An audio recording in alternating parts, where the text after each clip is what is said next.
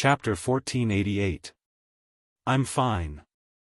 In the side room of the provincial governor's residence, Wang Renbiao finally calmed down after coughing for a while. With Leng Yuyao's help, Wang Renbiao propped himself up and leaned against the bed. He turned to Li Zishuan and bitterly smiled.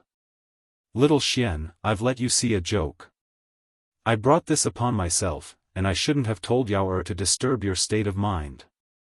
Li Zishuan frowned. "We're brothers, and there are some things that we should share together.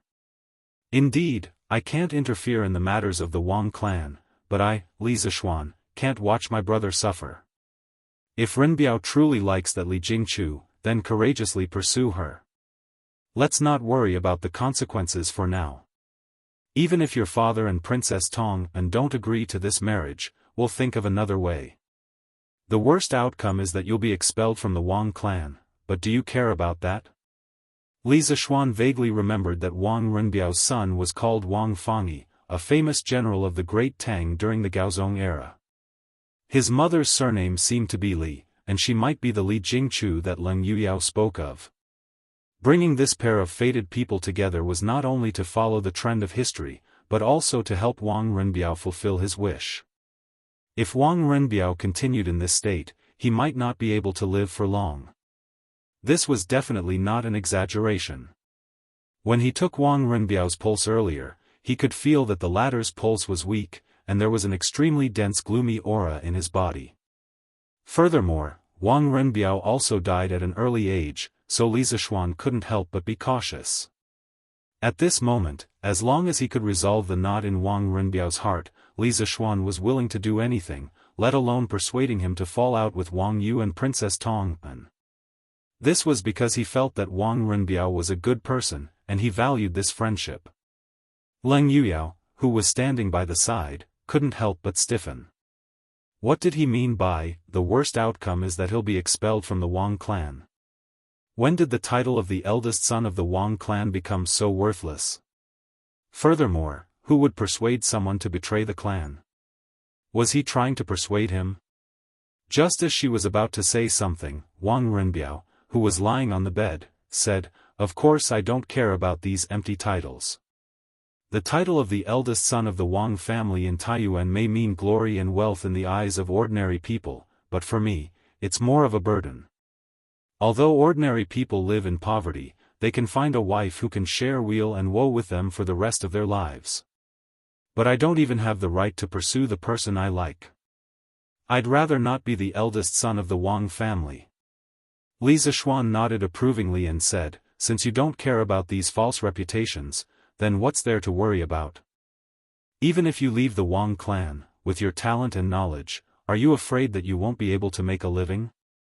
Moreover, even if you leave the Wang clan, you still have me as your brother. How can I just stand by and watch you suffer? Therefore, use all your strength to pursue the person you think is worth pursuing. If you are overcautious, you will only get nothing. Don't regret it when you are old. It will be too late by then." This guy's encouraging words greatly moved Wang Renbiao. He had always been very conflicted. He liked a person, but he didn't dare to use all his strength to pursue her because he was worried that his family would oppose him. Until now, he hadn't pursued his love, and his body had already collapsed. After Li Zishuan's words, Wang Renbiao suddenly felt enlightened. Indeed, if he was overcautious, it was very likely that he wouldn't get anything. It was better to let go of all the burdens and unscrupulously fall in love. At that time, even if he lost his identity as the young master of an aristocratic family, it would be worth it. "Xiao Xian, you are the first person to support me. It is the fortune of my life to have a friend like you." Wang Renbiao looked at Li Zishuan and said seriously. From this sentence, Li Zishuan could also tell that Wang Renbiao had made a decision in his heart. He couldn't help laughing and said, "Haha. You and I are brothers. Don't say such mushy words. A real man should have no regrets in his life. As your brother, I hope that you can pull yourself together as soon as possible and pursue the woman you like." Leng Yuyao's face suddenly darkened. She bowed and said, "Young master, you just woke up from a serious illness. You must be hungry. I will go to the kitchen and get someone to cook some porridge for you." After saying that, without waiting for Wang Renbiao to respond, Leng Yuyao turned and left the room. Her back view was very bleak. Li Zishuan looked at Leng Yuyao with a complicated gaze. He felt a little uncomfortable in his heart. He only cared about comforting Wang Renbiao and neglected Leng Yuyao's feelings. Although Leng Yuyao once said that she didn't have any extravagant hopes of becoming Wang Renbiao's woman, this kind of behavior in front of her, encouraging Wang Renbiao to pursue another woman, would more or less hurt her. Sigh. It's also troublesome to have too many women. Fortunately, I only have one wife. At the end of his thoughts, Li Zishuan couldn't help but rejoice. Miss Leng is also a good woman. Seeing Wang Renbiao looking at Leng Yuyao's back view with a complicated gaze, Li Zishuan, who came back to his senses, suddenly said meaningfully. Wang Renbiao was startled. He then smiled bitterly and said, "Little Xian, don't make fun of me. I only treat Yao as a younger sister. There are no feelings between us. Enough. I don't care about your matters. As a brother, I only hope that you can untie the knot in your heart as soon as possible and pursue your own happiness. This way, we can continue to drink and chat merrily in the future." Li Zishuan waved his hand and said. Wang Renbiao nodded, but then frowned again. He smiled bitterly and said, "Sigh. But Jingchu has always been neither close nor distant to me. I really don't know where to start. Little Xian, you are quite experienced in this aspect. Can you teach this brother?" Li Zishuan heard this and his forehead was full of black lines. "What do you mean by I am quite experienced in this aspect? I only have one wife, okay? Do you have to make me sound like a saint of love?" But compared to Wang Renbiao, who was a noob in the field of love, he did have a little more experience in this aspect. "Renbiao, have you ever thought about why Miss Li has been keeping a distance from you? Could it be that she feels that she is of low birth and not worthy of you?" After a moment of silence, Li Zishuan asked. Wang Renbiao shook his head without thinking and said, "No. Although Jingchu is a woman, she is also a proud person. She has never lowered her voice just because I am the eldest young master of the Wang family and the Qizhou provincial governor. She has her own pride and is definitely not someone who belittles herself." Li Zishuan was puzzled and asked, "Then why is she still unwilling to accept you? Could it be that she has no feelings for you at all?" Wang Renbiao hesitated for a moment and said, "That shouldn't be the case. In the process of interacting with her, I can feel that she definitely has some feelings for me. But I feel that she might have some misgivings in her heart, so she has been keeping a distance from me." Misgivings? What misgivings could it be? Li Zishuan rubbed his chin and fell into deep thought. Just like that, the two big men were not sleeping in the middle of the night, but were thinking about the thoughts of a little woman together. He did not know if Li Jingchu should feel honored or unlucky if she knew about it. "Why don't I go meet that Li Jingchu and help you sound her out? If you don't mind." After a long silence, Li Zishuan looked at Wang Renbiao and said. Wang Renbiao nodded and said, "Xiao Xian, it would be best if you could help her out." "Why would I mind?" Li Zishuan laughed bitterly in his heart. He secretly wondered why he was acting like a matchmaker. He said, "That's good. It should take a few more days for the Sky Pheasant Brigade to clear out the locusts in Qizhou. Tomorrow, I will go to the Li family to meet Li Jingchu." Wang Renbiao solemnly cupped his hands and said, "Xiao Xian, I can't thank you enough. I, Wang Renbiao, will remember this kindness." Li Zishuan did not mind and said, "Let's not talk about this first. After you get married, just treat me to a cup of wine." Wang Renbiao smiled. He suddenly remembered something and quickly said, "Oh, right, Xiao Xian. There's something I forgot to tell you.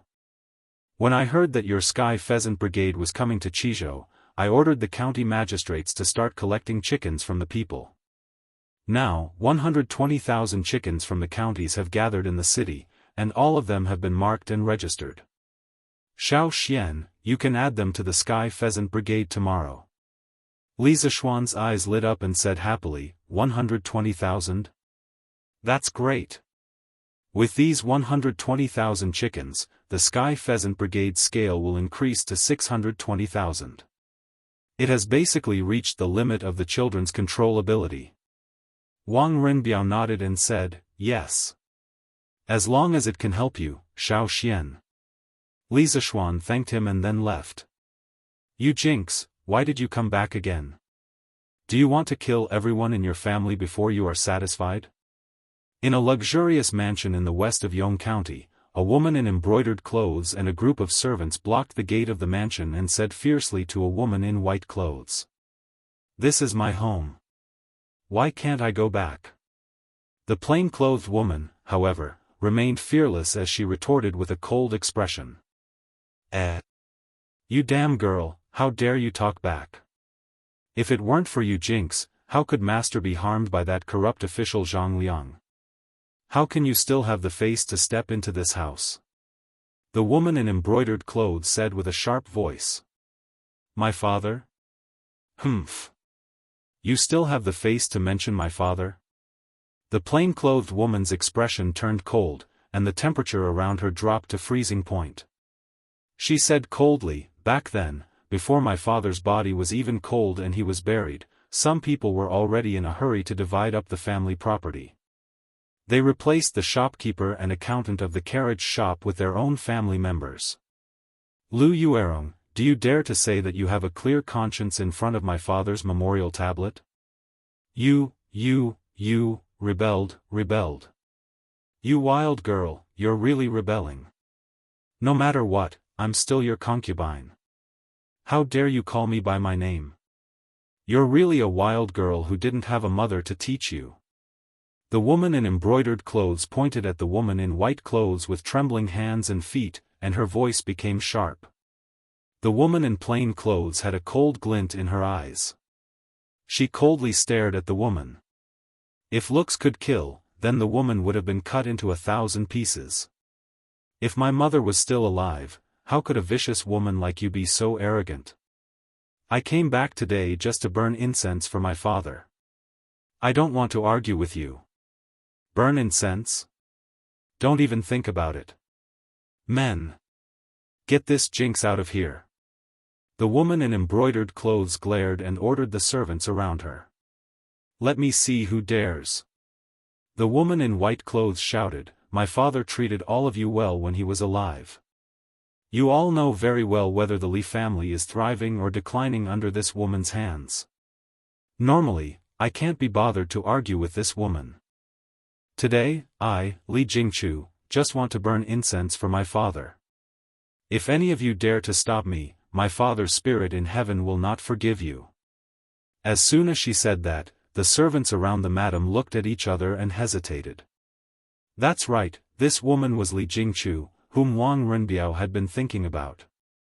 Who else could the woman be but Li Jingchu's second concubine? You guys, quickly stop this jinx. Otherwise, don't even think about getting your salary this month. When the woman saw that the servants in the residence didn't listen to her orders, she almost fainted from anger. She quickly used her ultimate move. The servants looked at each other, but still, no one dared to stop Li Jingchu. The main reason was that Li Xingyun had treated his servants well when he was alive. Moreover, what Li Jingchu said just now made sense. The Li family was deteriorating day by day under Lu Yuerong's management. At this rate, Li Xingyun's family business would be squandered away by Lu Yuerong sooner or later. As servants, they would definitely be dismissed by then. Rather than that, they might as well form a good relationship with Li Jingchu and also comfort Li Xingyun's spirit in heaven. Humph. Lu Yuerong, let me give you a piece of advice.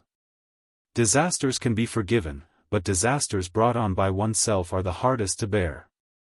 Li Jingchu looked at Lu Yuerong coldly, then snorted and walked into the Li residence. Ha! She's really a woman with character. Opposite the Li residence, Li Zishuan sat beside a tea stall and looked at Li Jingchu's back as he muttered to himself. He had come to the Li residence early in the morning to wait. Originally, he just wanted to try his luck. He didn't expect to actually meet Li Jingchu. The courage and quick-wittedness that Li Jingchu displayed during their first meeting had indeed exceeded Li Zishuan's expectations. This kind of woman might not be considered much in the modern era. There were plenty of career women who were more capable than her. However, in the ancient era, women who could be so quick-witted and brave were definitely rare. No wonder Wang Renbiao saw Li Jingchu in a different light. Fighting alone against the evil woman and her servants, Miss Li is really brave. Half an hour later, Li Jingchu left the Li residence. Not long after she left, she heard a man's praise behind her. Li Jingchu quickly turned around and saw a rather handsome man looking at her with a smile on his face. Li Jingchu's heart instantly became vigilant. "Who are you? How do you know my surname is Li?" He. "Miss Li, can we talk in private?" "Oh, don't worry, I won't harm you. Let's meet at the tea stall in front." Chapter 1489. Who are you? You should be able to tell me now, right? In Yong County, under a tea stall not far from the Li residence, Li Jingchu looked at Li Zishuan and asked calmly. She and Li Zishuan had never met before. Just now, Li Zishuan had asked to speak with her alone. She had always been very vigilant, but for some reason, she had unexpectedly agreed. Now that she thought about it, she couldn't help but feel a burst of fear. She secretly blamed herself for being too careless. She actually dared to be alone with a man she didn't even know. "Miss Li, there's no need to be nervous. Speaking of which, the carriage business your father founded is related to me." Li Zishuan chuckled. "Related to the carriage business my father founded?" Li Jingchu frowned and asked curiously, "Could young master be from Chang'an's Yanhuang Chamber of Commerce's Uncle Lin's family?" Li Zishuan was stunned and then understood. Previously, he heard from Leng Yuyao that Lin Wenyuan founded the carriage business by buying carriages and bicycles from members of the Yanhuang Chamber of Commerce and reselling them in Qizhou. Now it seemed that the member of the Yanhuang Chamber of Commerce was most likely Lin Wenyuan. He. "Miss, you must be talking about Lin Wenyuan, Boss Lin, right? I'm not from the Lin family, but the bicycles and carriages sold by the Lin family all came from my hands." After pondering for a moment, Li Zishuan smiled and said. "You're the Marquis of Yong'an." Li Jingchu's eyes flickered and her expression changed. She suddenly exclaimed in disbelief. "Miss Li is smart. You guessed right, I'm the Marquis of Yong'an." Li Zishuan nodded and praised. Seeing Li Zishuan's sincere face and extraordinary aura, Li Jingchu subconsciously chose to believe him. She stood up in surprise and bowed to Li Zishuan. "I'm Li Jingchu. Greetings to the Marquis of Yong'an." He. "No need for formalities." Li Zishuan raised his hands and said politely. He didn't expect the conversation with Li Jingchu to go so smoothly, but Li Jingchu was willing to believe his identity, and the current situation showed that Li Jingchu didn't have any bad feelings towards him. This was a good start. What Li Zishuan didn't know was that due to his long years of cultivation in Daoist techniques, his temperament had long been different from that of ordinary people.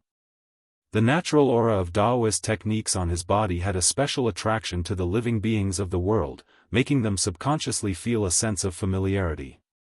It was a mysterious feeling, but it was also a real phenomenon. "Yesterday, I heard that the Marquis of Yong'an led the Sky Pheasant Brigade to Qizhou. Jingchu has admired Marquis's reputation for a long time, but yesterday, I had no chance to see Marquis's real face because of the mundane affairs I had to attend to. To be able to see Marquis today is truly Jingchu's good fortune." Li Jingchu said excitedly. The previous vigilance in her heart had now turned into joy. Facing the suddenly enthusiastic Li Jingchu, Li Zishuan was not used to it. He waved his hand and laughed dryly. "Miss Li, you're exaggerating. I'm just an ordinary person. What reputation do I have? At most, I've done some things for the people.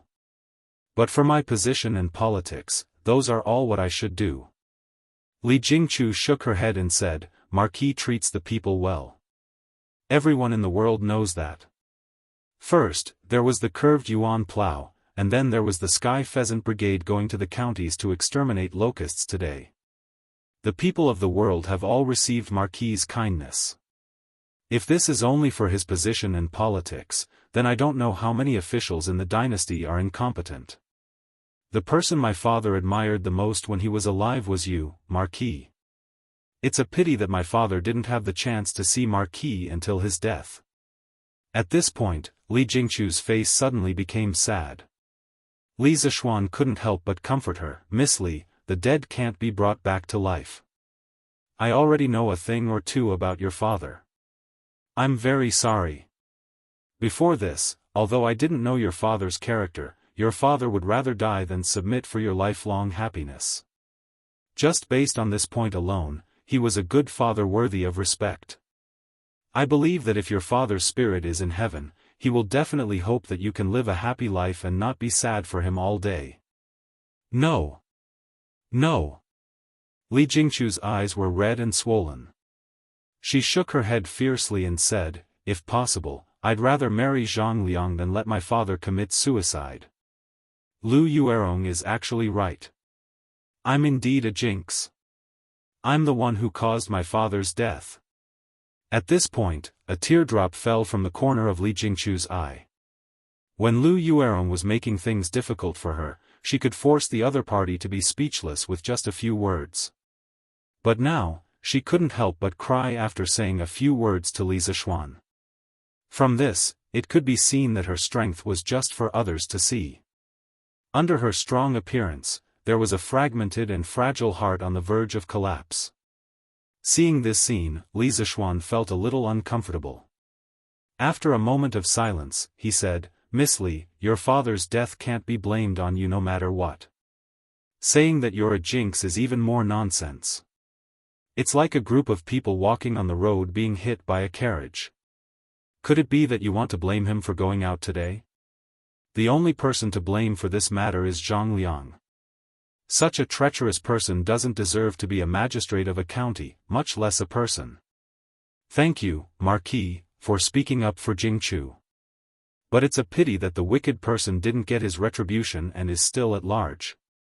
Li Jingchu wiped the tears from the corner of her eyes and whispered softly. Li Zishuan said with a resolute expression, Miss Li, the net of heaven has a long arm, but it never escapes. As long as Zhang Liang is still in the Tang Empire, I firmly believe that he will be brought to justice sooner or later. Because wicked people are not tolerated by the heavens. Li Jingchu's eyes flashed. After pausing for a moment, she said, I hope so. Although she said this, she didn't have much hope in her heart. Li Zishuan also knew that it was impossible to convince Li Jingchu with just words. After all, she was burdened with the hatred of her father's death. How could a few words resolve this kind of monstrous hatred? He didn't pursue the matter further and asked, why did Miss Li insist on returning to the Li residence to burn incense for your father today? Li Jingchu said with a sorrowful expression, today is my father's birthday. I know that if I don't come back to pay my respects, Lu Yuerong and the others won't remember this at all. I originally wanted to go to the temple to invite the 49 masters back and pay my respects for 49 days, but Lu Yuerong definitely wouldn't agree. Secondly, I'm no longer the Li family's eldest daughter. I can't even afford to donate the incense money. How could the masters in the temple be willing to pay their respects for my father? The so-called birthday of the dead referred to the birthday of the deceased. It was a custom derived from celebrating the birthday of the deceased. In terms of its nature, it was a filial and commemorative event for the ancestors by the family and the family as a unit. It was meant to be cautious and loyal to pursue the distant, and bright and generous, to enhance the family's glory. The birthday of the dead was first done at home and second at the temple. There was no ceremony at home. It was done on land and water. It could be done for 1 to 3 days or even 7 days. The day of completion was the official day. The most solemn ceremony was to invite the 49 monks back and pay their respects for 49 days. After the ceremony, the memorial tablets could be placed in the main hall of the temple to receive the incense. Although there was no specific time limit for the birthday of the dead, it was still mostly done by newly deceased people. Grandparents and parents had died less than 3 years ago, and their descendants had yet to mourn. Or less than 10 years ago, their descendants inherited their elders' property, business, and even titles, out of gratitude for the grace of the heavens. When Li Zixuan heard this, he couldn't help but sigh with emotion. Miss Li's filial piety is commendable and admirable. I'm willing to step forward to help you regain control of the Li family.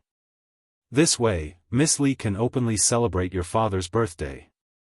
What do you think, Miss Li? Li Jingchu was suddenly startled. Obviously, she didn't expect Li Zixuan to propose such an idea. After hesitating for a moment, she shook her head and said, "Thank you for your kindness, Marquis. However, I, Li Jingchu, only want to take back what I've lost. I want everyone to be convinced. I want the Li family to flourish in my hands. Only in this way can I comfort my father's soul in heaven." When he heard this, Li Zixuan couldn't help but raise his opinion of Li Jingchu.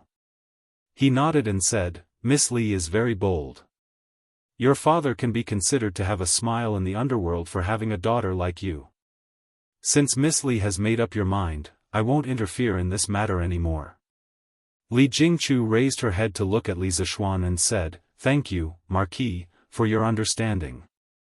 However, Marquis made a special trip to find Jingchu today. It shouldn't be just about my father, right? If Marquis has any instructions, please don't hesitate to tell me. Jingchu will do her best to help." This question stumped Li Zixuan. He couldn't just directly tell Li Jingchu, "I'm here to matchmake you, right?" If he really said it out loud, he might be scolded as a lecher. After thinking for a while, Li Zixuan coughed dryly and said, "Miss Li, do you know the governor of Qizhou?" Li Jingchu's expression changed slightly. She paused for a moment and replied, "Governor Wang is a benefactor to our Li family. He has helped Jingchu time and time again. Of course Jingchu knows him. However, what does Marquis mean by this question?" Li Zixuan faintly glanced at Li Jingchu. Her skin was white and smooth, as if it could be broken by the wind. Her pair of watery eyes were indescribably delicate and moving. It was as if the spiritual energy between heaven and earth was concentrated on her body. Even though she was wearing plain clothes, it couldn't hide the spiritual energy on her body. Not to mention other things, Li Jingchu's appearance was indeed top-notch. Coupled with her maverick personality, she could indeed be considered an outstanding female talent. It was no wonder that Wang Renbiao yearned for her day and night. To tell you the truth, Governor Wang and I are best friends. Last night, Renbiao suddenly fell ill. He vomited 3 liters of blood and is bedridden. After a moment of silence, Li Zixuan suddenly spoke. "What?" Li Zixuan's words were like a bolt from the blue, causing Li Jingchu's small face to instantly turn pale. A trace of anxiety flashed in her eyes as she hurriedly asked, "Marquis, why is Governor Wang bedridden? What illness does he have? Marquis, please tell me how Governor Wang is now." Towards the end, there was actually a trace of trembling in her voice. Li Zixuan couldn't help but nod secretly. From Li Jingchu's reaction, she wasn't completely devoid of feelings for Wang Renbiao. Wang Renbiao's judgment last night wasn't wrong. I heard from Renbiao's maidservant that Renbiao often drowned his sorrows in alcohol. Drinking too much alcohol can easily harm the liver and stomach. The direct reason why Renbiao vomited blood last night was because he drank too much alcohol. However, the fundamental reason is because he is overly worried and has contracted a mental illness. I know a little about medicine. I can treat Renbiao's physical illness, but I really can't do anything about his mental illness. With Renbiao's current condition, even if I can treat his physical injuries, his mental illness won't allow him to live past 35 years old. Smack! Hearing this, the teacup in Li Jingchu's hand suddenly fell to the ground. Her lively eyes instantly lost their luster and became lifeless. Her small face also became frighteningly pale. No! Impossible! How can he not live past 35 years old? He is the eldest young master of the Wang family. All the famous doctors in the world will definitely be willing to treat him. His illness will definitely be cured. He will definitely be able to live a long and healthy life. Marquis, this can't be true. Hurry up and tell me, this can't be true. Towards the end, Li Jingchu was already sobbing uncontrollably. She didn't know what kind of trust it was, but she had already shed all her disguises in front of Li Zishuan and revealed her truest and weakest side. She looked at Li Zishuan anxiously, as if she was praying and pleading at the same time. Li Zishuan said in a deep voice, "Miss Li, Renbiao's illness is indeed very serious. I'm definitely not lying to you. Last night, when Renbiao was unconscious, he once muttered your name. I asked around about you from the others because I'm guessing that the crux of Renbiao's mental illness is very likely related to you." A hint of panic flashed across Li Jingchu's eyes. She stroked the hair in front of her forehead and said, "Ho! Marquis, Jingchu is just a commoner. How can Governor Wang's mental illness be related to Jingchu?" The people around the tea stall had long been sent away by Li Zishuan's guards. Now that there was no one else here, Li Zishuan decided to lay his cards on the table. He looked at Li Jingchu with a burning gaze and said in an extremely serious tone, "Miss Li, I don't believe that you can't sense Renbiao's feelings for you. Today, there's only the two of us here. Can you tell me your true thoughts?" Li Jingchu's body trembled and she was stunned. At first, she was shy, but then she hesitated and struggled. After a long silence, she finally opened her mouth and said, "Marquis, Governor Wang's kindness to Jingchu, of course Jingchu can feel it. Jingchu is very grateful for Governor Wang's help time and time again. However, my father's death has not been avenged and Zhongliang is still at large. The Li family has also declined because of this. At this juncture, Jingchu really doesn't have the heart to care about personal feelings. Governor Wang's feelings are not something Jingchu can accept." When Li Zishuan heard this, he finally knew what Jingchu's misgivings were. He couldn't help but frown and say, "According to what I know, in the past 6 months, Renbiao has not only mobilized the provincial government's troops, but also many Wang family's secret guards. He almost turned the entire Qizhou upside down, but he still couldn't find any traces of Zhongliang. If Zhongliang can't be found in 10 years, will Miss Li not get married for 10 years? If your father sees you like this in heaven, I'm afraid he will be more heartbroken than anyone else, right? Besides, can you bear to see Renbiao's body and mind deteriorate and die young because of you?" Li Jingchu hugged her head and said with a pained expression, "Marquis, don't force me. I don't want to let my father down, and I don't want anything to happen to Governor Wang. Please don't force me." Seeing Jingchu's pained expression, Li Zishuan also couldn't bear it. He thought for a while, then gritted his teeth and said, "Fine.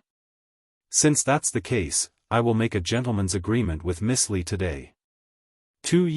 Within 2 years, I will definitely help Renbiao find Zhongliang's whereabouts and avenge your father.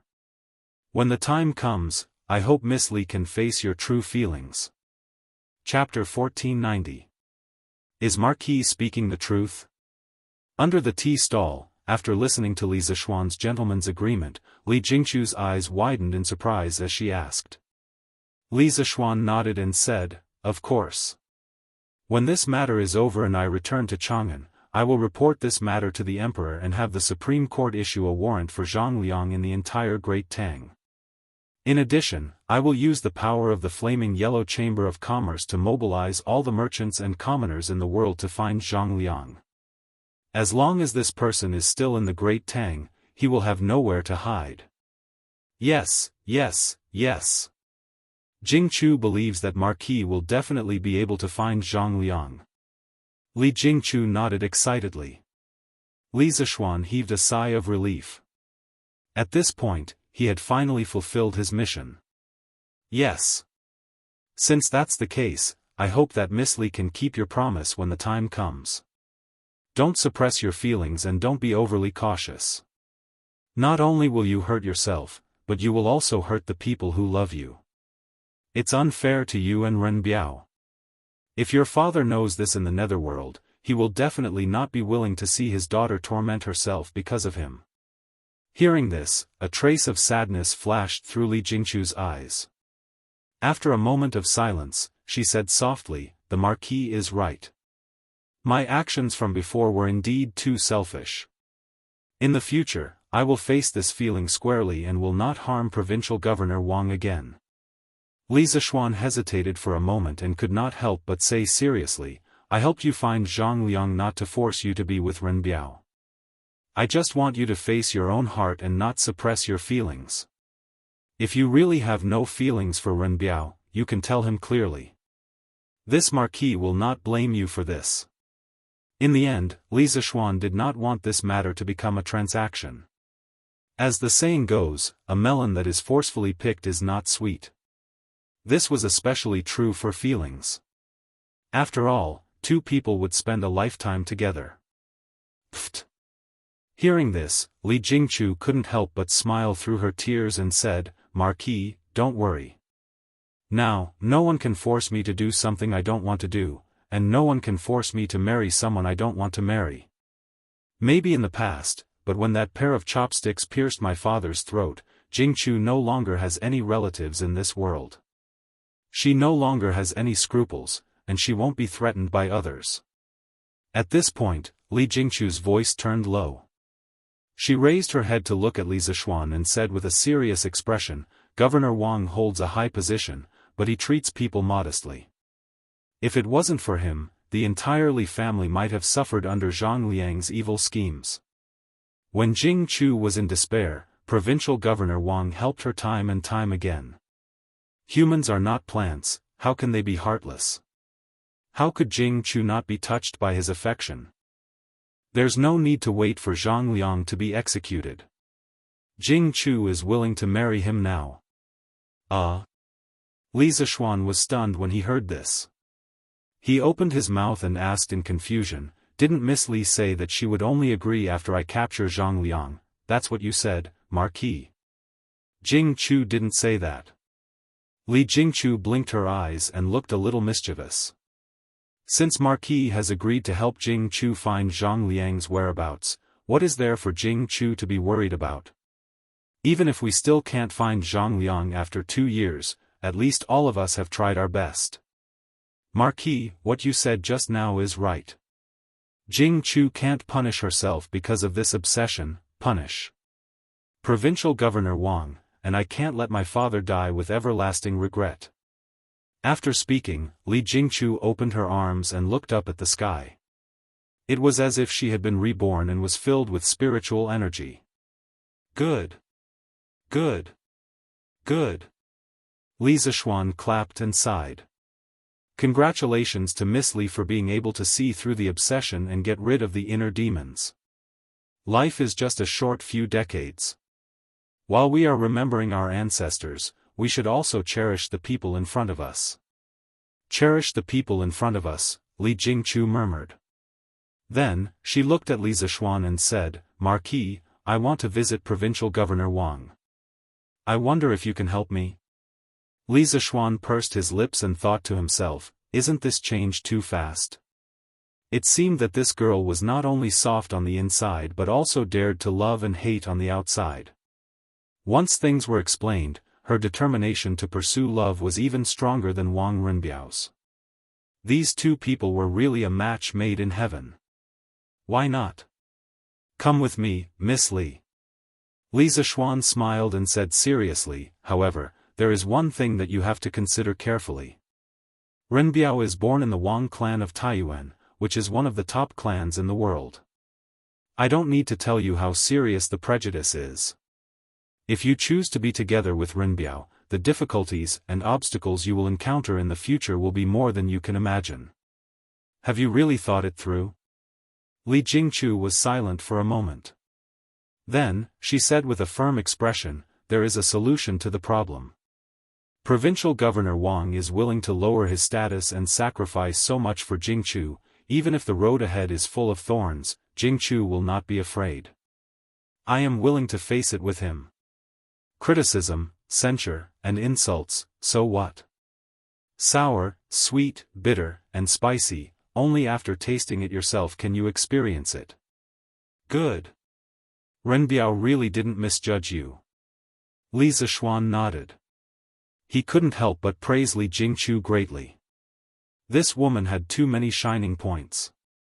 It was no wonder that she could train a peerless hero like Wang Fangyi.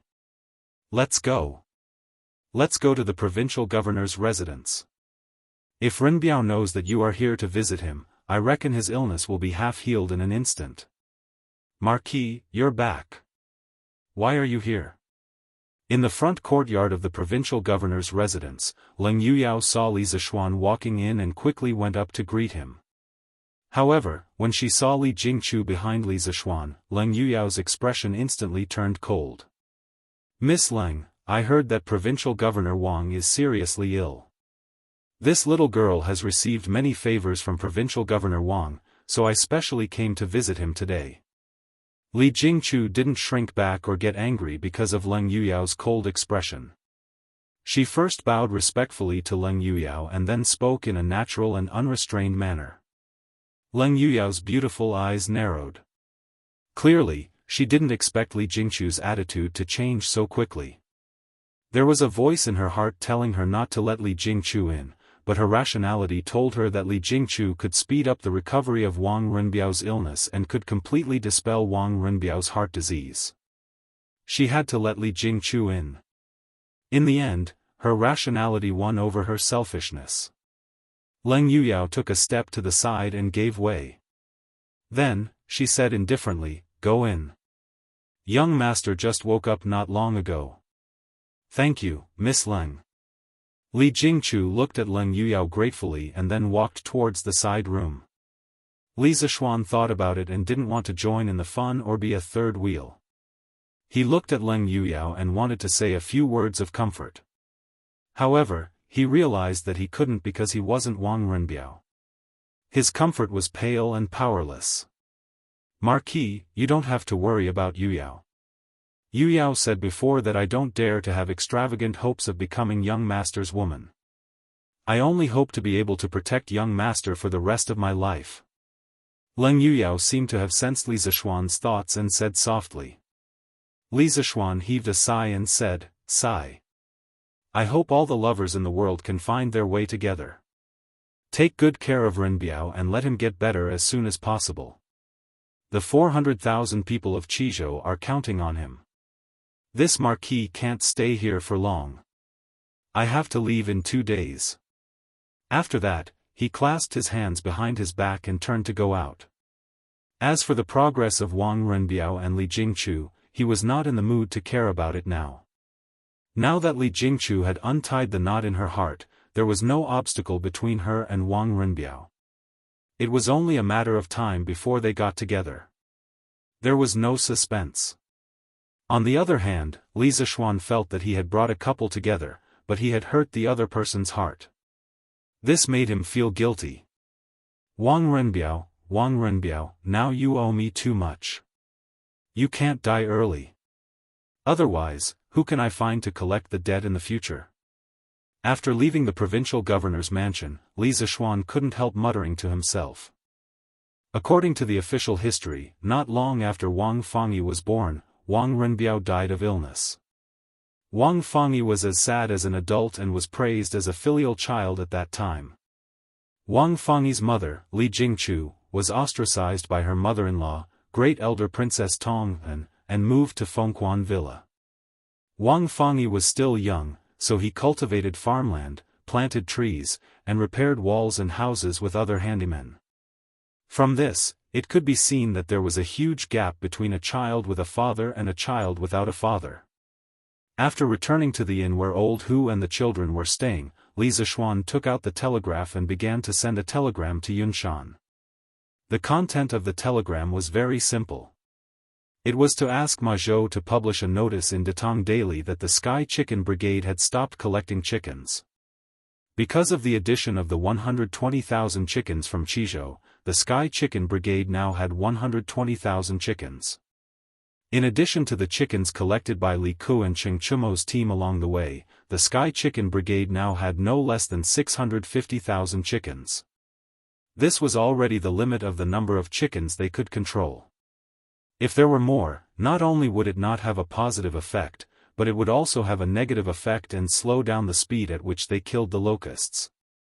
After sending the telegram, Li Zishuan breathed a sigh of relief. He did not go to the provincial governor's mansion to see how Wang Runbiao and Li Jingchu were doing.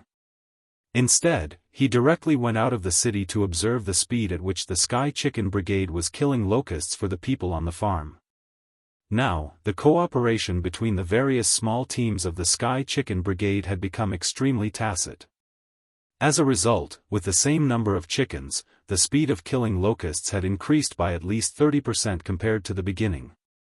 In addition, the scale of the Sky Chicken Brigade had been greatly expanded.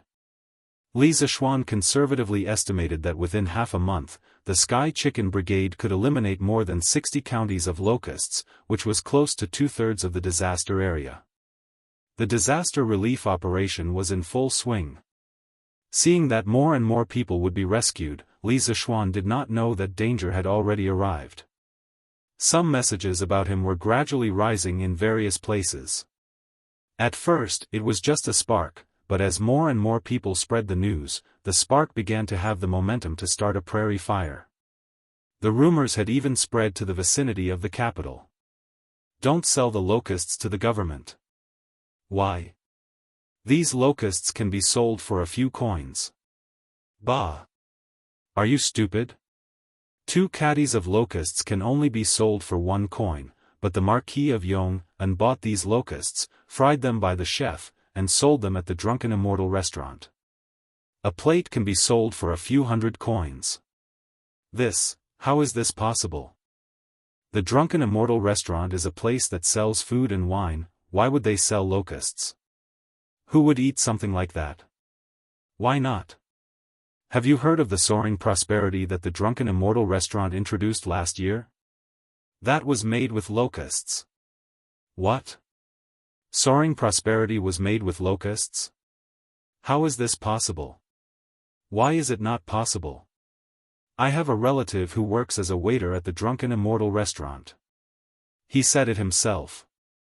Hiss. Then this Drunken Immortal restaurant is really black-hearted. A plate of locusts can be sold for a few hundred coins. I think so. It is not the Drunken Immortal restaurant that is black-hearted, but the Marquis of Yong'an. No wonder he is so rich. This kind of gossip was not too much. What was worse were some conspiracy theorists. In my opinion, the Marquis of Yong'an must have known about this year's locust plague long ago. Where did this come from? Humph. Why don't you think about it? Why would the Marquis of Yong'an raise hundreds of thousands of chickens in his own manner last year? Even if old Master Li is rich, he wouldn't let the Marquis of Yong'an waste his money like this, right? Think about the Sky Chicken Corps that is destroying locusts in various places. Everything seems to have been planned. Who dares to say that the Marquis of Yong'an didn't raise chickens for this year's locust plague? So what? If not for the Marquis of Yong'an Sky Chicken Corps, who knows how many crops would have been destroyed by the locusts? That's right, that's right. Bullshit. You think the Marquis of Yong'an is doing this for the citizens? Since he knew about this year's locust plague, why didn't he tell everyone in advance? If he did, there wouldn't be a locust plague now. The Marquis of Yong'an wants to use this locust plague to make a fortune. Make money? How can locusts make money? Firstly, the Drunken Immortal restaurant's soaring prosperity is made with locusts. That thing is sold at a high price. A plate costs a few hundred coins. How much does the Drunken Immortal restaurant pay for a caddy of locusts? Back then it was 3 coins a caddy. Now it's even cheaper, 1 coin for 2 caddies. The Drunken Immortal restaurant used this to make a fortune last year. Hiss. The Drunken Immortal restaurant's soaring prosperity is made with locusts? Is this for real? Ugh. I even ate soaring prosperity last year. The Marquis of Yong'an is really black-hearted. A plate of locusts is actually sold for a few hundred coins. Kiki. That's not all. Last year, the price of chicken seedlings in Chang'an City skyrocketed. The Marquis of Yong'an was summoned to the imperial court because of this. At that time, the Marquis of Yong'an claimed that he bought so many chickens to rear a batch of fresh and tender wild chickens so that the Drunken Immortal restaurant could use them for a full chicken banquet this year. Now you guys have also seen that the Marquis of Yong'an Sky Chicken Corps is eating locusts all over Guangzhou. When the time comes, they will definitely be plump and tender, perfect for a full chicken banquet. Won't the Marquis of Yong'an make a fortune again? Now you guys should understand why the Marquis of Yong'an knew that there would be a locust plague this year but didn't tell us, right? He wants to use our food to feed the locusts, and then use the locusts to feed his chickens. Hiss. Now that you mention it, it's true. I previously guessed that the Marquis of Yong'an might have predicted this year's locust plague last year. After all, he is the son of an immortal. But I didn't expect that there was actually a huge conspiracy behind this. Too black-hearted. I originally thought that the Marquis of Yong'an was a good marquis who empathized with the people. I didn't expect him to be such a selfish and black-hearted person who only cares about profits. That's right. To think that I even erected a longevity monument for him. I'm going to smash it when I get back. Chapter 1491. Bah! You ungrateful villains, how dare you slander Marquis behind his back? Do you still have a conscience? If it weren't for Marquis who created the curved plow last year, many of us would have starved to death. How could we still be alive? Rumors spread everywhere, and under the encouragement of those with intentions, these rumors became more and more perfect, more and more convincing. However, over the past year, the number of people who had received Li Zishuan's kindness numbered in the tens of millions. Even if these rumors spread in an orderly manner, as if they were true, there were still many people with a conscience who chose to believe Li Zishuan. Moreover, they were willing to stand out and speak up for Li Zishuan. When one person stood up, hundreds and thousands of people followed suit. That's right, that's right. Last year, the land on our farmstead was so dry that we couldn't plow it. If it weren't for Marquis who created the curved plow, our land would have been deserted last year. Other things aside, the Tang Dynasty Dictionary, compiled by Marquis, allowed my child to learn how to read in just a year. If this was in the past, if my child wanted to learn how to read, he would have to worship a teacher. However, it would cost a lot to hire a teacher to teach him. Zhao Laoer is right. It's all thanks to Marquis. If it weren't for him, there wouldn't be a single person in our house. We wouldn't even be able to read Datong daily. I don't care if Marquis knew in advance that there would be a plague of locusts this year. I only know that the locusts in our farmlands in Stone Village were eliminated by Marquis and the Sky Pheasant Brigade. Without Marquis's righteous help, our family of 7 would have had nothing to eat this year. If anyone dares to speak ill of Marquis, I, Old Gu, will fight to the death with him. Yes. If anyone dares to speak ill of Marquis, I will fight to the death with him. In the face of the fierce rumors, a large number of people quickly formed a united front to fight against those who were bewitched by the rumors and kept attacking Li Zishuan. The war between the two sides could be said to be on the verge of breaking out. In fact, if it was any other day, there would not be so many people talking bad about Li Zishuan. This was because Li Zishuan had always had a good reputation among the people. But now that the locust plague had broken out in Guangzhou, it was a time when the people were panicking. Someone had coincidentally released such a reasonable and irrefutable statement at this time. Those people who were not firm in their stance and had little contact with Li Zishuan were naturally bewitched. Humph. If the Marquis of Yong'an had informed the people of this year's locust plague earlier, then every household would have raised over 100 chickens. Would we still have to wait for the Sky Chicken Brigade to exterminate the locusts for us? We'll destroy them ourselves. The Marquis of Yong'an is clearly a hypocrite. He wants to use our crops to feed the locusts and then feed the locusts to the chickens. Yes. The Marquis of Yong'an is a hypocrite, a selfish villain. Using our crops to feed the locusts and wanting us to be grateful to him, he is a villain who only wants to make money. *T. Even if Marquis knew that there would be a locust plague this year, even if Marquis told this news to you, Sun Laochi, with your little wealth, how many chickens can you afford? Don't you still have to wait for Marquis' Sky Chicken Brigade to help you exterminate the locusts? You dog thing, you really are an ingrate. A few days ago, when Marquis helped your family exterminate the locusts, you thanked him profusely. Now, at the slightest sign of trouble, you join those evil people in slandering Marquis. Your father has always been highly respected in the Sun family village. How did he give birth to such a disappointing thing like you? I think that you bastard just can't bear to see Marquis doing well. That's right. Sun Laochi, you are the one who calls him bastard the most fiercely. When I return, I will tell your father and see if he doesn't beat you to death, you heartless wolf cub. Hearing this, a young man with a sharp mouth and monkey cheeks couldn't help but shrink his neck, not daring to say another word. Everyone, listen to me. At this moment, a young man who looked like a scholar roared loudly. The crowd instantly quietened down. Looking closely at the scholar, who else could it be other than Yu Dehang from the Yu family village of Lantian County? Yu Dehang had originally come to Chang'an City to visit an old acquaintance. When he left the city, he heard a group of commoners discussing and arguing about something.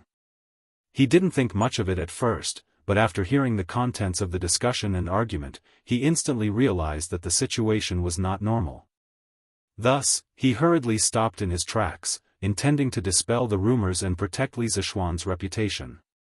Fellow villagers, please don't misbelieve the rumors. Saying that the Marquis of Yong'an is using the commoners' crops to feed the locusts is pure nonsense. More than 90% of us have received favors from Marquis. As humans, we cannot forget our roots, and even more so, we cannot be ungrateful. Earlier, I heard someone scolding the Marquis for not publicizing the locust plague's language to the public so that everyone could be prepared. Let's not talk about whether or not Marquis knew that there would be a locust plague this year. Even if he did, would you believe it if Marquis told you in advance? And even if you did, what could you do? Go buy chicken seedlings? It's not like you don't know the price of chicken seedlings in Chang'an City last year. How much money can the villagers have? Even if each of you were to exhaust all your wealth, how many chickens can you raise? Besides, think about it carefully. If you knew that there would be a locust plague this year, would your first reaction be to buy chicken seedlings? No, you would definitely panic. That is to say, even if Marquis knew that there would be a locust plague this year and told us in advance, it would be of no use. On the contrary, it would cause a collective panic among the millions of citizens of Great Tang. If that was the case, we would have already panicked before the locust plague today. Yu Dehang's meticulous analysis calmed the restless commoners down. After he finished speaking, the commoners couldn't help but whisper among themselves, "Who is that scholar? I know him.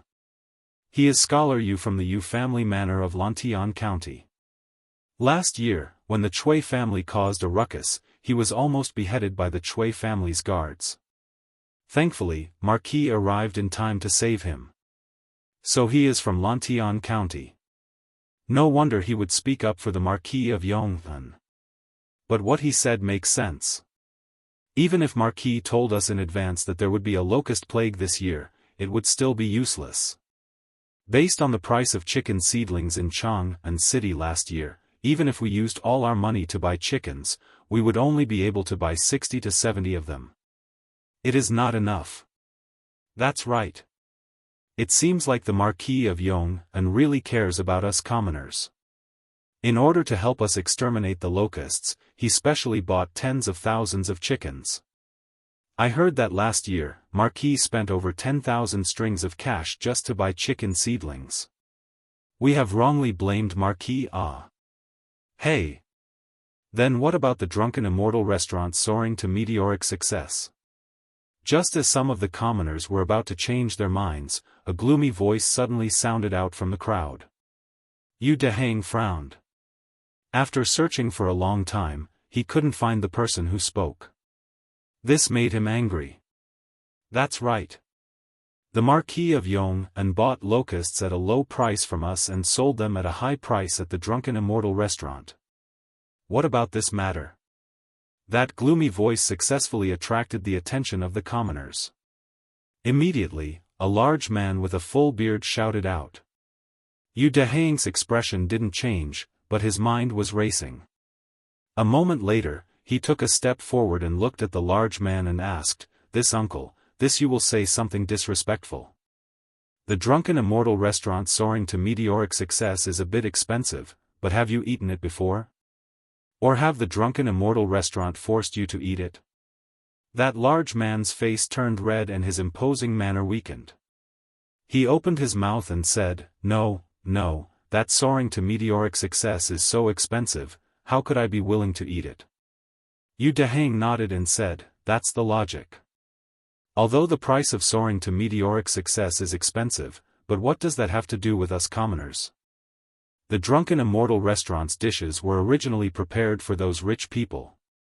Not to mention the drunken Immortal restaurant, the other restaurants in Chang and city also don't have cheap dishes. Why don't you go and talk about it? Why only talk about the drunken Immortal restaurant? The drunken Immortal restaurant is open for business. First, they don't force people to buy or sell. Second, they don't sell shoddy goods. Those who have been to the drunken Immortal restaurant all feel that it is worth it. They don't feel that soaring to meteoric success is expensive, so what qualifications do we have to talk about it? After Yu Dehang said this, the commoners couldn't help but nod their heads. Seeing this, Yu Dehang struck while the iron was hot and continued, "In addition, have you heard of locusts being sold for money? No. Now Marquis is willing to buy locusts from everyone. Although the price is a bit cheaper, a family of 4 can catch locusts for a day. If they sell it to Marquis, they should be able to get at least 10 copper coins, right? These 10 copper coins can be exchanged for 3 to 4 stones of grain. Where else can you find such a good thing? This is originally a good thing for all of you and Marquis. Some of you have mistakenly believed in slanderous words, thinking that Marquis is making black-hearted money. Where is your conscience? Enlightening to the deaf. Yu Dehang's 2 reasonable and well-founded words could be said to be enlightening to the deaf. Hearing this, the commoners who had been bewitched earlier all blushed and lowered their heads in shame, not daring to say another word. Scholar Yu is right. This is originally a good thing, but some people are insatiable. They think that the benefits they get are too little. These bastards don't even think about it. Without Marquis, what kind of life would he be living now? He would probably be starving to death. That's right. Since we are indebted to Marquis, we have no reason to slander Marquis. If anyone dares to say anything bad about Marquis, I will beat them to death even if I have to risk my life. Seeing that the commoners had finally come to their senses, Yu Dehang couldn't help but breathe a sigh of relief. At this moment, he suddenly caught a glimpse of a mysterious person wearing a bamboo hat in the crowd retreating and quickly walking away. Yu Dehang's intuition told him that there was something wrong with that person. He wanted to chase after him, but before he could take 2 steps, the mysterious person had disappeared. Yu Dehang's heart sank. He felt that this matter wasn't as simple as it seemed. Otherwise, why would there be so many rumors about Li Zishuan out of the blue? There's no smoke without fire. There must be something fishy about this. I have to go to Yanhuang College and tell Mr. Li Gang about this. I'm afraid that someone is trying to harm Marquis. Yu Dehang's eyes narrowed. Almost in an instant, he had made up his mind to go to Yanhuang College. Hey! Kid! You've ruined Grandpa's plans. Where else do you want to go? After leaving the official road outside Chang'an City, Yu Dehang stepped onto the cement road to Yun Mountain. When she went around a mountain, two masked men in black suddenly appeared in front of Yu Dehang. One of them stepped forward and directly blocked Yu Dehang's path, and said, "Who are you? What do you want?" Yu Dehang's expression changed, and his heart was in his throat. His mind was racing, but he didn't forget to scan his surroundings. There were hills on both sides, so it wasn't convenient for him to escape. If he wanted to escape, he could only run backward. Thinking of this, Yu Dehang took half a step back. Hee. We are the ones who want your life. What do you think we want? The man in black laughed sinisterly. He didn't seem to move, but a cold dagger suddenly appeared in his hand. These two people actually wanted to kill Yu Dehang directly. Yu Dehang's heart was instantly nervous to the extreme, but at the critical moment, Yu Dehang forced himself to calm down with strong willpower.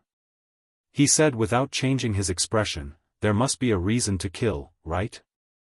I have no grudges with you. Why do you want to kill me?" He wanted to stall for time because this cement road wasn't unfrequented. There were often farmers who were going to Chang'an City to attend the market, passing by here. He wanted to wait for reinforcements. The man in black opposite him seemed to have seen through Yu Dehang's thoughts. He sneered and said, "If you want to blame it on you for being a busybody. I'll send you to hell today. You can continue to be a busybody when you reach the netherworld." After saying that, the man in black flew out and stabbed Yu Dehang's throat with the sharp dagger. The moment the black-clothed man spoke, Yu Dehang was already prepared to escape. So almost at the same time the black-clothed man made his move, Yu Dehang had already finished turning around. At this moment, she was using all her strength to sprint desperately. Bam! Ouch! Yu Dehang was fast, but someone was faster than him. When he turned around, the other man in black had already flashed behind him. Yu Dehang turned around and ran, and directly bumped into the man in black. Sadly, he felt that he had bumped into an iron wall. Then, without any suspense, he was directly shaken to the ground. Yu Dehang hurriedly got up from the ground. Before the dagger of the other man in black was about to pierce his throat, he suddenly pointed at the man in black and said loudly, "You are the man wearing a bamboo hat outside Chang'an City just now. Why did you frame Marquis? Who ordered you to do this?" When the man in black heard this, his hand movements couldn't help but stagnate. Then he sneered and said, "Kid, do you know that the more you know, the faster you'll die? Humph. Today, I'll send you to hell no matter what. Save your questions for the king of hell." After saying that, the man in black sneered and stabbed the dagger directly at Yu Dehang's heart. It's over. This time, it's really over. Yu Dehang closed his eyes in despair. He was now sure that this man in black was the one who wanted to harm Li Zishuan. But so what if he knew? He was going to die soon. It's not that he didn't want to fight back, but the difference in strength was too great. At this moment, hey! Isn't that scholar you? Bastard! Someone actually dares to commit murder in Lantian County. Boss, number 2, number 3, number 4, number 5, number 6, number 7, quickly attack for me. Chapter 1492. Now that the living conditions of the people in Lantian County had improved, many farmers who had some spare cash started to renovate their houses. After all, this was an ancient nation. The people still had a very deep sense of home in their hearts. The first thing they did when they had money was to improve their living conditions. This was universal whether it was in modern times or ancient times. Second Master Lu was no exception. As early as 2 months ago, the construction of their house had already started. Just recently, Second Master Lu brought his 7 sons into the city to buy some furniture like tables and cabinets. On the way home, he happened to see Yu Dehang being surrounded by 2 masked men. At the critical moment, Second Master Lu hurriedly asked his 7 sons to help. Seeing that someone had come to intervene, the man in black was stunned at first. Then, he revealed a ruthless expression and held the dagger at an even faster speed to cut Yu Dehang's throat. Bang! Seeing this, Second Master Lu's eldest son shouted, picked up a stool, and threw it in the direction of the assassin in black. It was just that the direction of his stool should hit Yu Dehang first and then the assassin in black. Scholar Yu, get down quickly. Second Master Lu's eldest son also understood this problem, so he shouted and ran straight toward Yu Dehang without stopping. As for Second Master Lu's other sons, they were already less than 3 feet away from Yu Dehang. At the moment of life and death, the reinforcements had finally arrived. Yu Dehang's desire to live was still very strong. Hearing the shout behind her, Yu Dehang quickly leaned back and then fell straight to the ground. Huff huff huff. The stool spun rapidly in the air, and with a whistling sound, it smashed toward the assassin in black's face. Humph. Damn it. Although the assassin knew kung fu, he would definitely not feel good if the stool hit him. He had no choice but to temporarily give up on Yu Dehang and quickly retreat. In such a short time, the 7 brothers of the Lu family had already surrounded Yu Dehang and shielded her behind them. Retreat. The 2 black-clothed assassins looked at each other and spat out the word retreat. Then, without prior agreement, they flew to the hillsides on both sides. It was not that they could not beat them, but the Lu brothers were all tall and strong. If they really fought, they could win with their kung fu, but it would inevitably take some time.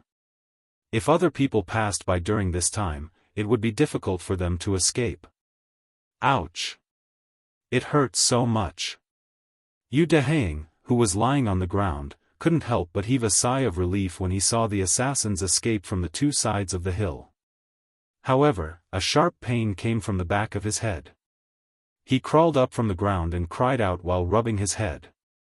It wasn't a big deal when he rubbed it, but he immediately felt a sticky and wet sensation on his palm. He brought his hand to his eyes and saw that it was covered in blood. Hiss! Yu Dehang couldn't help but suck in a breath of cold air. He didn't expect that the fall just now would cause the back of his head to bleed. Scholar Yu, are you alright? Second Master Lu's eldest son asked aloud. I'm fine. Thank you Second Master Lu and the uncles for your help. Otherwise, Dehang would have died today. Yu Dehang hurriedly bowed to the few of them and thanked them solemnly. Hey! Scholar Yu, who did you offend? Why would anyone want to kill you?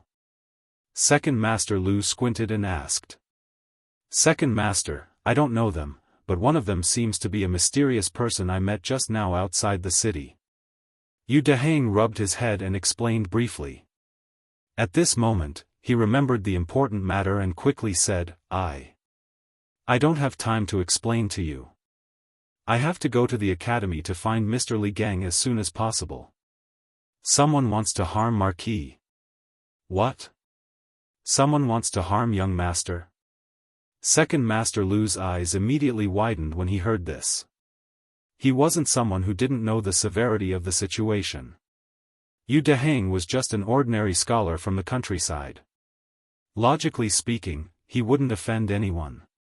But now, Yu Dehang was being chased by 2 masked men in black. Therefore, when Second Master Lu heard Yu Dehang say that someone wanted to harm Li Zishuan, he immediately realized the severity of the situation. So, he hurriedly shouted to his sons beside him. Quick! You guys, quickly escort Scholar Yu to the academy. In case he gets into danger again. One of the young men couldn't help but ask, Father, what about this cart of things? Second Master Lu said angrily, What things? What time is it now? Who has the time to care about these things? quickly escort Scholar Yu to the academy. Yes, yes, yes. The young man hurriedly said. Yu Dehang clasped his hands gratefully at Second Master Lu and said, "Thank you, Second Master. I'll explain the details to Second Master later." Then, without waiting for Second Master Lu's response, Yu Dehang turned and left. The group of 8 rushed towards the Cloud Mountain as fast as they could. "Teacher Wenji, there are a few villagers outside the academy. They say that they have an important matter to discuss with you." Li Gang was in the office going through the final exam questions that had been drafted by the various departments. At this moment, Mo Zhong's voice sounded from outside the door. "Come in." Li Gang frowned. After Mo Zhong pushed the door open and entered, Li Gang asked, "Did the villagers say what important matter it is?" Mo Zhong clasped his hands and said, "No. But there's a young man named Yu Dehang among them. Last year, when the people caused havoc in the Chui family, the Yamacho even saved his life. Today, his head is still bleeding. I think it really is an urgent matter." "Bleeding?" Li Gang's expression changed slightly. He hurriedly got up and said, "Quickly, follow me outside to take a look." With that, the old man took the lead and walked out of the house. "You're Yu Dehang?" Mo Zhong, quickly send him to the medical hall for treatment. At the entrance of the academy, Li Gang immediately saw a young man clutching his head with his hands covered in blood. The old man hurriedly ordered Mo Zhong. "Teacher Wenji, don't worry about my injury. I have something very urgent to tell you. Please let's talk in private." Yu Dehang heard and hurriedly waved his hand. Li Gang frowned and said, "What can be more important than your life? It won't be too late to talk about it after your injury is treated." Yu Dehang's figure was a little staggered. It was probably the after-effects of excessive blood loss. He steadied himself and said, "No, no, no. Teacher Wenji, someone wants to harm Marquis." "What?" "Quickly. Mo Zhong. Quickly help him inside. Mo Yun, quickly go to the medical hall and ask Dr. Qin and Dr. Wang to return to the academy." Li Gang's expression changed suddenly, and then he said decisively, "Yes." Mo Zhong and Mo Yun hurriedly accepted the order. That's what happened. If Second Master Lu and the others hadn't arrived in time, I'm afraid I wouldn't have been able to reach the academy. A quarter of an hour later, in Li Gang's office, Yu Dehang relied on his strong willpower to resist fainting. He told Li Gang about what he heard outside Chang'an City this morning and the assassination on the way to Liyun Mountain. He told Li Gang, Yan Silu, Mo Huai, Ma Zhou, and Su Hongji who came after hearing the news. After saying that, Yu Dehang finally couldn't take it anymore and was about to fall to the ground. Fortunately, Second Master Lu's eldest son was quick to catch him. Li Gang hurriedly said, "Quickly. Mo Zhong, help Yu Dehang down with the Lu brothers. First, do some bandaging and wait for Dr. Wang and Dr. Qin to come back." "Yes. Teacher Wenji." Mo Zhong led the Lu brothers to help Yu Dehang out. Inside the room, Li Gang's expression had become extremely grim. He said angrily, "Yamacho led hundreds of thousands of chickens in Lantian County to go to the various counties in Guangzhou to exterminate locusts.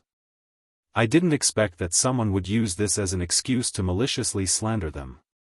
They're really distorting the truth and devoid of humanity. I'm afraid this matter isn't that simple." Mo Huai, who had been sitting next to him without saying a word, said with a serious expression, "All signs point to someone behind this, wanting to incite the people to cause trouble. They chose to slander Yamacho and incite public anger."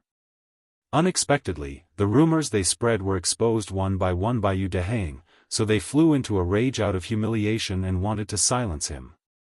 Yan Silu frowned and said, "The question is, who would choose to spread rumors to slander Yamacho at this time? What good would it do them?" Ma Zhou pondered for a moment and said, "Yamacho doesn't attend court all year round and rarely makes enemies in the court. Even if they do have enemies, those people don't seem to be so bold. Mr. Mo is right. I'm afraid this matter isn't as simple as it seems on the surface. Li Gang had calmed down by now. He frowned and said, in your opinion, what should we do now? Mo Huai pondered for a moment and said, no matter what the true purpose of those people is, they must have come with ill intentions. The Academy should immediately clarify those rumors through Datong Daily to prevent more people from being confused and bewitched by the rumors. Li Gang nodded and said, I'll write an article to refute Yamacho according to those rumors one by one. Not only me, but Ma Zhou, you also have to write. In addition, make arrangements for Datong Daily as soon as possible. Leave some places for us in tomorrow's newspaper. Ma Zhou cupped his hands and said, yes.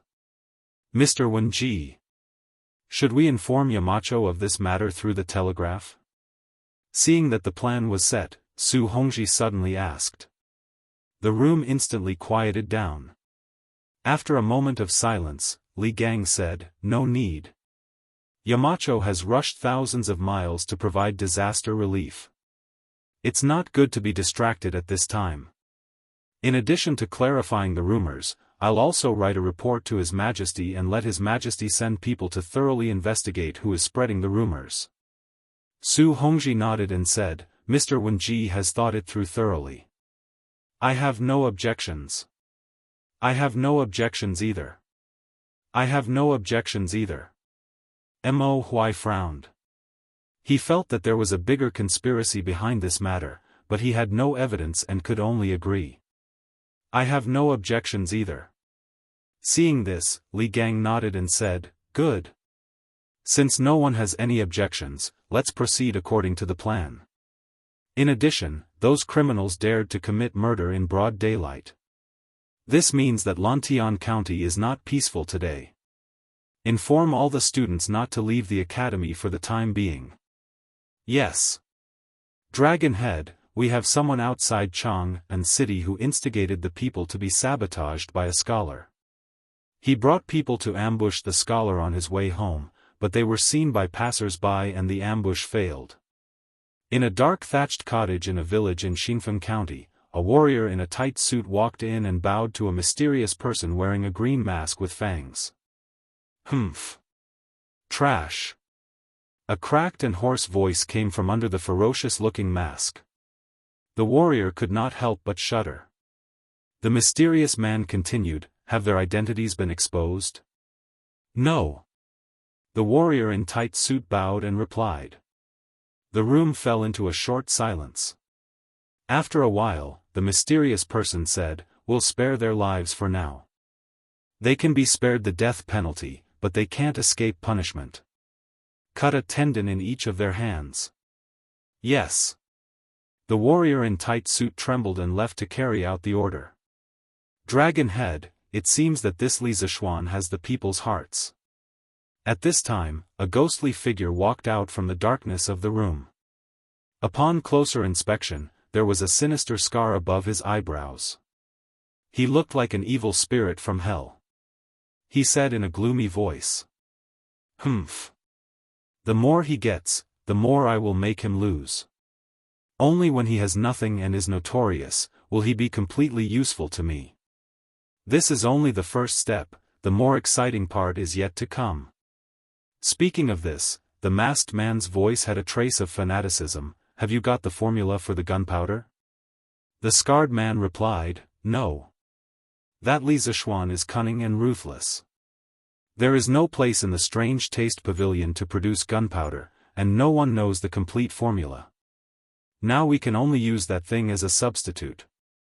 Although it's a little weak, it should be enough. Gunpowder. Logically speaking, only Li Zishuan and Li Er knew about gunpowder. Who would have thought that these two people knew about gunpowder? The so-called Dragon Head nodded and said, that's the only way. Tell the people below to be careful, don't cause any unnecessary trouble. Don't be like that idiot Jin Wanfu, carelessly ruining this Dragon Head's plans. Don't worry, Dragon Head, I will tell the people below to be careful. The scarred man replied. The mysterious dragon head nodded and said after a moment of silence, "Tomorrow, release another rumor. I'd like to see how Li Shimin will react when he finds out." "Dragon head, isn't it a little too early?" the scarred man asked hesitantly. He. It's not early. It's not early. The mysterious dragon head smiled and said, "We need to make the Tang Empire fall into chaos as soon as possible. Only then can we do things better. This is called taking advantage of the situation. Tell the Earth Emanations group to get ready. Once the time is right, we will act immediately." "Yes. Dragon head. Dragon head is wise." The warrior in tight suit bowed and left. Only the dragon head was left in the room. With his hands behind his back, he looked in the direction of the southwest imperial palace and sneered twice. Then, he muttered, "The show is about to start. Li Shimin, oh Li Shimin, I want you to become my prisoner." Chapter 1493. Your Majesty, Mr. Li Gang of Yanhuang College has sent a memorial. Afternoon, evening. Zhao Song brought a memorial to the Ganlu Hall and bowed to Li Er, who was sitting at the head of the table. Although Li Gang did not hold any position in the imperial court, the old man was well versed in both ancient and modern times. He had been the teacher of two crown princes, Yang Yong and Li Jiancheng. Last year, he had almost become Li Qingqian's teacher. The old man was an influential figure in the literary world of the Great Tang. Although he was not in the imperial court, he still had the authority to listen to memorials. Li Gang's memorial? Li Er had just finished reviewing the memorial. Confused, he hurriedly said, "Hurry and present it." Li Er had a keen sense of smell and sensed that something might have happened at the academy. Otherwise, Li Gang would not have sent him a memorial. "Here." Zhao Song stepped forward and handed the memorial to Li Er. Li Er opened it and began to carefully read it. But the more he read, the deeper his frown became. Around 7 minutes later, Li Er closed the memorial, his face ashen. Truly, demons appear in troubled times. It hasn't even been 10 days since the plague of locusts began, but some people are already unable to hold themselves back. Zhao Song. Zhao Song had been listening in on the side, confused. He hurriedly said, "This old servant is here.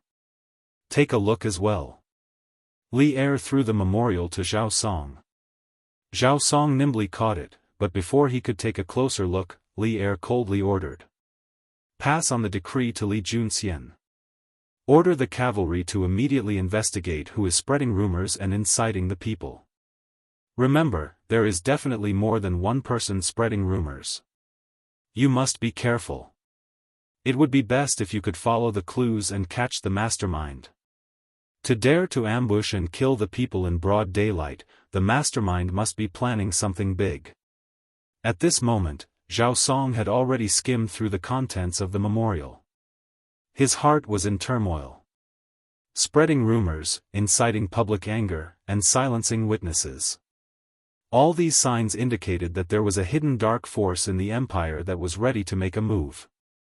It could not be ignored. This old servant obeys the decree. Zhao Song bowed and accepted the order, then hurriedly retreated. In the main hall, Li Erduan sat on the dragon couch. The corners of his mouth suddenly curled into an icy smile, only to hear him muttering to himself, "Come. If you want to come, come together. Using this chance, we will catch all of you demons and monsters hiding in the shadows in one fell swoop. Only then can we rest at ease and fight to the death with the Turks." The rumors that slandered Li Zishuan did not stop at the wise ones. Instead, they spread very quickly among the people. Basically, with Chang'an as the center, they gradually spread outwards.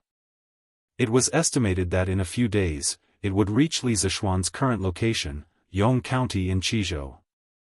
Marquis Yong, the Marquis is such a benevolent Marquis. Of the Marquis, such a benevolent person. How can such a benevolent person is? The next day, after reading the article written by Li Gang in the Tang Daily, the citizens of Chang, and could not help but discuss it. Yes. Marquis Yong and cares about the people of the world. Marquis Yong and is leading the Sky Pheasant Brigade to provide disaster relief. No matter what, he should not be subject to such baseless slander and accusations. Marquis Yong said that he did not know if Marquis had predicted this year's locust plague last year. But even if Marquis knew in advance, Marquis Yong felt that Marquis should not have made it public. That would cause chaos in the country. The people would not be in the mood to farm, causing thousands of people to lose their homes. That's right. If we had known that there would be a locust plague this year, we would not have farmed at the beginning of the year. Now, we can only wait for the food to run out and starve to death. But although we have encountered a locust plague recently, with the help of the Sky Pheasant Brigade, most of the crops in the fields were saved. We should be grateful to Marquis. Li Gang had personally written an article to refute Li Zishuan's rumors. It was of some use, but that was all. Hey! Marquis Li Gang is the Yamacho of Yanhuang College, and Marquis Yong and is the Yamacho of Yanhuang College. He is protecting Marquis Yong and. Someone in the crowd said in a sinister voice. Immediately, the rhythm was set in motion. That's right.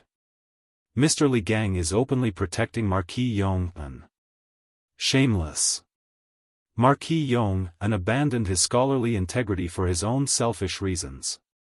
He is a disgrace to us scholars. Bah! You dare insult Marquis Yong and Marquis Li Gang? You pedantic Confucians are the ones who have no sense of shame. Unlike yesterday, there were many more scholars in Li Zishuan's group. This was not strange. Li Zishuan had created the engineering school, and after a year of development, the engineering school had gradually matured. The members of the engineering school were getting louder and louder in the Great Tang. Those lofty and unshakable Confucians naturally hated Li Zishuan. Now that many people were criticizing Li Zishuan, these Confucians naturally would not let go of this chance to hit him while he was down. The two sides quickly began to quarrel, and it wasn't long before chaos ensued. Hey! It is said that this plague of locusts is heaven's punishment for the Son of Heaven for murdering his brother and imprisoning his father.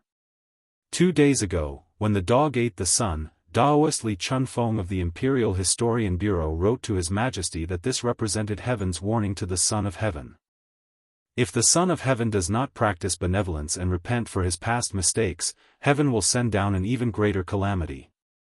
After a long while, someone sinisterly said. The crowd immediately fell silent. After all, it was fine to talk about officials, but if they were talking about the emperor, they had to be careful. What? There's such a thing? After a few moments of silence, someone mustered up the courage to exclaim. Hey! How can it be fake? I heard that Li Chunfeng was even beaten 50 times by His Majesty because of this. Hiss! 50 strikes. It seems that Li Chunfeng's predictions were spot on. Heaven has indeed sent down an even greater calamity, a plague of locusts. Such a large plague was probably extremely rare even in the previous dynasty.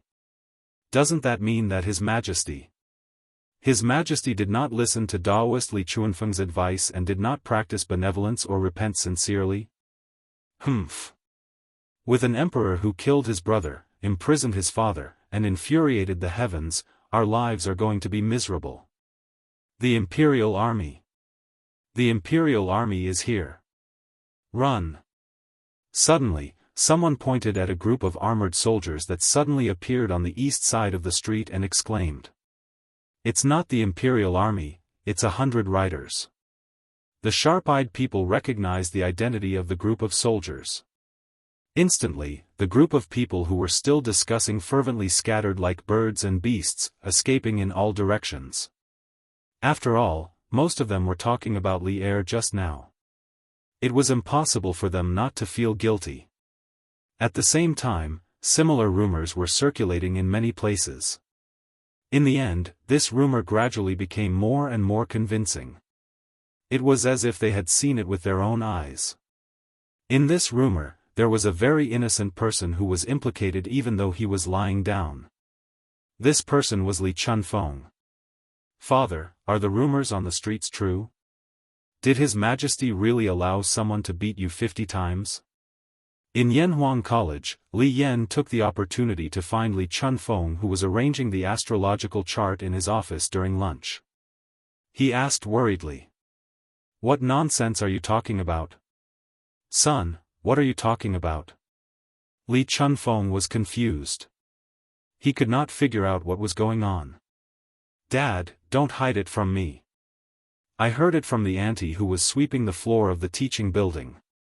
Li Yan thought that Li Chunfeng was deliberately hiding it from him. He could not help but feel helpless. Hide it from you? When did I hide it from you? Also, what did the auntie say? Li Chunfeng frowned. Li Yan saw that Li Chunfeng was going to play dumb, so he said, Dad. The auntie said that when the heavenly dog devoured the sun more than a month ago, you wrote to His Majesty that it represented God's warning to the emperor. If the emperor did not practice benevolence and repent for the mistakes he made in the past, God would send an even greater disaster. Because of this, you were beaten 50 times by His Majesty. Dad, is this true? Nonsense. Li Chunfeng's expression changed when he heard this. He stood up and looked at Li Yan. He asked sternly, Son, where did these rumors come from? Seeing his father's big reaction, Li Yan quickly said seriously, Father, these words were heard by the sweeping auntie outside the academy. And she said that now many people in Jianghu city are saying that His Majesty got the throne unjustly and has no intention of repentance. So your prophecy is right. Heaven has sent a bigger disaster, which is the plague of locusts this time. Li Chunfeng's face darkened. He gritted his teeth and said angrily, This is outrageous. This is outrageous. These people are not only audacious, they even pushed me into the fire. No, I have to go to the palace and explain this to His Majesty. Dad. Since you did not do this, why do you have to go to the palace? Li Yan quickly asked. Li Chunfeng looked at his son and said, As the saying goes, gossip is a fearful thing. Moreover, this matter was definitely not as simple as it seemed on the surface. Someone probably wanted to incite the common people to do such a heresy and immoral thing. You stay in the school. I will go to Jianghu city, shut up. You ungrateful people. His Majesty loves the people like his own children. Marquis Yong went thousands of miles to destroy the locusts for the sake of the people. Not only are you ungrateful, you are even speaking ill of His Majesty and Marquis Yong behind their backs. Are you even human? In Jianghu city, a beautiful young lady shouted angrily at 3 to 5 people. Hey! Where did this little girl come from? She actually doesn't know the immensity of heaven and earth and is pointing fingers here. A rascally-looking young man was sizing up the little girl with a malicious gaze. The corner of his mouth was currently curled into a wretched smile. That's right. You're such an insensible little girl. Not only did you eavesdrop on us, you even dared to criticize us. Come, let me teach you how to behave. Another young man, who was slightly fatter, agreed. Then, he stretched out his hand to grab the young lady. Bastard! I am Li Yu. Don't you dare touch me. The young lady took 2 steps back and shouted angrily. That's right, she was Li Yu. Little Yu came to Jianghu city today to collect literature. Yesterday, when she heard that someone was slandering Li Zishuan, she was very angry. When she found out that Li Gang and Ma Zhou had written an article to refute Li Zishuan's rumors in the Datong Daily, she wanted to see the reaction of the people. As for why she chose to come to Jianghu city and not Lantian County, it was mainly because no matter what happened outside, the people of Lantian County were always grateful and supportive of Li Zishuan. Therefore, she came to Jianghu city to collect literature. When she came to Jianghu city, she found that the number of people slandering Li Zishuan did not decrease because of Li Gang and Ma Zhou's articles. Instead, there were more of them. This was because, under the guidance of some people, most of the people thought that Li Gang, Ma Zhou, and Li Zishuan were all jackals of the same tribe. Naturally, their words were not convincing. Because of this, little Yu had already reprimanded several groups of people today. With her glib tongue and smart mind, those who were reprimanded by her were all ashamed and said that they did not dare to slander Li Zishuan anymore. When she was riding on the crest of success, little Yu did not expect to meet a tough nut. Li Yu? You're the gold medal reporter of Datong Daily? The young man who spoke first said with his eyes lit up. Humph. How is it? Are you scared? Seeing the other party's surprised face, Li Yu said proudly. He. Scared, scared, scared. Of course I'm scared. He. Come with me, the gold medal reporter of Datong Daily. I should be able to sell you for a good price. The young man smiled wretchedly and then pounced on Li Yu. How dare you? What are you doing? I'm going to call for help. Help. Li Yu reacted quickly and dodged the young man's bear hug. She said in shock and anger, and then shouted loudly. He. Shout. Shout. Even if you shout until your throat is broken, no one will come to save you. As the young man spoke, he pounced on Li Yu again. The other people also surrounded Li Yu from the front and back. They were in an alley between two old houses in the south of the city. Usually, people would not pass by here. Stop. How dare you act so presumptuously in broad daylight? Coincidentally, at this moment, a loud shout came from the alley. A middle-aged man in a Daoist robe suddenly shouted. Where did you come from? How dare you meddle in our business? Brothers, let's go. The young man was furious that someone had ruined his plan. He waved his hand and the few of them ran towards the Daoist priest. Daoist priestly, be careful. Seeing that someone had come to save her, especially someone she knew, Li Yu was relieved. However, she was worried again and could not help but shout loudly. That Daoist priest was none other than the unlucky Li Chunfeng. Li Chunfeng and Li Yu were caught in the crossfire, while Li Chunfeng was like a fish swimming in shallow water. Chapter 1494. Although Li Chunfeng was not a Daoist who specialized in combat, he had been cultivating his qi for a long time. His physique and reaction speed were better than the average person's. In comparison, the hooligans were worried that they would attract the attention of the patrolling marquis, so they did not bother him too much. After a short fight, Li Chunfeng and Li Yu escaped from the deserted alley. Daoist Li, why are you in Chang'an City? Li Yu, who had just survived a disaster, did not need a few days to recover like the other weak girls. She had a big heart, and in just a short while, she was back to her usual lively self. She looked at Li Chunfeng and asked. Li Chunfeng replied, I need to go to the palace for something. Miss Li Yu, you are a girl, and you are alone. It is best that you don't do such dangerous things alone in the future. So what if I am a girl?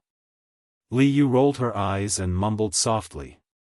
She didn't argue with Li Chunfeng because he had just saved her life. If it was someone else, she wouldn't have been so polite. Daoist Li, are you going to the palace to meet the emperor because of those rumors?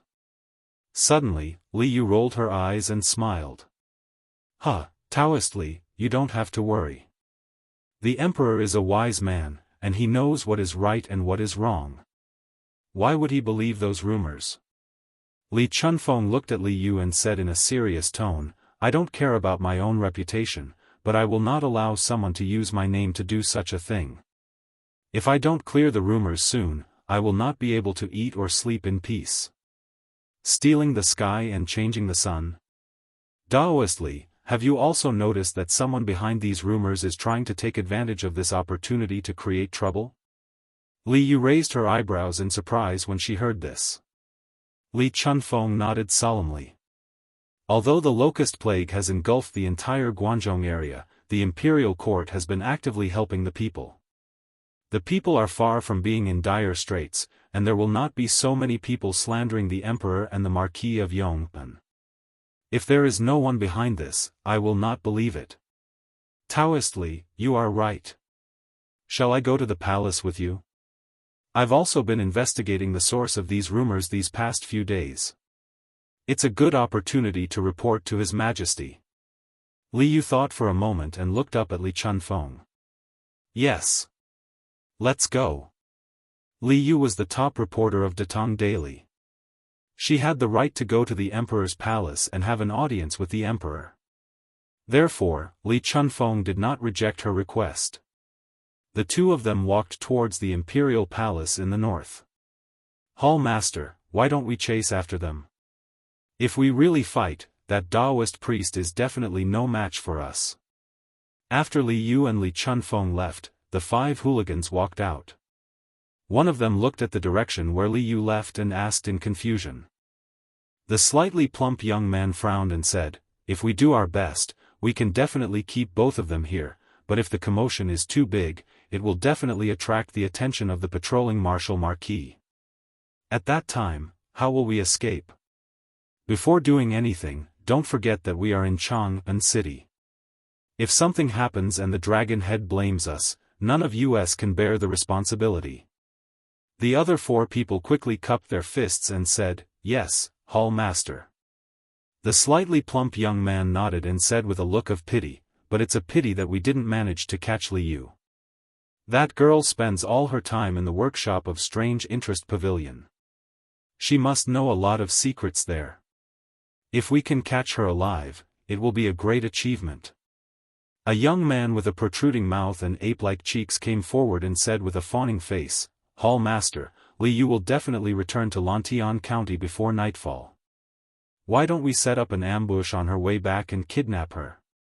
The so-called Hall Master heard this and was tempted. However, he immediately shook his head and said, "That's not right. A few days ago, Third Brother ambushed a scholar in Lantian County. After he failed, the dragon head severed the tendons in his hand. The dragon head strictly ordered us not to cause any trouble near Chang'an City. If we don't have absolute confidence, we can't do anything." "Yes. Why are there so many people in front? Could it be that there's a commotion?" When they reached Vermilion Bird Avenue, Li Yu saw that there were many people in front of them. She was excited and curious. Li Chunfeng frowned and said, "Let's get down to business. Miss Li Yu, let's go to the palace first." Li Yu pouted and mumbled, Master Li, we'll reach the palace after passing through Vermilion Bird Avenue. There's no rush. Let's go and see what's going on. It won't take too much time." As she spoke, she tugged at Li Chunfeng's sleeve and looked at him pleadingly. Li Chunfeng sighed helplessly and said, "Forget it. Let's go and see. But once we're done, we'll have to go to the palace immediately." "Okay." Li Yu quickly nodded in agreement. The two of them walked towards the crowd in front of them. When they got closer, they realized that there were more people than they thought. They could not squeeze in at all. "Hey! Uncle, what's inside?" Li Yu stood on her tiptoes impatiently. However, she could not see anything. She had no choice but to ask the middle-aged man in front of her. "Uncle? Little girl, do I look that old to you?" The man turned around, pointed at his face, and said in disbelief. Li Yu was so angry that she almost suffered an internal injury. But in order to know what was going on in the crowd, she could only force a smile on her face. She said, "Ugh. No. Big brother, you look so young. Can you tell me what's going on in there?" The man was finally satisfied.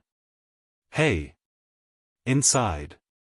There are 2 godly monks fighting inside. It's so exciting." "Godly monks? Fighting?" Li Yu's eyes lit up when she heard that. She quickly asked, "Which 2 godly monks are they? What are they fighting about?" The man pouted and said, why do you have so many questions, little girl? I still want to see the fight. If you want to know, go and see for yourself. After that, he turned around and ignored Li Yu. Li Yu opened her mouth. Li Yu opened her mouth. If it was not for the fact that it was inappropriate for a girl to scold someone in public, she would have already yelled at the man. Master Li, can you help me squeeze to the front to see what's going on? Li Yu was amazed by Li Chuanfeng's lightness skills when they were fighting with the hooligans in the South Alley. Li Yu believed that Li Chunfeng would be able to help her squeeze to the front in this situation. Li Chunfeng was speechless. He said, the fight between the godly monks is just a smokescreen. What's there to see? Let's just go to the palace. Li Yu tilted her head and suddenly laughed. Master Li, Buddhism and Taoism are at odds. As a Taoist, don't you want to see what these two godly monks are capable of? The art of war says that only by knowing yourself and your enemy can you win 100 battles. If you don't go and see, how can you know yourself and your enemy? Li Chunfeng was stunned. He realized that he could not refute because what Li Yu said was the truth. In fact, the conflict between Buddhism and Taoism did not happen when Buddhism came from the East. As a foreign religion, Buddhism and Taoism had the same purpose when they first arrived in China. Therefore, the relationship between the two religions was relatively harmonious.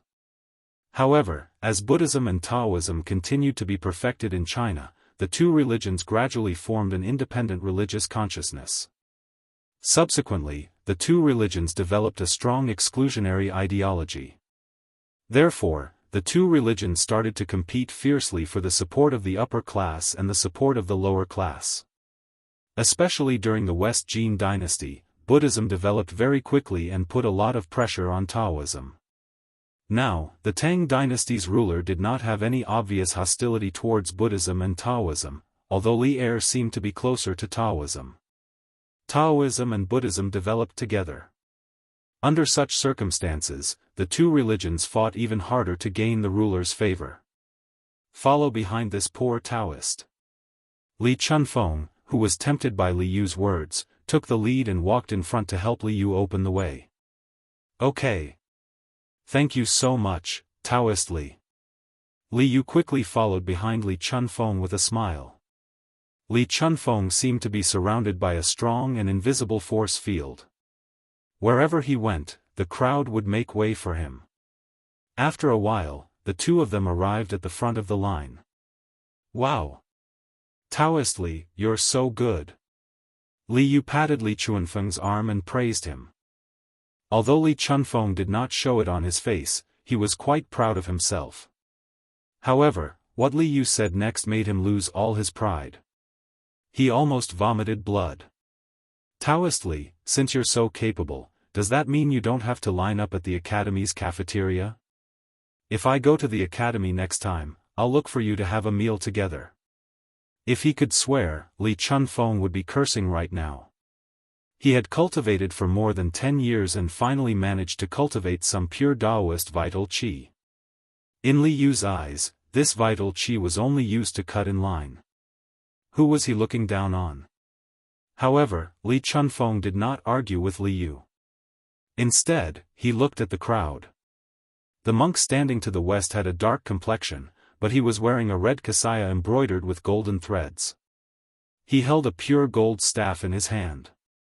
His equipment was fully equipped, almost blinding the titanium alloy eyes of others. The monk standing to the east was about 50 or 60 years old. His eyebrows and beard were white, and his clothes were much simpler. He wore a brown monk's robe and held a fine iron staff in his hand. He stood there motionless. This was a real old monk in meditation. Isn't this Master Huikong, the abbot of Daxing Charity? Why is he here? Li Chunfeng was surprised when he saw the old monk's face.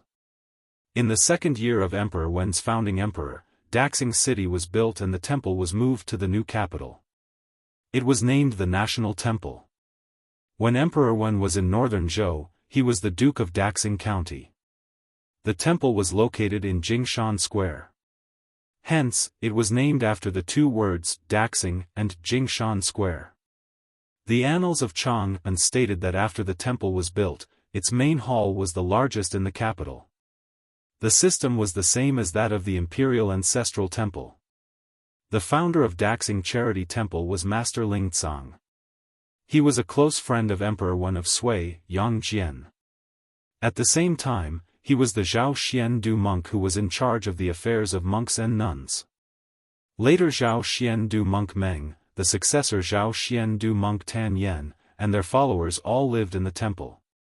In the 7th year of founding Emperor, Huiyuan, Wuzong, Sengu, Baozhen, Hongzuan, and Tan Yen were summoned to the capital. They were the 6 great virtues. More than 300 monks entered the temple to worship them. To the west of Vermilion Bird Avenue was Xuandu Temple. To the east was Daxing Charity Temple. Hence, Li Chunfeng had seen the abbot of Daxing Charity Temple before. Master Huikong? Then who is that monk? Li Yu didn't think that she would be able to see such an important person like Huikong just by watching the show. She couldn't help but open her small mouth with a face full of surprise. Then she pointed at the monk in the west and asked. Li Chunfeng shook his head and said, I don't know. Look! Divine Monk Dui is going to attack. At this moment, several people around them suddenly exclaimed in surprise. Li Yu and Li Chunfeng immediately focused their attention on the two monks. The monk in the red cassock bowed with one hand and said, Thank you for your kindness, brotherly Amitabha. It has been more than 40 years since the Tantric Buddhism was introduced to the Tang of the East, but it has been declining and declining in your hands. This has made the Buddha sad. Huikong, you can't escape the blame. Why don't you abdicate and let me take your place to promote Buddhism and manage the Daxing Shan Temple? Tantric Buddhism of India? This monk is from Tantric Buddhism of India? Li Chunfeng was shocked when he heard that. Daoist Li, is Tantric Buddhism of India very powerful? What does it have to do with Master Huikong? Li Yu was confused. Li Chunfeng nodded and said, Of course. Actually, Master Huikong is also from Tantric Buddhism of India. Daxing Charity Temple is the ancestral court of Tantric Buddhism of the 8 sects of Buddhism. It was the royal temple of the Sui dynasty and one of the 3 major scripture translation centers in Chang'an. During the reign of Emperor Kaihuang, Tantric Buddhism of India came to Chang'an and translated scriptures at Daxing Charity Temple. Master Huikong is Tantric Buddhism's last disciple. Oh. So this divine monk Dui came from India to compete with Master Huikong for the position of the abbot? Li Yu nodded and said softly. Li Chunfeng pursed his lips and did not say anything. He felt that things were not as simple as Li Yu said. Master Huikong looked at the monk in the kasaya expressionlessly and bowed with one hand. Then, he said, What do you mean by decline and what do you mean by glory? A monk should jump out of the secular world. Dui, you are still too stubborn. Humph. People don't believe you and Buddha doesn't protect you. You are not declining? Monk Dui snorted and said, Today, I will show you what Tantric Buddhism of India is really like. Having said that, he turned to look at the people around him and said, Amitabha. Patrons, although the path is far away, I can still use recent events as proof. Buddha is merciful and protects all Buddhists in the world. Today, this penniless monk will use a trivial matter to let all of you understand that Buddha always protects the world. The crowd cheered when they heard that. Great! Divine Monk Dui is finally going to make his move. Finally, I can broaden my horizons.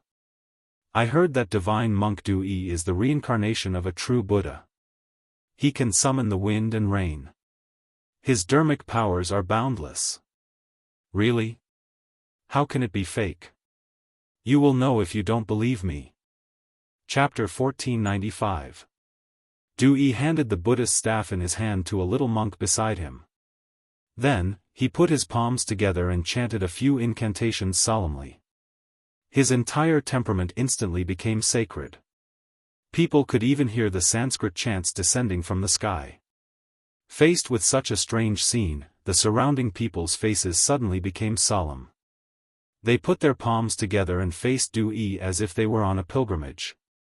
Amitabha. Gods and Buddhas, disciple Du-yi respectfully invites Buddha to descend and bless the world. At this moment, Du-yi suddenly used his deep and magnetic voice to speak loudly. Then, he took out a golden alms bowl and asked someone to bring a bowl of clear water. He poured the clear water into the golden alms bowl. Du-yi nodded to the little monk behind him. The little monk immediately took 3 incense sticks and lit them up. He inserted them into a small copper tripod. Smoke lingered around. After the people smelled the special fragrance, they felt refreshed. Du-yi placed his right palm in front of his mouth and performed a Buddhist salute. Soon after, he began to murmur, "In this boundless world, all the Buddhas, including Mahabodhisattva and Mahasattva, will gather. Praise Shakyamuni Buddha for being able to overcome the evil world." His chanting speed was extremely fast. At the beginning, people could still hear what he was chanting. However, towards the end, they could not hear anything clearly. It only made people feel that the Buddhist scriptures were extremely obscure and profound. However, bathed in the Sanskrit chants, the people only felt that their bodies and minds were free and comfortable. In the 3,000 boundless worlds, vegetation, forests, rice, hemp, bamboo reeds, mountains, rocks, and dust, everything is counted as a Ganges river sand, a realm, within a realm, a dust is a tribulation, within a tribulation, all the accumulated dust is a tribulation. When the flowers bloom, the Buddha nature is revealed. In the heart, there is a spiritual mountain. Open. As time passed, Du-yi's expression became more and more solemn. As he chanted, his voice became louder and louder. All of a sudden, he opened his eyes like an angry Arhat Vajra. He used his right hand to form a seal and pointed at the golden alms bowl that was filled with clear water. Following his last word, "open," a magical scene appeared. Without any warning, an emerald green stalk grew out of the golden alms bowl. The stalk grew longer and longer, followed by a lotus leaf. Moreover, the number of lotus leaves kept increasing. When there were about 4 or 5 lotus leaves, a pink flower bud suddenly grew out of the lush greenery. Under the sunlight, the bud slowly bloomed. A moment later, a lotus flower bloomed proudly in front of everyone's eyes. Reflecting the noon sun, it looked incomparably bright. Witnessing such a spectacle with their own eyes, everyone was stunned. Lotus blooming in clear water, and under the watchful eyes of the crowd, the process of a lotus blooming for several months was revealed in just half an incense stick's time.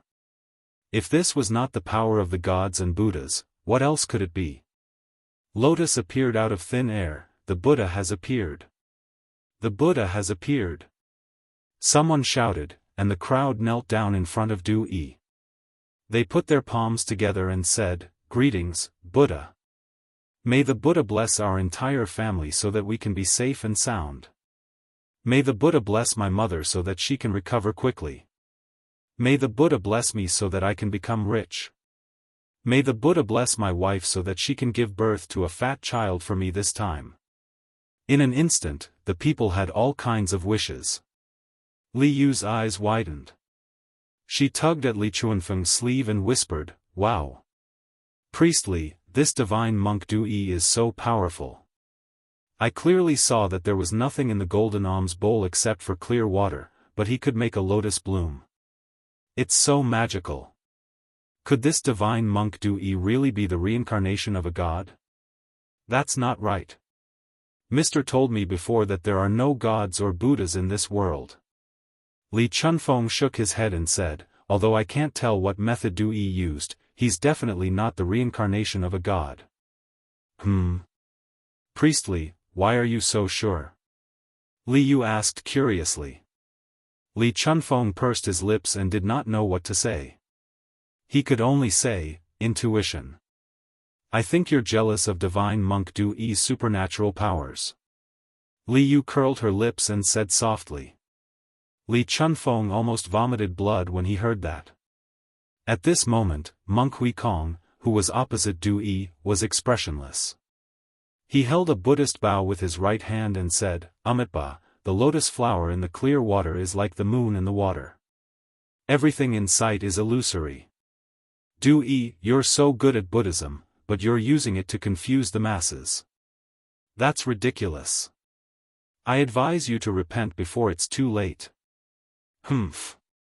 Huikong, you don't have the ability to communicate with the gods and Buddhas, yet you're slandering me. You're being disrespectful to the Buddha. Aren't you afraid that the Buddha will punish you? Hearing this, Du Yi's gaze focused as he glared hatefully at Huikong and said. Abbot Huikong's expression did not change. He said, Amitabha, I have a clear conscience. Why would I be afraid of the gods and Buddhas? Du Yi sneered and said, Humph. I can't be bothered to argue with you. I asked you out today to compete in Buddhism. Now that I've used my magic, it's your turn. Let the people of Chang'an be the judge and see whose Buddhism is more profound. Huikong closed his eyes and recited 2 lines of Buddhist scriptures.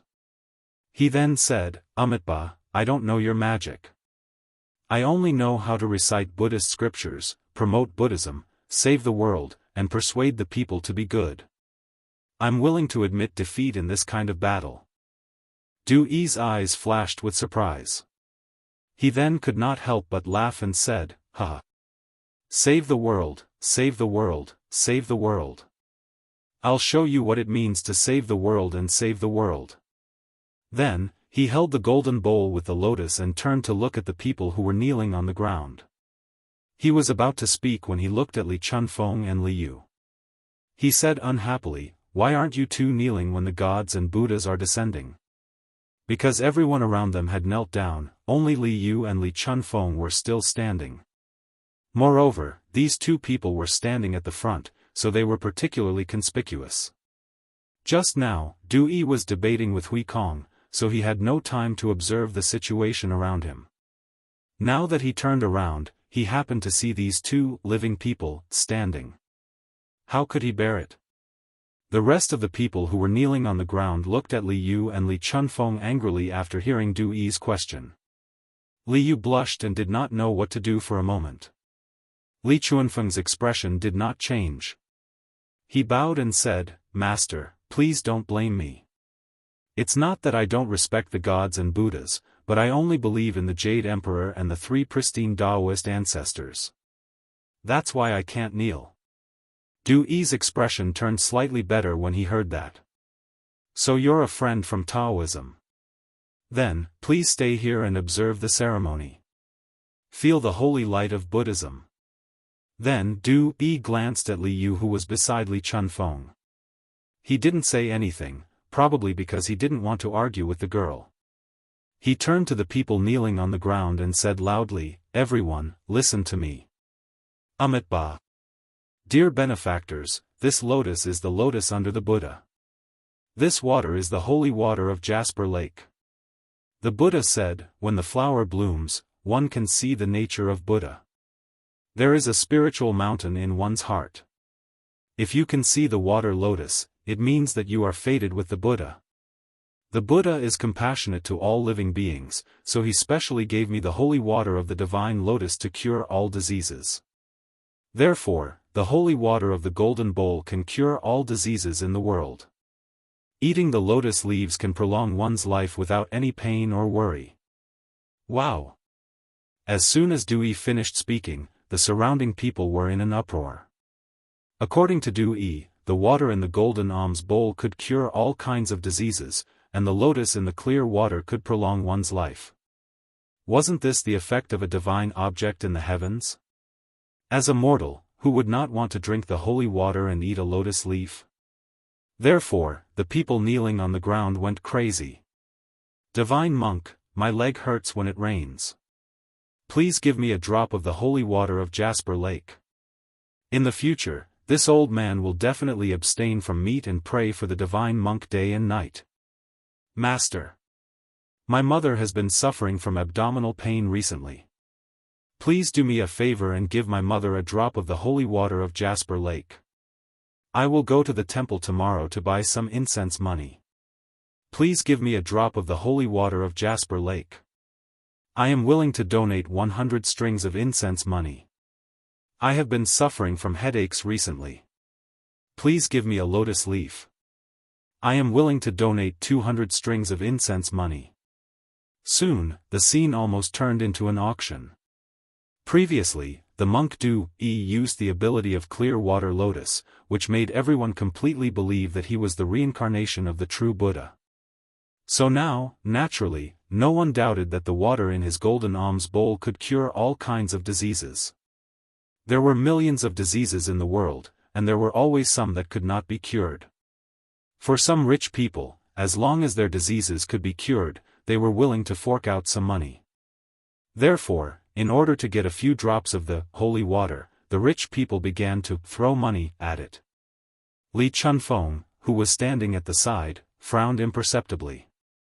Seeing this, Li Yu quickly asked in a low voice, "Master, can the water and lotus really cure all diseases and prolong one's life? Should I go and ask for a piece too?" Li Chunfeng replied without hesitation, "Impossible. I am not good at medicine, but ever since I entered Yanhuang College, I have often talked with Master Sunday. There is no such thing as a miracle medicine that can cure all diseases in this world. However, your body is fine. Why do you want to ask for water and lotus like those people?"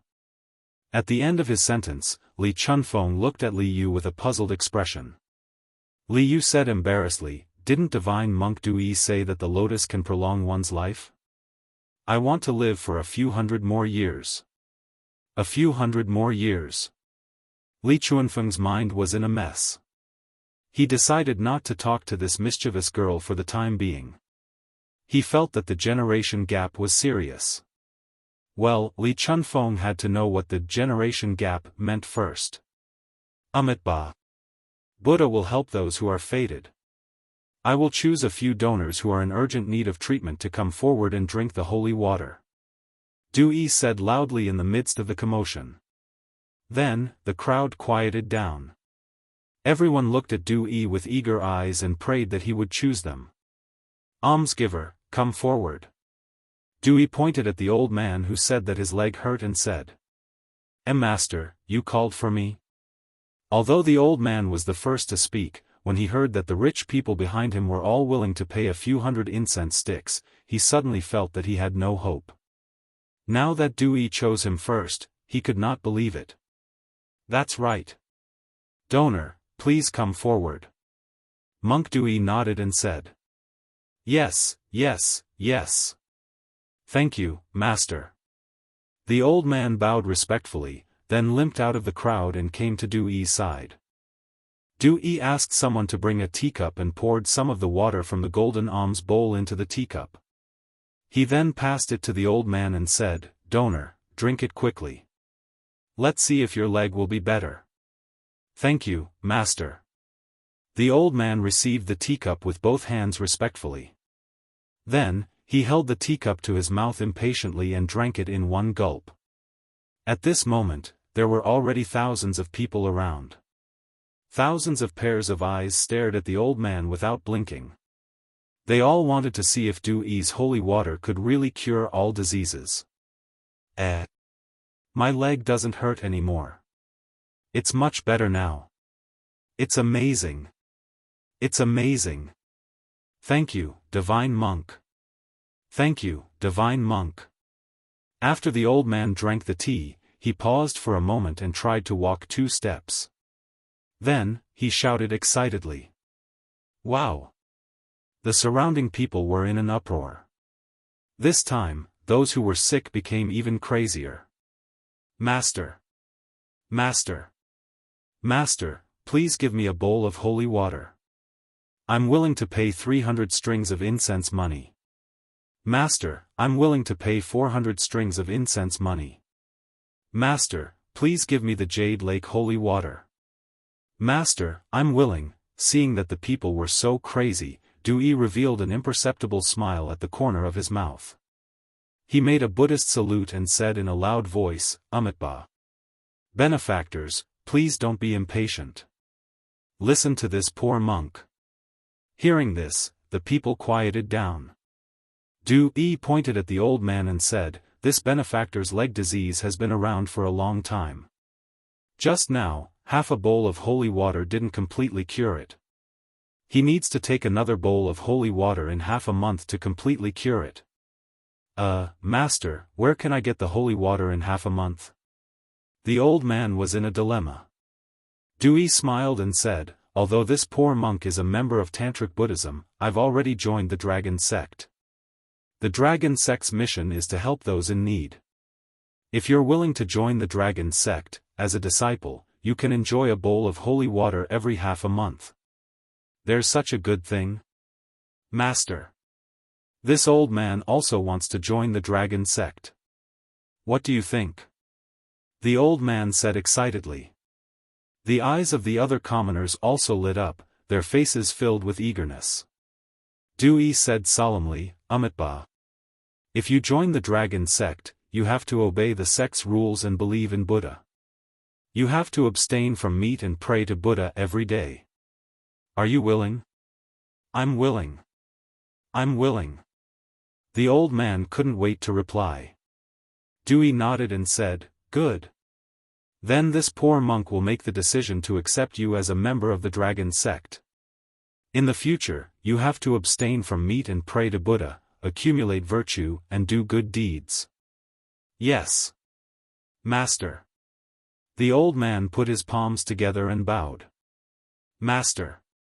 I want to join the Dragon Sect too. Master. I beg you to take me in." At this time, the surrounding people began to scramble to join the Dragon Sect. Each of them had a fanatical expression and the scene was very lively. Chapter 1496. Hui Kong, how is it? Are you convinced of your loss? On the Vermilion Bird Avenue, after agreeing to let a group of people join the Heavenly Dragon Sect, Monk Du-yi turned to look at Hui Kong and said provocatively. Hui Kong was expressionless. He was neither sad nor happy nor angry, and did not say a word. Seeing this, Du-yi revealed a victorious smile and said, "Amitabha, Buddha is merciful. This poor monk will not compete with you for the position of the abbot of the great Xing Shan Temple. You should guard your temple well. There is a Buddhist temple in Xinfeng County called the Heavenly Dragon Temple. This poor monk has been there recently. If Master Hui Kong is free, you are welcome to fight with this poor monk at any time." After saying that, Du-yi no longer paid attention to Hui Kong and turned to leave. But before he left, he looked at the vast number of believers in front of him and said loudly, "Amitabha, benefactors, those who have passed my test and can become a member of the Heavenly Dragon Sect, please go to the Heavenly Dragon Temple in Xinfeng County tomorrow morning. At that time, you will officially become a member of the Heavenly Dragon Sect, and I will preach to you on the spot." "Okay. Master is going to preach tomorrow, then I have to go no matter what." "Thank you, Master. I will definitely go to the Heavenly Dragon Temple tomorrow. Farewell, Master. Farewell, Master." In the warm farewell of the people, Du-yi held the golden alms bowl in his hand and the Buddhist staff in his hand. With the attitude of a victor, he left. "Let's go. Enter the palace." Li Chunfeng turned around and saw Li Yu was in a daze. He hurriedly said, "Oh, oh." Li Yu came back to her senses and responded. She followed behind Li Chunfeng and after a few steps, she could not help but ask, "Daoist priest, why do I feel that this monk Du-yi is not here to fight with Master Hui Kong today?" Li Chunfeng did not confirm nor deny, but smiled faintly and asked, "Why do you think so?" Li Yu frowned and said, "I feel that he just wants to use Master Hui Kong's fame to attract more believers and let the people join his Heavenly Dragon Sect. However, he does have some ability. He was actually able to clear the water lotus and make Great Master Hui Kong willingly admit defeat. She was not a stupid person. On the contrary, she was very smart. At the beginning, Du-yi used the clear water lotus to amaze her. But later on, Du Yi used the opportunity to create a heavenly dragon sect to entice the commoners to join the sect. In Li Yu's opinion, this was somewhat impure. Li Chunfeng was silent for a moment before he said, I'm afraid that the Dragon Sky sect's background isn't simple. Let's not talk about this for now. Let's quickly enter the palace and meet the emperor. Yeah. Qing Shui Lian, Heavenly Dragon Church? Li Er had just finished his lunch and was about to take a nap in the Sweet Dew Hall when a servant came to report that Li Yu and Li Chunfeng were seeking an audience. Li Er did not reject the two of them and welcomed them with open arms. Naturally, Li Er did not believe the rumors about him and Li Chunfeng that were spreading among the commoners. This was because he had personally experienced the situation during the solar eclipse. He knew better than anyone what Li Chunfeng had said at that time. However, after Li Chunfeng described what he had seen and heard on the Vermilion Bird Avenue, Li Er's interest was instantly piqued. He sat up straight and looked at Li Chunfeng. Li Shilang, in your opinion, is this divine monk Du Yi really the reincarnation of a Buddha? Li Er had always been interested in the immortals. Although Li Zishuan had confidently told him that there were no immortals in the world, but what if there were? It had to be said that Li Er had always had a trace of hope in his heart. However, it was just a fluke. He would not send a large number of people to search for the illusory immortals like Qin Shi Huang. Old Li was a person who knew how to restrain himself. Hearing the trace of hope in Li Er's voice, Li Chunfeng quivered and hurriedly said, Your Majesty, I dare to say that this Du Yi is not the reincarnation of a Buddha. The purpose of his battle with Master Hui Kong today is probably to attract the commoners to join his heavenly dragon sect. Your Majesty, please understand. Li Er frowned and said, Then how do you explain the clear water lotus in front of everyone? Li Chunfeng cupped his hands and said, Your Majesty, although I can't see the mystery behind the clear water lotus, I think it's just a slightly better illusion technique. If Du Yi is really the reincarnation of a Buddha, why is he unknown before? Your Majesty, please don't believe in the reincarnation of a Buddha so easily. Whether it was for the benefit of Taoism or his responsibility as a subject, Li Chunfeng had to dispel Li Er's fantasies about the immortals. Otherwise, if Li Er believed in Du Yi's evil and summoned him and put him in an important position, it would be troublesome. Illusion technique? Are you saying that the clear water lotus is just an illusion technique? Li Er was curious and asked.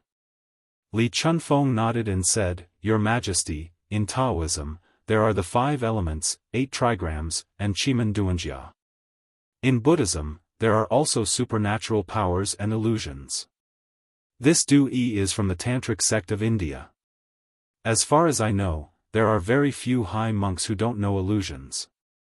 Your Majesty, please consider it rationally. Li Er nodded thoughtfully. After a short pause, he said, If it's really an illusion technique, then this Du Yi is bewitching people. I'll send someone to investigate the origin of this heavenly dragon sect and their intentions. You don't have to worry about it anymore. Your Majesty is wise. Li Chunfeng cupped his hands and said. Your Majesty, in order to save the locust plague, Mr. traveled thousands of miles to the various counties to provide relief. Now, there are many unfavorable rumors about Mr. Your Majesty, please help Mr. to clear Mr.'s name. At this moment, Li Yu stood out and bowed to Li Er. Li Er nodded and said, I've heard about the rumors about the Duke of Yong'an. I've already ordered people to investigate the source of the rumors. When the time comes, I'll definitely give the Duke of Yong'an an explanation. I'm not a muddle-headed ruler, I won't believe in slanderous rumors. Li Yu heaved a sigh of relief and said, Your Majesty is wise. I'm impressed. Li Er couldn't help but laugh and said, You little girl, what benefits did the Duke of Yong'an give you for you to speak up for him like this? He always felt that Li Yu was very familiar. There was an indescribable feeling that was very close to him. That was why he gave Li Yu the title of a gold medal reporter. Moreover, his attitude towards Li Yu was more tolerant. If it was someone else who said this to him, he would definitely punish them for the crime of gossiping about the imperial court. However, since it was Li Yu who brought it up, he didn't have any thoughts of getting angry. Li Yu quickly said, "Your Majesty, Li Yu isn't speaking up for Sir, I'm speaking up for justice. Even if I don't say anything, I'm sure Your Majesty knows what kind of person Sir is. However, the rumors about Sir are endless. Not only that, aren't there many rumors about Your Majesty among the people?" Li Er's face darkened. Li Chunfeng had mentioned those rumors before, but he said it in a more tactful manner. Now that Li Yu said it again, it was the same as exposing his scars again. Looking at everything together, I feel that there must be someone with bad intentions behind this. They want to incite the people to be dissatisfied with Sir, the imperial court, and even Your Majesty. Although I'm just a little girl, Sir said that everyone has a responsibility for the rise and fall of the world. I hope Your Majesty can treat this matter seriously and not let those evil people succeed. Li Er's face turned solemn. He had indeed thought about the mastermind behind this, but he didn't expect Li Yu to have such thoughts. He couldn't help but look at Li Yu with praise and said, "What you said isn't without reason. I'll order the Supreme Court to investigate this matter. You don't have to worry." Li Yu breathed a sigh of relief and said, "Your Majesty is wise. I'll take my leave then." "I'll take my leave too," Li Chunfeng said.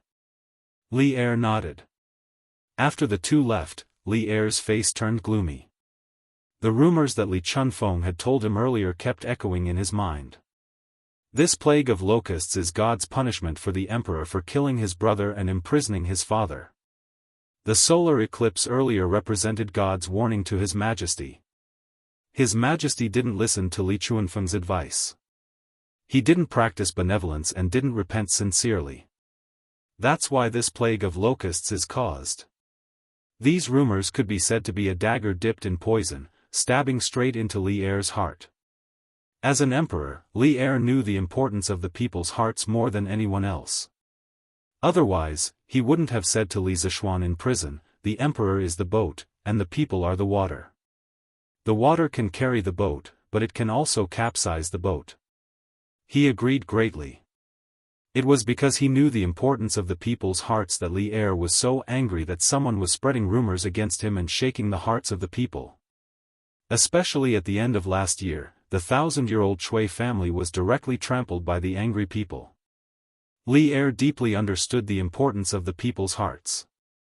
Those who were spreading rumors now were similar to Li Zishuan's method of dealing with the Shui family last year. They wanted to use the power of the people and the power of public opinion to achieve their own goals. Obviously, someone wanted to destroy his roots. Naturally, he couldn't just sit there and wait for death. He had to fight back. Zhao Song. Previously, I asked the 100 Cavalry Division to investigate the rumors about Li Zishuan. How's the investigation going? After a long silence, Li Er suddenly opened his mouth and asked coldly. Zhao Song bowed and said, "Your Majesty, so far, we've caught 5 people who deliberately spread rumors and incited the people. However, these people are very tight-lipped and refuse to admit to their crimes." Li Er's eyes were cold as he said, "Then, use torture. As long as we can confirm that they're deliberately inciting the people, then use torture, regardless of life or death." Li Er could feel that in the peaceful kingdom, there was actually a huge unstable factor hidden in it. He had to do something, or else when the person in the dark finished all the arrangements, it would be too late for him to make a comeback. At this time, why would he care about the life and death of those suspects? Zhao Song shuddered. He understood that Li Er was really angry. He quickly bowed and said, "This old servant obeys." Li Er thought for a while and ordered, "This dragon sect also needs to be thoroughly investigated. Immediately send out a spy from the 100 Cavalry Division. Before tomorrow night, you must give me a result." Zhao Song cupped his hands and said, "Understood." Other than that, order the Wuhou government to strengthen the patrols in Chang and city, to prevent people from using this opportunity to stir up trouble. Order the Yanhuang college's Mazhou, the recent Datong daily needs to focus on the current rumors and refute them. Do not let the people be misled by scoundrels and do illegal things. After a moment of silence, Li Er ordered again. Understood. Zhao Song cupped his hands and said. Li Er waved his hand and said, send the order as soon as possible. This old servant will take his leave. Zhao Song cupped his hands and left the hall. Dragon Head, we already have 3,000 followers in Chang'an City. With these followers, we can establish a firm foothold in Chang'an City and develop more followers. Xinfeng County, in a secret room under the Sky Dragon Temple, the monk Du Yi no longer had his previous arrogance. Instead, he respectfully reported to a masked man. So this man was the dragon head of the dragon sect. Previously, the rumors about Li Zishuan and Li Er in Chang'an City were spread by him. The iron-masked man nodded and said, N. You did well. We are new here, so we need the support of a group of followers to establish ourselves in Chang'an City. But in your opinion, is it really impossible for Abbot Hui Kong to cooperate with us? You guys are from the same sect, and he won't even give you this bit of face? Du Yi performed a Buddhist bow and said, Dragon Head, although Hui Kong is a member of the Tantric sect, he has lived in the central region for decades and has long regarded himself as a Tang person. In my opinion, he will definitely not cooperate with us. Hearing this, the iron-masked man sighed and said, what a pity. Hui Kong has quite a reputation among the nobles in Chang'an City. If he can be used by us, our plan is at least half successful. Dragon Head, why are you so disheartened? Dewey smiled and said proudly, since Hui Kong is not willing to cooperate with us, then we will develop our own followers. Today, this poor monk used some means to recruit 3,000 followers for my dragon sect. In time, this poor monk's reputation and connections in Chang'an will definitely surpass Hui Kong's. The iron-masked man nodded. After a moment of silence, he said, in that case, we will have to trouble you. There is not much time left for us. Li Zishuan is more astute than others. We must complete all the arrangements before he returns to Chang'an. Otherwise, he will definitely see through us. After everything is done, the position of nation master will definitely belong to you. At that time, why do you have to go back to India to suffer? Du Yi said with joy, thank you, Dragon Head. I will do my best to help Dragon Head accomplish your great task. Due to the cover of the mask, the iron-masked man's expression could not be seen. He continued, your Jade Lake holy water is very good. Remember to prepare more. The followers of the dragon sect will increase. When the time is right, I will order all the followers of Qingzhou, Qizhou, Zhangzhou, and Jizhou to come to Chang'an. Du Yi narrowed his eyes and said with a somewhat evil smile, Dragon Head, don't worry. I have a lot of Jade Lake holy water here. I guarantee it will be enough. Ha ha ha. Good. Tomorrow's lecture will depend on you. The iron-masked man laughed loudly. Yes, sir. Du Yi smiled and cupped his hands. Chapter 1497. The next morning. All right. Renbiao, you don't have to send me off. Go back quickly. Li Zishuan looked at Wang Renbiao and said in the pavilion outside Yong County in Qizhou. In more than 2 days, all the locusts in Qizhou had been wiped out by the Sky Rooster Brigade. Therefore, Li Zishuan planned to leave Qizhou with the Sky Rooster Brigade and head to the next destination. As for Wang Renbiao, after this guy was nourished by love, his body was now very healthy.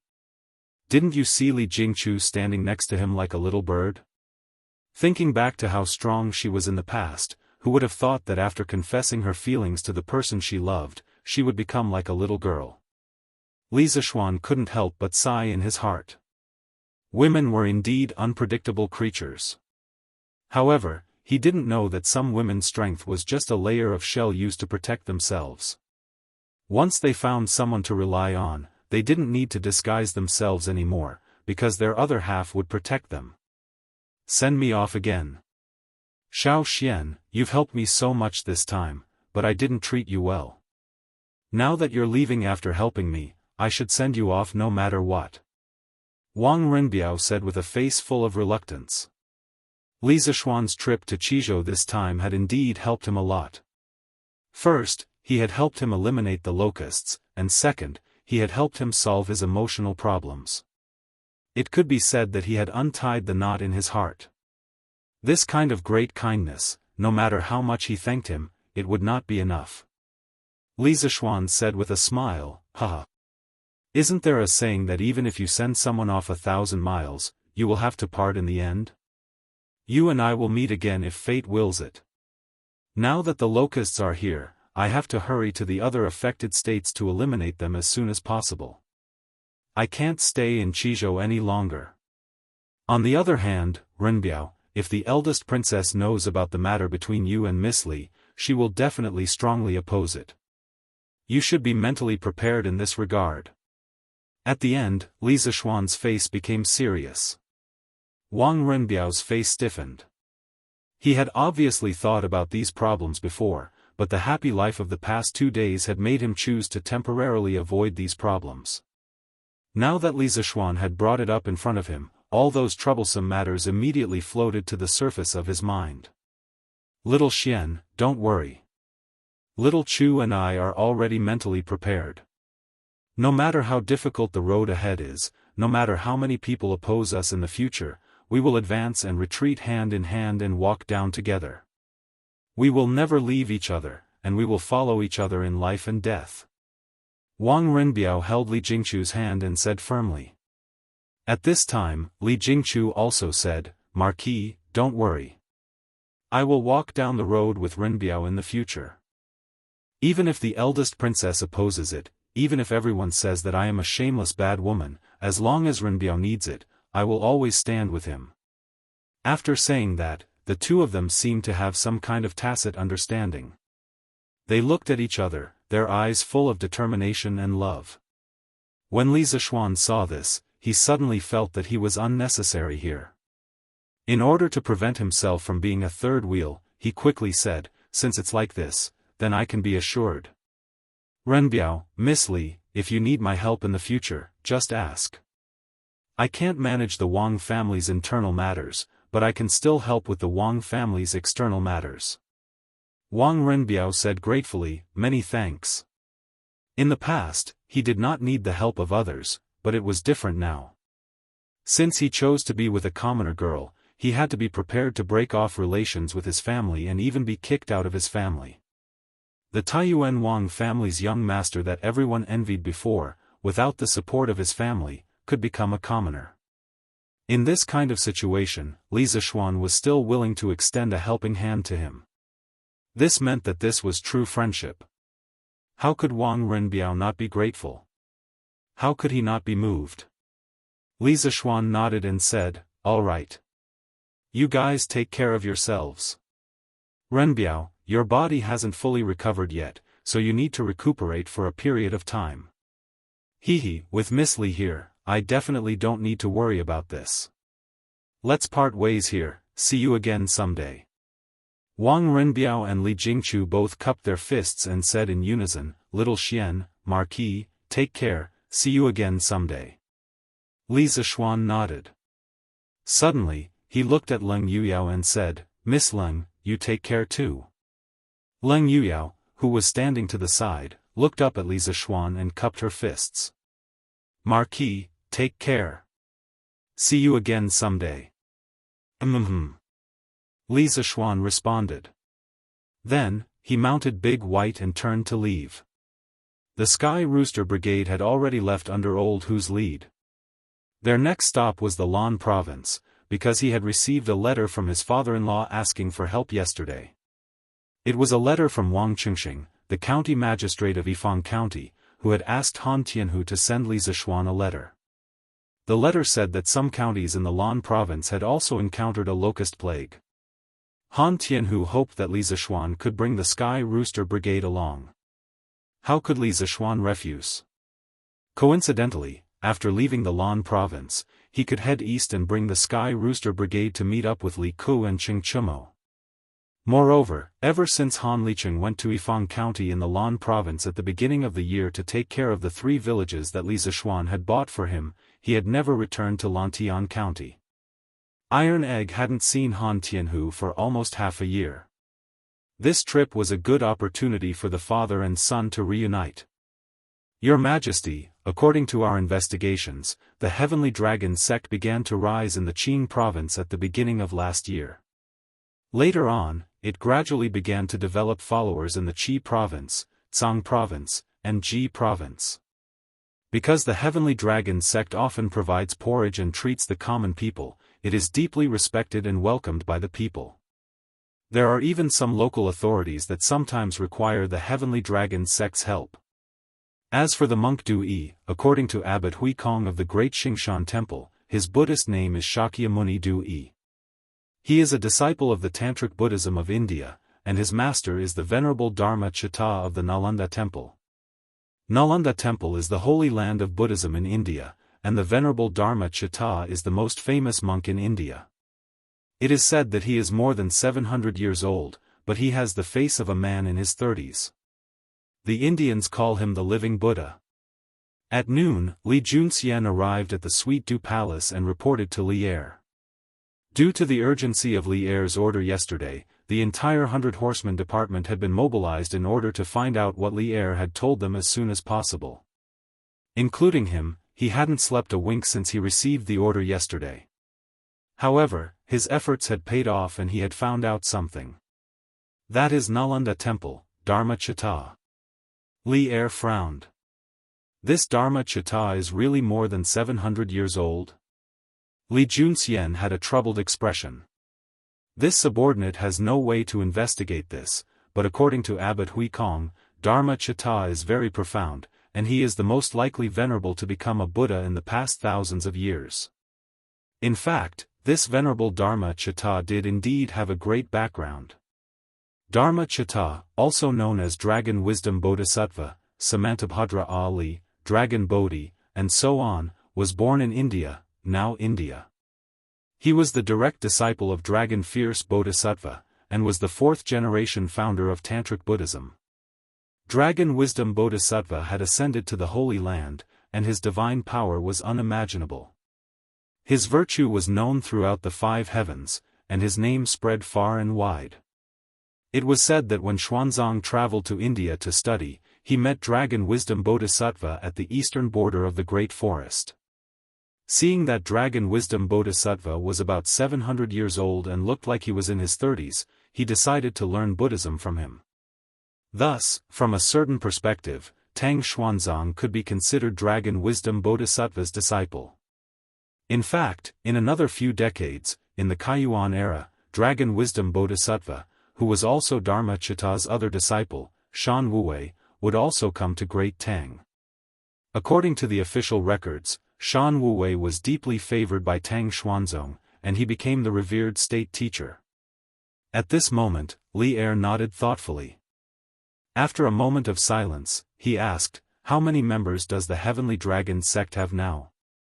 Who is the person in charge?" Li Junxian clasped his fists. "Your Majesty, the Heavenly Dragon sect has around 3,000 members in Chang'an. As for how many members there are in the other 4 provinces, this general has yet to find out. According to our investigation, Shakyamuni is the venerable of the Heavenly Dragon sect, and he has a hall master and a dragon head. However, the dragon head of the Heavenly Dragon sect has always been mysterious, and it is said that very few people have seen it.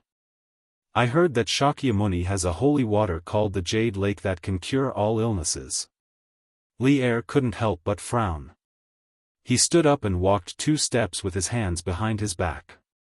"I didn't expect the Heavenly Dragon sect to have hidden in our Great Tang for so long and have so many members. In the long run, they will be a great threat to the imperial court.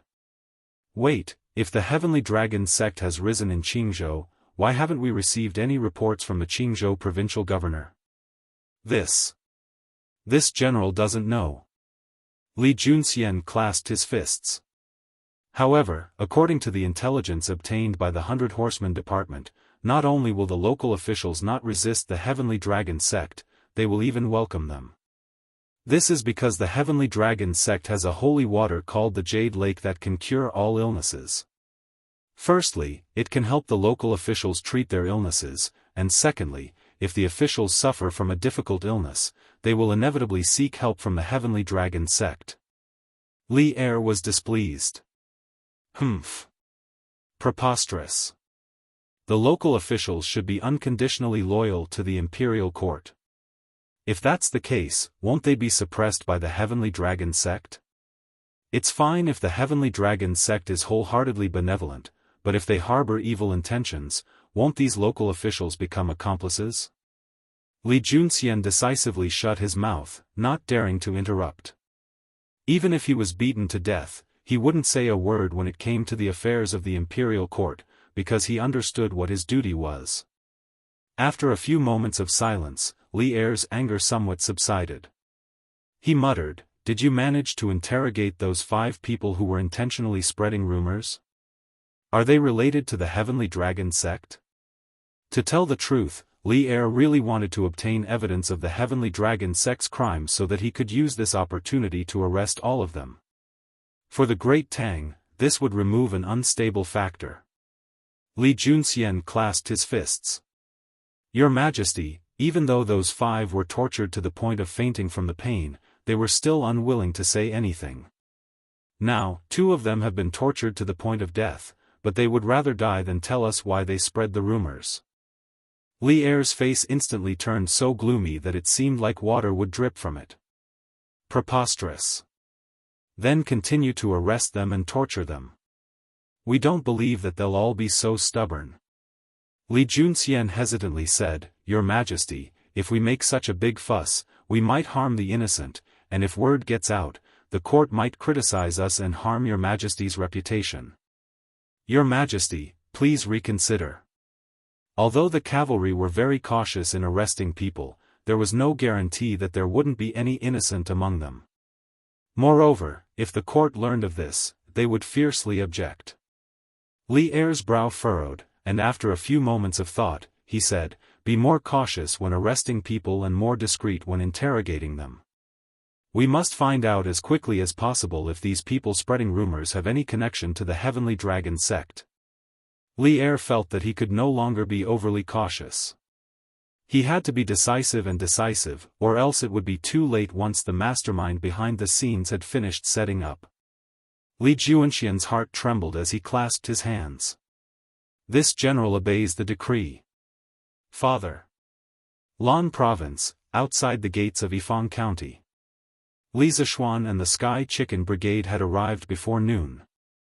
Lan Province's provincial governor Zhou Wenfang, Fang County's county magistrate Wang Qingxing, a group of officials from the government and county offices, and Li Zishuan's father-in-law, Han Tianhu, had all been waiting to welcome them. As the procession reached the gates, Iron Egg saw that extremely familiar figure and couldn't help but ride over.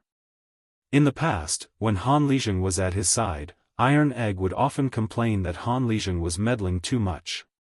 But after being separated for nearly half a year, Iron Egg only missed Han Lizheng. Han Lizheng quietly stood in front of the gates, not cheering or crying. It wasn't that he didn't want Iron Egg, but there were so many officials standing next to him that he needed to maintain his calm and self-control. Otherwise, wouldn't he make a fool of himself and cause his son-in-law to lose face? "Father. Are you feeling well?" Iron Egg took the lead and rode his bicycle to Han Lizheng. He quickly got off the bicycle and parked it at the side. Then, he stepped forward and said excitedly, "Ha! Your father's body is fine. You don't have to worry about me." Han Lizheng smiled with great relief. Then, he looked at Iron Egg from head to toe and couldn't help but nod. "You've become darker, thinner, and taller. Iron Egg, you've done well this time. More or less, you've accumulated some merit. Also, you've gained a lot of knowledge along the way, right?" Seeing Iron Egg grow from a naughty kid who only knew how to play with mud to his current state, how could Han Lizheng not feel gratified? His daughter had married a kind-hearted and capable person, and his son was becoming more and more promising day by day. Han Lizheng now had no regrets. He had no more desires. Brother Han, you've given birth to a good son. He'll definitely be successful in the future. Lan Province's provincial governor Zhou Wenfang stroked his beard and laughed. Han Lizheng hurriedly said, "No. No. It's fine as long as this brat doesn't cause any trouble for me." How can he bear the provincial governor's love? Zhou Wenfang smiled and didn't say anything because Li Zishuan had already arrived. Lan Province's provincial governor, Zhou Wenfang, greets Marquis. Yifang County's county magistrate, Wang Qingxing, greets Marquis. Greetings, Marquis. Li Zishuan jumped down from his horse. Zhou Wenfang, Wang Qingxing, and the other officials came forward to salute him. Chapter 1498. Provincial Governor Zhou, County Magistrate Wang, there's no need for such formalities. Outside Yifang County City Gate, Li Zishuan approached the group of officials and said with a smile, "I came to Lan Province to exterminate locusts. You don't have to worry about me. If you have official business to attend to, go ahead." Li Zishuan was a pragmatic person and didn't like to engage in such superficial formalism. However, Zhou Wenfang and the others had come out of the city to welcome them out of good intentions. As the saying goes, don't slap a smiling face, so he had no reason to blame them. Zhou Wenfang's eyes flashed. He was surprised, but his expression returned to normal after a while. He cupped his hands respectfully and said, "Marquis is a man of noble character and unquestionable integrity. I admire you for your devotion to the public." Speaking of this, he turned to the group of officials behind him and said with a serious expression, "Did you all hear that? If you have official business to attend to, go back to the Yamen immediately and don't make any mistakes." Lan Province's capital was Yifang County, so Zhou Wenfang's words were not only directed to the subordinates of the provincial governor's office, but also to the officials of Yifang County's Yamen. Yes. The 30-odd officials standing behind couldn't help but look at each other. After a while, they cupped their hands and said in unison. Zhou Wenfang pointed to the hundreds and thousands of people around him and said to Li Zishuan with a smile, Marquis. These people came to welcome you on their own accord after hearing the news. I didn't ask them to come. I can't chase them away." Li Zishuan pursed his lips and looked at the people around him who were looking at him with anticipation. Li Zishuan said loudly, "Folks of Lan Province, I'm here, so you don't have to worry about the plague of locusts anymore. The sun is so hot, everyone should go back and eat. This afternoon, the Sky Rooster Brigade will head to the villages to exterminate the locusts." Actually, on their way here, they had met quite a number of enthusiastic citizens. Li Zishuan was naturally aware of the pleas of the citizens. It was noon, and the scorching sun was blazing above their heads. It was as if it was going to burn people to death. Therefore, Li Zishuan didn't waste any time. With just a few words, he made the citizens feel completely at ease. "Thank you, Marquis. Thank you, Marquis." Li Zishuan's voice was very loud, and almost all the people around him heard it clearly. Hearing this, they couldn't help but cheer loudly and express their gratitude. "Let's go back and eat," Li Zishuan said kindly. After receiving the reply they wanted from Li Zishuan, the citizens did not stay any longer and left in satisfaction. The Sky Rooster Brigade is finally here. The locusts in our county should be wiped out soon, right? Of course. It said that the Sky Rooster Brigade only took 2 days to exterminate the locusts in Qizhou. Good boy. So fast? Hey. We still have to thank Master Han. Do you know why the Sky Rooster Brigade came to Lan directly after exterminating the locusts in Qizhou? Why? Because Master Han is the father-in-law of the Marquis of Yong'an. Willow Village, Nanping Village, and Kaiyang Village were originally bought by the Marquis of Yong'an for Master Han. Now that our Lan province is suffering from a locust's plague, how could the Marquis of Yong not help? Oh, I remember now. It seems like there is such a thing. Speaking of which, the farmers in these 3 villages are close to the coal mines and iron mines. Just by working in the mines, they can earn a lot of money every month. Who asked the coal mines and iron mines to belong to the Marquis of Yong'an? The Marquis of Yong'an is famous for being nice to his subordinates.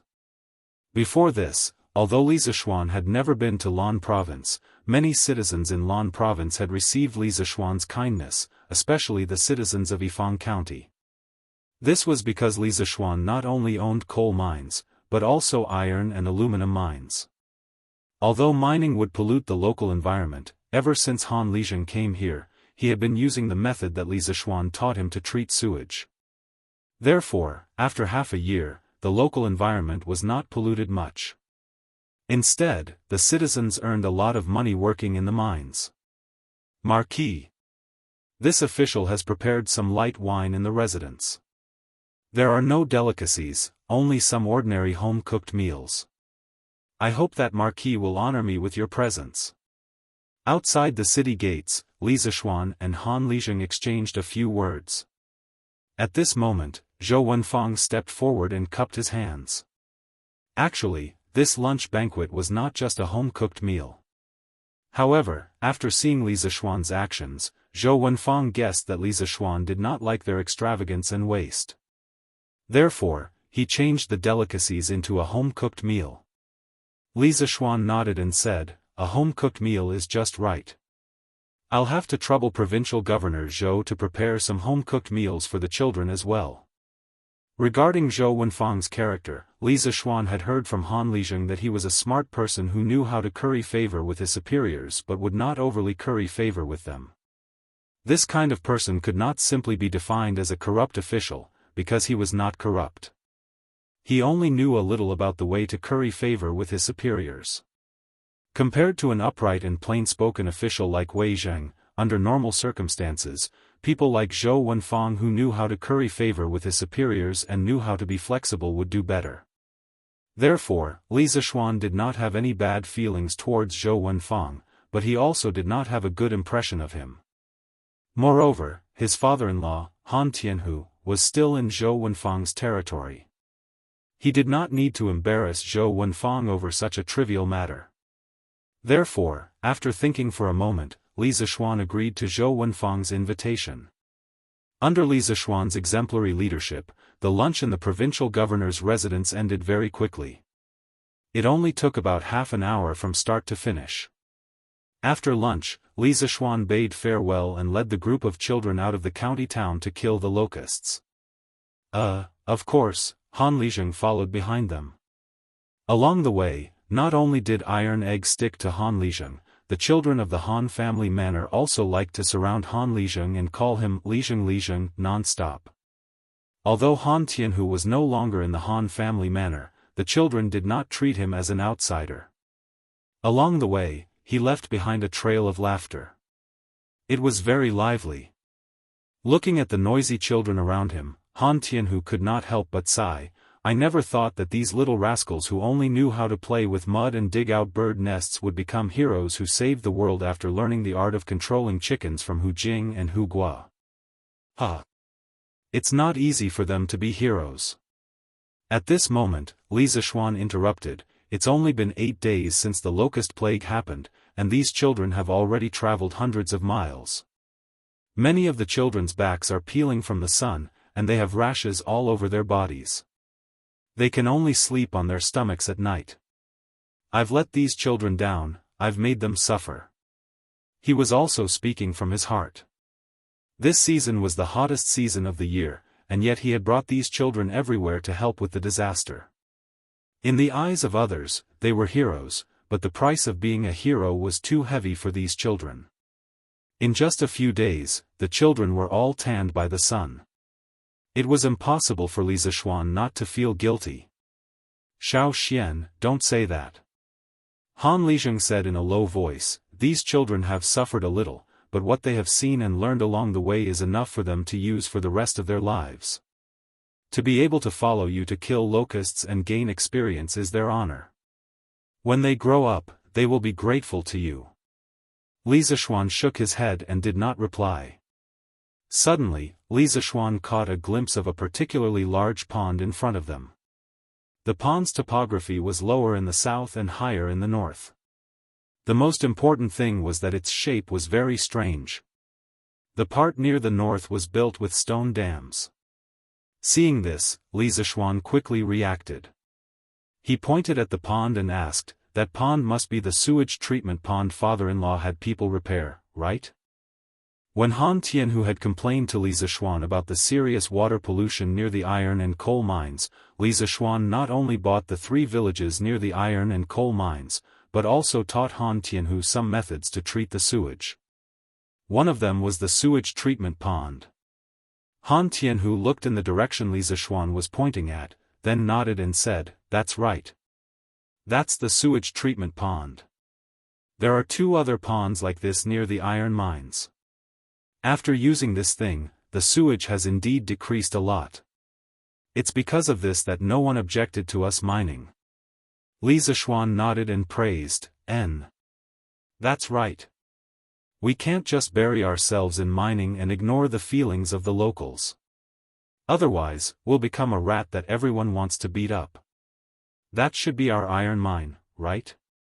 As he spoke, Li Zishuan pointed to a small hill in front of them. They could vaguely see a lot of people on the hill. Han Tianhu looked at it and then replied, "Yes. That's right. That's our iron mine. It's also the largest iron mine in the Lan province. Today, the iron mine is transporting a batch of ore to Lantian County. Fubin couldn't leave, so he didn't come. Xiao Xian, do you want to go take a look?" After pondering for a moment, Li Zishuan nodded and said, Of course, I have to go take a look." Now, more and more iron was being used in the workshops. Carriages needed iron, bicycles needed iron, and weapons and armor needed iron. Moreover, it was an astronomical number. Now that he was in Yifang County, he could go to the mines to take a look and see if he could increase the mining capacity. "Fubin, come out quickly. Look who's here." When they arrived at the mines, Hanli directly shouted towards the inside. As soon as he finished speaking, a young man with dark skin and a thin figure quickly walked out from the shed. "Uncle Han? Marquis. Marquis, you're here." The young man first greeted Han Tianhu, then when he saw Li Zishuan, he couldn't help but be stunned. He quickly went forward and bowed respectfully, "Marquis, I know you're going to Yifang County at noon, but I couldn't leave at that time, so, this young man is Fubin." Li Zishuan waved his hand and smiled, "No matter. You did the right thing. Business is more important. There are so many people welcoming me. You won't make a difference, right? Hey! You're tanned and thinner than before. Looks like you've suffered a lot here. Do you want me to transfer you back to Lantian County?" Just by looking at Fubin's tanned and thin appearance, it was obvious that he had suffered a lot here. If he was now fair and fat, Li Zishuan would suspect that this young man had been eating and drinking all the time. "Marquis. I'm not suffering. I'm not suffering at all." Hearing this, Fubin shook his head like a rattle drum and quickly said. Han Tianhu laughed, "Hee hee. This young man has taken a fancy to Registrar Zhang's daughter. Xiao Xian, if you ask him to go back now, how would he be willing? I think even if you were to chase him away with a knife, he wouldn't leave." Li Zishuan heard this and couldn't help but ask, "Oh. Fubin, you've taken a fancy to Registrar Zhang's daughter?" "Sure. You young man. Do you want me to help you matchmake?" Fubin didn't even think and rejected, "No need, Marquis. How could I trouble you with such a small matter? Furthermore, she might not even like me." At the end of his sentence, Fubin's face turned red like a monkey pg. Li Zishuan was also an experienced person. How could he not see that this couple was about to become a couple? He smiled and said, "All right. Then I won't interfere. But when the both of you get married, I will be attending the wedding banquet. Oh, if you have time, go back and visit Faubert. He is getting older. A trace of shame flashed across Fu Bin's face when he heard that. He nodded and said, After I'm done with my work, I will make a trip back. Faubert didn't have any children and had always treated Fu Bin as his own son. Fu Bin knew this very well. Li Zishuan nodded and didn't dwell on this matter. He said seriously, Xiao Bing, how is the iron mine's production now? When it came to serious matters, Fu Bin's face immediately turned serious. He quickly replied, Marquis, this iron mine can now mine about 5,000 caddies of ore a day. Under normal circumstances, we have to send a batch of iron ore out of the warehouse every 3 days. Oh, last month, I found that the quality of the ore deeper underground is better and there are more of it. I got someone to dig a mine that is 4 to 5 feet deep and plan to mine from the bottom. This way, we can mine at least twice as much iron ore. The ancient people couldn't dig tens of meters deep into the ground like the modern people.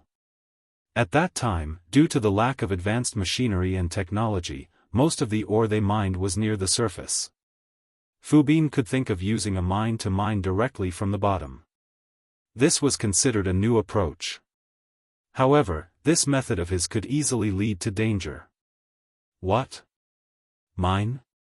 Li Zishuan's face changed and quickly said, Where is this mine? Bring me to take a look. Fu Bin saw Li Zishuan's face and had a bad feeling. But he couldn't think of what he did wrong. He could only bite the bullet and said, Marquis, the mine is over there. Follow me. Okay. Under Fu Bin's lead, Li Zishuan came to a 1 meter deep, bottomless pit. Above the pit, there was a rotating device similar to the one above the well. It should be used to pull people or goods. Marquis, do you think there is anything wrong with this mine? After a while, Fu Bin asked. Li Zishuan thought for a while and said, Xiao Bing, it is good that you can think of this method. But this method is risky. Chapter 1499. Risks? Marquis, what risks are there? In ancient times, most of the mining was done close to the surface.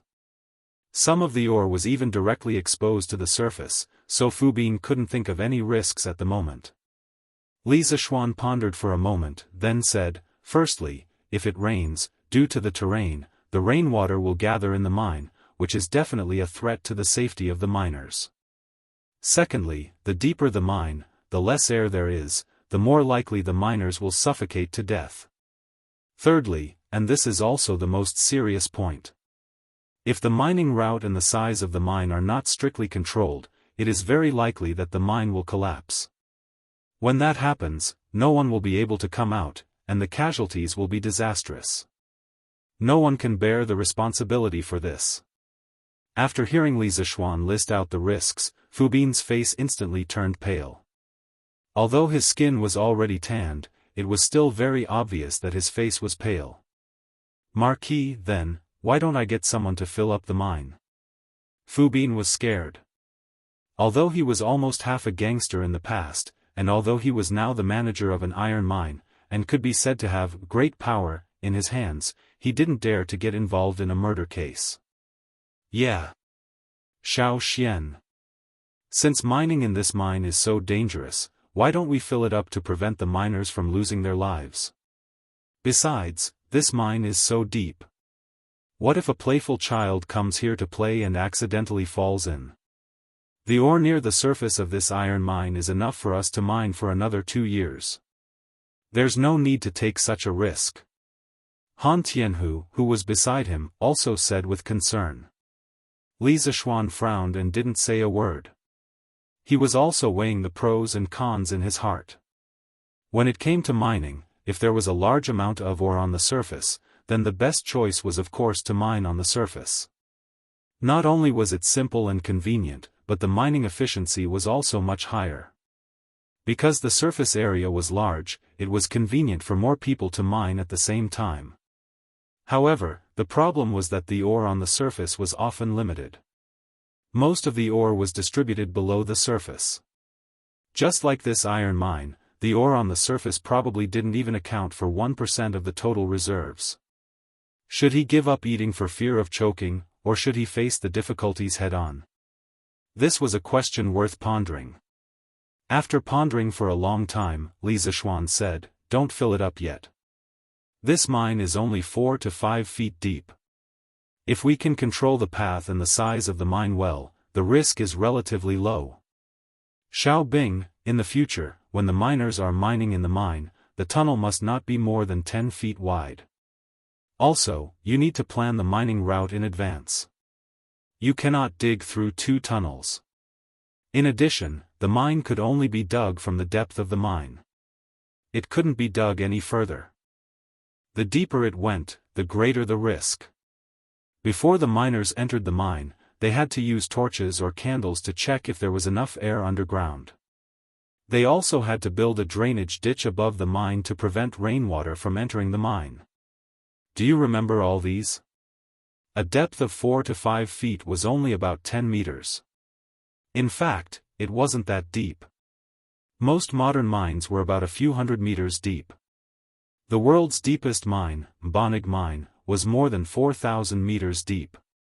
Therefore, in comparison, as long as the safety measures were in place, there shouldn't be any danger in this mine. Of course, more importantly, Li Zishuan wanted to try mining underground. As Tang Dynasty's industrial base became more and more complete, the demand for all kinds of ores would increase. The ores on the surface would not be able to meet the demand. By that time, they would have to mine from underground. Rather than not knowing anything at that time, it was better to start accumulating the experience and skills of mining underground. This way, they could be prepared when the time came. Fu Bin was actually a little scared at this time. After listening to Li Zishuan's words, he hesitated and asked, "Marquis, is this really okay? There won't be any deaths, right?" Li Zishuan stared at Dong Xuebing. But he thought about it again. Sometimes, it might not be a bad thing to be timid. Take Fu Bin for example. If he had the guts, he would have started using the mine method to mine. Also, the depth of the mine would definitely be more than 10 meters deep. If that was the case, the miners here would have already lost their lives. As long as you do as I say, everything will be fine. This is also a good opportunity for you to increase your knowledge and experience. You have to come here often to check on the mine to prevent accidents. After thinking for a while, Li Zishuan looked at Fu Bin and said. Fu Bin gritted his teeth and said, "Fine. During this time, I will keep an eye here and do everything according to Marquis's instructions." Li Zishuan nodded and suddenly remembered something. He said seriously, "Xiao Bing, you can use the mine to mine the iron mines, but you cannot use this method at the coal mines. No matter how shallow the mine is, you cannot use it. Do you understand?" Fu Bin was puzzled and asked, "Marquis, why is that so?" Dong Xuebing really had this thought. Since the iron mines can be used to mine the mine, then the coal mines should be able to do it too. Mining in a mine is more efficient than mining in an open pit. After all, mining in an open pit requires the soil to be removed from the surface. Mining in an open pit can be done directly from the mine. Li Zishuan said seriously, "Don't ask why. Just do as I say. Remember, do not dig on top of a coal mine. I would rather waste more manpower digging in an open pit than dig on top of a coal mine. Or else, a lot of people will die. A coal mine is different from an iron mine. If you dig a mine, there will be gas inside. This gas will explode when it comes in contact with a flame. To light up the mine, you must have special explosion-proof lamps. If not, the mines will explode. With the current conditions, explosion-proof lamps can't be manufactured in a short period of time." So, Li Zishuan asked Fu Bin to give up on the idea of digging on top of a coal mine. Hearing that, a lot of people will die, Fu Bin trembled and quickly said, "Okay. Marquis, don't worry. I will remember." I will definitely not dig on top of a coal mine. Li Zishuan nodded and walked around the mine 2 more times before leaving with Han Tianhu. Then, under Han Tianhu's lead, Li Zishuan went to the other nearby mines to inspect. He felt guilty. Ever since he got these mines from Li Er last year, he hadn't seen them in person. Now that he was in Lan province, how could he not take the opportunity to take a look? However, after looking at the mine, Li Zishuan felt a little bloated. In his previous life, people often joked, if you charge a few thousand yuan for a game, you must have a mine at home, xxxxx, you have a mine at home. Now, Li Zishuan really wanted to say, yes, I really do have a mine at home, and not just one. After visiting the mines, it was almost dusk. Zhou Wenfang sent someone to invite Li Zishuan and the children to dinner, but Li Zishuan politely declined. That night, he and the children planned to stay at Willow Village where Han Tianhu lived. It was a good opportunity to understand Han Tianhu's life here. Hee. It's right in front. When the sun set, the children in the fields officially finished work. Under Han Tianhu's lead, a large group of people and chickens marched towards Willow Village. Han Tianhu said to the children as he walked, "You've all been tired for the day. Later, eat as much as you want. I see that some of you were too embarrassed to eat too much for lunch. You must be starving now, right?" As soon as Han Tianhu's voice fell, the children immediately began to chatter. Yes. I didn't dare to eat after eating 2 bowls of rice in the afternoon. I was afraid that the official would laugh at me. I didn't dare to eat after eating 5 drumsticks. Li Zheng, are there drumsticks tonight? Is there fatty meat tonight? Hearing this, Han Tianhu laughed, yes. Chicken, duck, fish, and fish are all available tonight. Eat as much as you want. Whoever pretends to be polite and doesn't dare to eat too much, I'll kick that person's ass today. Although he said this, Han Tianhu's eyes were filled with kindness. He was really happy today. Many of the children in front of him grew up under his watch. Of course, some of them were even beaten up by him when they were young. After being in a foreign land for more than half a year, Han Tianhu also missed the people in the Han family manor. Now that he saw these children, he felt as if he had already returned to the Han family manor. That kind of homesickness could only be experienced by those who had been wandering around for years. Oh! I want to eat 4 bowls of rice tonight. I want to eat 10 drumsticks tonight. I want to eat 2 bowls of meat. The children instantly cheered. They were all from the same manor. These children had always treated Han Tianhu as their own uncle. Naturally, there was no need for them to be polite. Unlike when they had lunch at the provincial governor's residence, they had to be considerate of others. Tonight, they could eat as much as they wanted. Father-in-law, can you prepare dinner for so many of us by yourself? Why don't I send someone to the city to invite a few chefs over? Li Zishuan helplessly shook his head as he looked at the group of brats trying to eat Han Tianhu poor. Then, he said worriedly. After all, Han Tianhu was alone here without any companions. Han Tianhu smiled and waved his hand. Hee. No need. A few of the villagers have already prepared dinner for you at my house an hour ago. It's just right for you to go back now. From Han Tianhu's tone, the villagers here should have a good relationship with him. Otherwise, they wouldn't have taken the initiative to cook for him.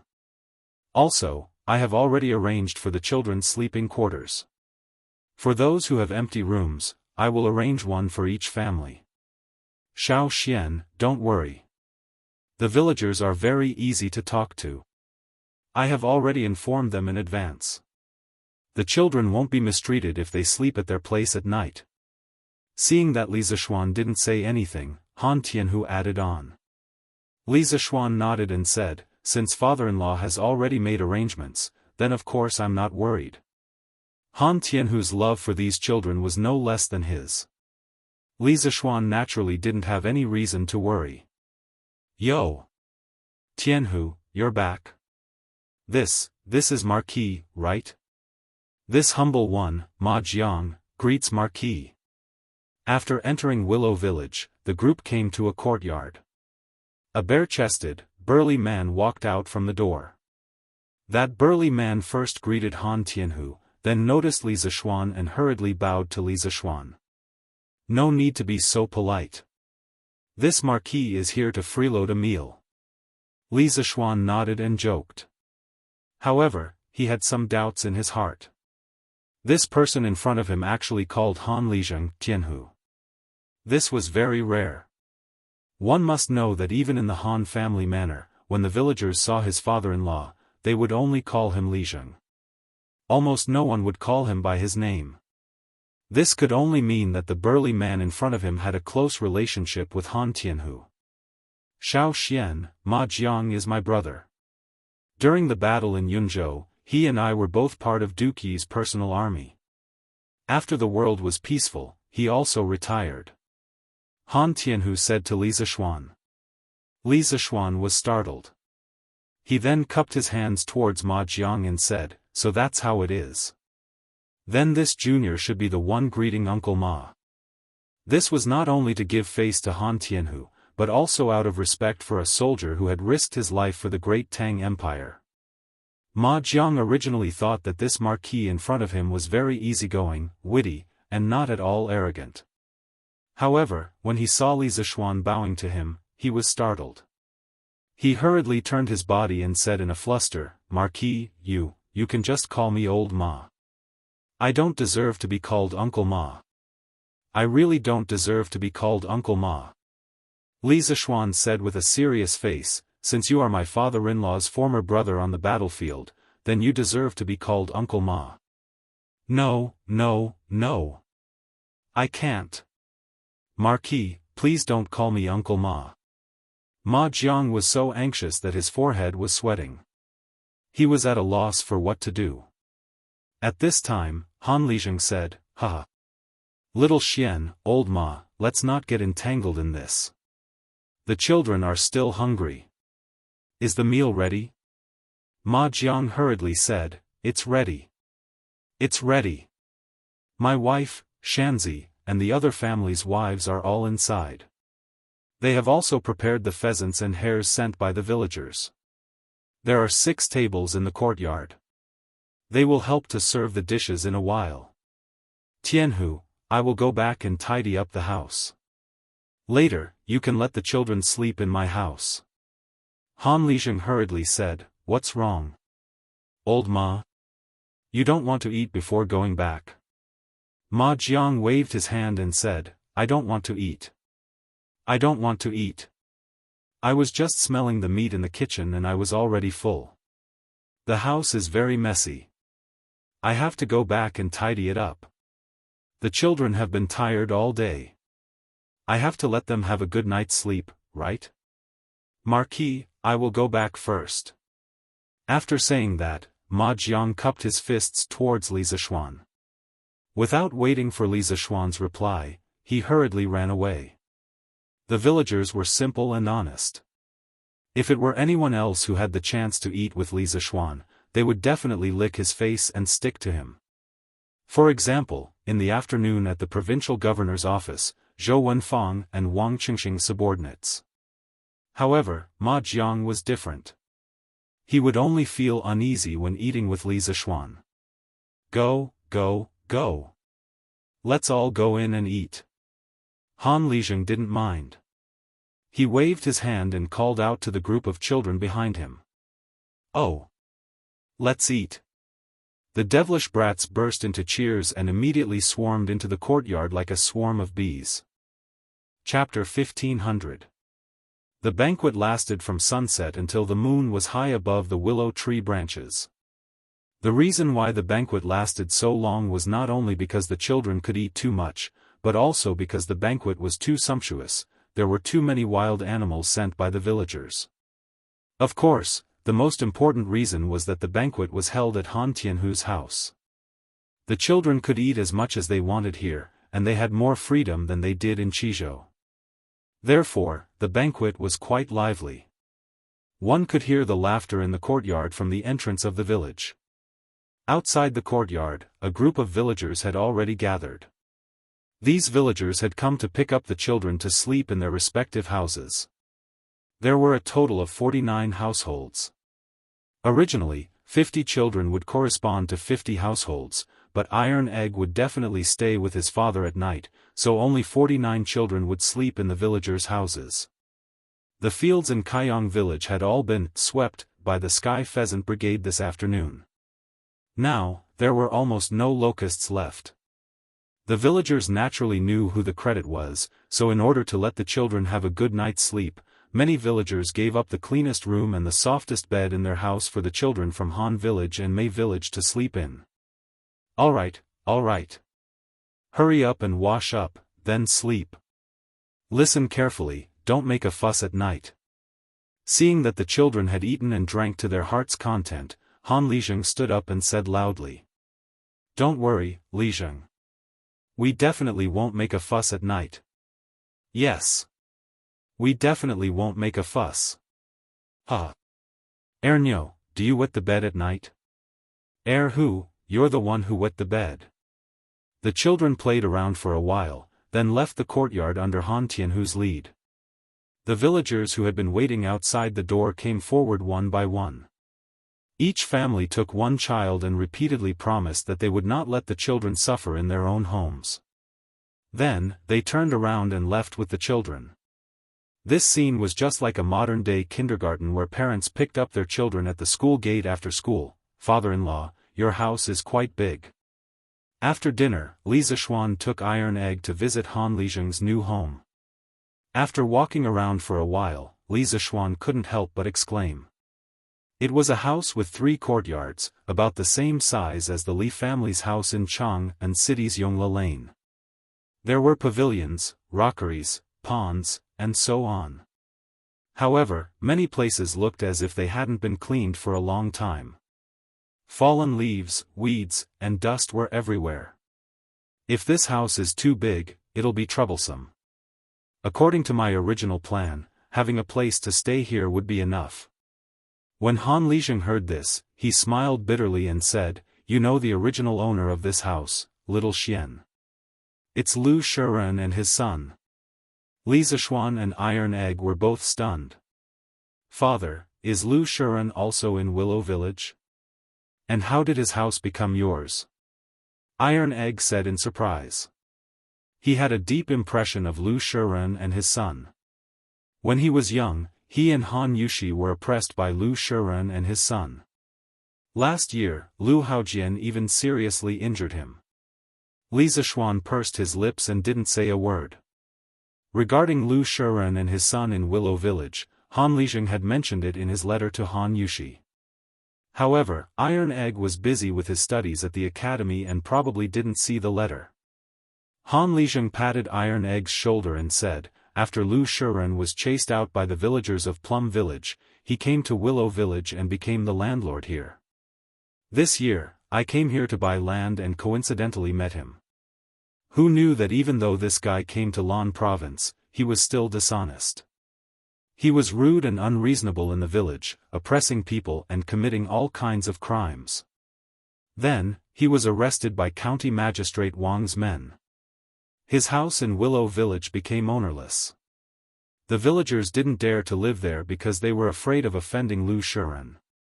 They were afraid that Lu Shiren would find trouble with them after he was released from prison. So, father moved in. Speaking of this, Han Lizheng said helplessly, it's just that this house is too big. How can I take care of it alone? Usually, I only take care of my own house. The other houses have been abandoned for a long time. This was also the reason why Han Tianhu didn't leave more children to live in his house. Those rooms that hadn't been cleaned for a long time would take a lot of time to clean up. It was already not easy to clean up 2 rooms for Li Zishuan and Iron Egg to live in. Father-in-law, you can buy some servants back. First, they can help you clean up the house. Second, they can take care of your daily needs. It's so convenient. Hearing this, Li Zishuan said with a smile. Although Han Tianhu's body was quite good, he was getting older. How could there be no one to take care of him? Han Lijing waved his hand and said, "No. No. I'm fine living alone. What's the point of buying servants? Father, just listen to master. If you don't have enough money, I still have some money here. I'll give it all to you." Iron Egg interrupted at this time. This child was starting to feel sorry for his father. "Hey! You stinking brat! Your father wants your money? I'm just used to living alone. I don't want the trouble." Hearing this, Han Lijing couldn't help but pat the back of Iron Egg's head. Although he said this, his heart felt warm. All right. That's your room. Go wash up by the well and then sleep." After pausing for a moment, Han Lijing urged Iron Egg again. "Oh. Then I'll go to sleep first. Father, master, you guys should sleep early too." Iron Egg knew that he couldn't persuade Han Tianhu. He stopped persuading him and prepared to sleep. Go." Li Zishuan nodded and replied. Iron Egg turned around and left. Li Zishuan picked up where he left off and said, "Father-in-law, you definitely have to buy a slave. Otherwise, you'll be the only one living in such a large residence." "What kind of person is that?" "I'll pay for it. Tomorrow, I'll get someone to help you find a few loyal servants." This wasn't a problem of money, nor was it a problem of being used to living alone. It was just that living in such an uninhabited house for a long time would make one feel more lonely. It was also a torture to one's heart. Seeing Li Zishuan's determined face, Han Lijing thought for a moment and replied, "All right. Let's just buy a few servants. Xiao Xian, you don't have to pay for it. I have more money than I can spend. After I'm done with this, I'll go buy some servants." Li Zishuan said suspiciously, "Father-in-law, don't wait until we leave and change your mind. I think you should go buy some tomorrow." Han Lijing glared at him and said angrily, "You little brat. Do I look like someone who doesn't keep his word? Hee. What a joke. What a joke." Li Zishuan laughed dryly and suddenly asked, "That's right. Father-in-law. How do you know that Ma Jiang? Did he used to live here?" Han Lijing thought for a moment and said, "That's right. Old Ma was originally from Willow Village. He joined the army first. I joined half a month later than him. When I first joined the army, I didn't know anything. With Old Ma's help, I didn't have to suffer a lot of beatings. Later, we were transferred to the personal guard camp and became the personal guards of Duke Yi. Back then, in the Battle of Yunzhou, we were heavily surrounded. I blocked an arrow for Duke Yi. Old Ma wasn't bad either. His martial arts were even better than mine. He killed dozens of Turkic soldiers alone. However, I had to return home early because of my leg injury. Old Ma waited until the world was at peace before he retired. He had a lot of military achievements. Logically speaking, he could use them to get an official position. However, he said that he didn't know how to be an official and didn't want to be one. He only wanted to go home to farm and accompany his wife and children. So, he went back to Willow Village in Yifang. I didn't expect that we two old brothers would meet again in our lifetime. It's really fate. Li Zishuan sighed and said, "That's really a coincidence." "It's really a coincidence." Han Lijing nodded. Then, his face suddenly became sad. He sighed and said, "It's a pity that some people, no matter how coincidental, will never meet again." After saying that, Han Tianhu's figure became inexplicably lonely. His back also became bent, as if he had suddenly aged a few years. Li Zishuan's heart moved. He thought for a while and asked, "Father-in-law, are you thinking of your old comrades?" Han Lijing nodded and said, "Yes. Yes. Many of us died in that battle. We couldn't bring back the bodies of our brothers. In the end, we could only bury them near the border of Yunzhou. Now that I'm living in Yifang, it's not far from Yunzhou. Every Qingming festival, I can go and pay my respects to my brothers. It's pretty good. Hearing that, Li Zishuan suddenly remembered that at the end of last year, Han Tianhu went to Yunzhou. After he came back, his temperament changed greatly. He became even more silent. Later, in order to help him deal with the sewage around the mine, Han Tianhu bought Willow Village, Nanping Village, and Kaiyang Village with his sponsorship. Then, he completely lived in Lanzhou. Now that he thought about it, Han Tianhu insisted on going to Yunzhou and living in Willow Village. Could it be that it was convenient for him to pay his respects to his old comrades? Father-in-law wanted to be the guardian of the heroes' graves. After comforting Han Tianhu for a while, it was almost late at night. Li Zishuan went to the well and took a simple, cold shower. Then, he went back to his room to sleep. The next day, early in the morning, the sky was not completely bright. The children who stayed in the villagers' houses had already come to Han Lizheng's courtyard to have breakfast. In this era, many people did not eat breakfast in the morning. However, because the children had to lead the Sky Chicken Brigade to kill locusts in the morning, this was very tiring work. Therefore, Han Lizheng still prepared breakfast for them. Breakfast was also very simple. It was porridge and flatbread. The flatbread was made before and only needed to be heated in the morning. It was a simple breakfast, but the children ate happily. Xiao Xian, come with me to Yunzhou today. When we get there, I have something to tell you. Li Zishuan was eating porridge when Han Tianhu came over and said to him. Yunzhou? Father-in-law, why do you suddenly want to go to Yunzhou? Li Zishuan was puzzled. Through the conversation last night, Li Zishuan knew that many of Han Tianhu's old comrades were buried in Yunzhou. However, today was neither Qingming Festival nor Chongyang Festival. Why did Han Lizheng want to bring him to Yunzhou? Don't ask, Xiao Xian. When we get to Yunzhou, you'll know. We'll go to Yunzhou in the morning and come back in the afternoon. It won't delay your work. Han Lizheng shook his head and did not explain the reason. Instead, he insisted. Li Zishuan thought for a moment and then nodded. All right then. We'll ride to Yunzhou later. After breakfast quickly, Li Zishuan led Dabai out while Han Lizheng led a strong black horse. They were ready to set off for Yunzhou. As for the Sky Chicken Brigade, they had already instructed Iron Egg to make arrangements. Yesterday, Iron Egg was in charge of commanding the Sky Chicken Brigade, so there was nothing to worry about. After packing up, the two of them immediately set off. Father-in-law. Your black horse is not bad. On the road, a black horse and a white horse galloped to their heart's content.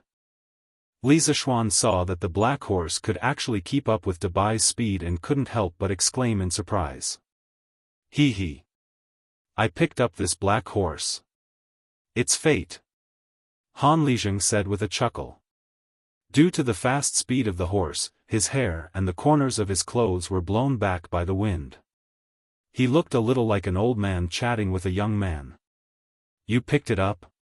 Where did you pick it up? Hearing this, Li Zishuan was stunned for a moment. This horse that he picked up could run so fast. How could he be so lucky? Hearing Li Zishuan's question, Han Lizheng's expression was faintly smug. It's a coincidence. This year, I went to Yunzhou to pay respects to my brothers. On the grassland not far away, I saw a black horse being chased by 5 grassland wolves. It was already bleeding from several bites. I've been to Yunzhou before and knew that wolves would occasionally appear here. When I came, I brought a bow and arrows. I saw that the black horse was quite pitiful, so I drew my bow and shot 2 of the wolves. When the other 3 wolves saw that their companions were dead, they didn't dare to continue chasing. This black horse actually had some intelligence. It knew that I saved it, so it ran to my side and didn't leave. When I saw the wounds on its body, its hind legs and buttocks were bleeding, I hurriedly led it to a nearby county and found a doctor who could treat livestock to treat it. After a few days, its wounds were healed, but it didn't leave. It was as if it wanted to rely on me, so I took it as a mount. When Li Zishuan heard this, he couldn't help but click his tongue in wonder. This horse knows how to be grateful? It's really intelligent. And looking at the speed of this horse, it's not inferior to some of the grassland's precious horses. Father-in-law, you've picked up a treasure. Han Lijing smiled indifferently. I'm not going to the battlefield now. I only go out to ride occasionally. What's the use of a good horse? It's fine as long as it can run. Xiao Xian, if you need it, I'll give this horse to you. I heard from Yushi a while ago that His Majesty has appointed you as an adjutant of the Black Armored Army. How can you not have a good horse in the army? You'll be looked down upon by the soldiers. Li Zishuan smiled and refused. There's no need, father-in-law. My Whitey isn't inferior to your black horse. Isn't that right, Whitey? As he spoke, Li Zishuan patted the neck of Whitey's horse. Whitey seemed to understand that someone, a horse wanted to steal its rice bowl. Thus, it completely became a runaway wild horse. It ran at full speed and in the blink of an eye, it left the big black horse behind. Ha! Whitey can run so fast. Hiya! Han Lijing was surprised for a moment, but he quickly reacted. He quickly urged the black horse under him and chased after Li Zishuan. Chapter 1501. Yifan County could be considered a county in the northern part of Lan Province, while Yun Province was to the north of Lan Province. Further north of Yun Province was the Great Steppe, where lived a group of valiant nomads, the Great Tang's mortal enemy, the Eastern Turks. After leaving Yifan County, the father-in-law and son-in-law rushed for an hour and arrived at the boundary of Yunzhou. Cloud Province was one of the 16 provinces of Yenyun between the Great Tang and the Turks. Since ancient times, it had been an important military base on the northern border, a barrier between the Great Tang and the Turks. There were not many people here, but many soldiers were garrisoned here. According to Han Lijing, Yunzhou County had 40 to 50,000 soldiers. Cloud Province only had one county under its jurisdiction, Yunzhou County. After reaching Yunzhou, Han Lijing had no intention of stopping. Instead, he continued to gallop northward. Li Zishuan wondered, could it be that my father-in-law wants to bring me to the border of the Great Tang? After galloping for another half an hour, Han Lijing finally stopped at the base of a mountain. Little Xian, this is Mount White. Han Lijing jumped down from his horse and pointed at the mountain range as he said to Li Zishuan, in the 6th year of Han Gaozu's reign, Han Xian rebelled in the Datong region and colluded with the Xiongnu to attack Taiyuan. Liu Bang personally led an army of 320,000 soldiers to meet the Xiongnu. First, they won at the Copper Rollers, and then they pursued until they reached Lufan. It was winter, and snow was falling, making the weather extremely cold. Although the Han army was 12 or 13, when they saw that the Xiongnu only had old and weak soldiers, they were even more eager to win. Ignoring the advice of the scouts, Liu Bang led the vanguard in pursuit of Mount White, but in the end, they fell for the Xiongnu's trap. Mao Dun Chanyu led his 400,000 cavalry to surround the Han army. The Xiongnu besieged Mount White for 7 days and 7 nights, leaving the Han army without food or water. The strategist Chen Ping advised Liu Bang to have Mao Dun Chanyu withdraw his army through marriage. Liu Bang agreed and sent someone to the Turkic camp to relay Liu Bang's proposal. At that time, the 320,000 soldiers that Liu Bang had brought were about to arrive at White Mountain. If Mao Dun Chanyu had not agreed, he would have been attacked from both sides. In the end, the Xiongnu retreated and Liu Bang left thousands of corpses on White Mountain. However, the Great Han Dynasty also started a marriage alliance with the Xiongnu. Only during the Hanwu Dynasty did Wei Qing and Huizubing attack the Xiongnu in the north to wash away the humiliation. Han Tianhu was originally from the Han family of the previous dynasty. His grandfather, Han Qinhu, was a pillar of the country and held a prominent position. Although Han Tianhu was only the son of Han Shai's concubine and was not favored in the family, he was much more knowledgeable than ordinary people. Therefore, he could easily recall these historical events. When Li Zishuan heard this, he could not help but fall silent. He did not know much about the Battle of Mount Baishan of the Western Han Dynasty. After all, he was not a history major in his previous life. However, he knew about the marriage between the Han Dynasty and the Xiongnu. Didn't Zhao Jun leave the fortress at that time? When Liu Bang first established the country, the national strength was not strong. It was indeed difficult for him to resist the Xiongnu. But to use women in exchange for peace is truly despicable. After a moment of silence, Li Zishuan opened his mouth to speak. Han Tianhu nodded his head vigorously and said emotionally, "Little Xian, you are right. This old man thinks the same way. Why should the good women of the Central Plains be sent to the Turks to be abused by those barbarians? Back then, when we followed the Qin king to the border, wasn't it so that the common people could live a peaceful life? Wasn't it so that our great Tang would not have to use women in exchange for peace with the Turks? Good men of the great Tang should die standing, not kneel and beg for the general interest, dragging out an ignoble existence. Therefore, thousands of good men of great Tang were buried at the foot of Mount Baishan. At this moment, the two of them led their horses around a bend and followed the direction that Han Lizheng was pointing at. When Li Zishuan took a closer look, he was stunned. Thousands of mounds of different sizes were neatly arranged at the foot of the mountain. In front of each mound was a small wooden plaque that was about a foot long. He could vaguely make out the words carved on the wooden plaque. Clearly, this was a graveyard for thousands of people. In front of the thousands of mounds was a huge mound. It was so huge that even 20 people holding hands would not be able to encircle it. In front of the mound was a tombstone that was about 1 zhang tall. On it were the words "Heroes of Great Tang." Inexplicably, Li Zishuan felt like crying. The tomb at the front is full of soldiers whose bodies were incomplete and whose identities could not be identified. Back then, we didn't know their names, so we could only bury them here. Looking at the huge tomb in front of him, Han Lizheng said faintly. When Han Tianhu was young, he was looked down upon by the Han family's matriarch and was forced to wander the Jianghu. He did not have much affection for the Sui dynasty. Later, Li Yuan raised his army from Taiyuan and broke through Chang, and with the momentum of wind and thunder, establishing the great Tang Empire. In the following war, he was unstoppable and showed signs of pacifying the entire country.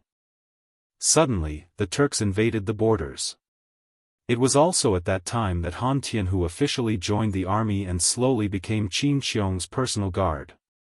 In the war between Great Tang and the Turks, Han Lizheng had experienced life and death.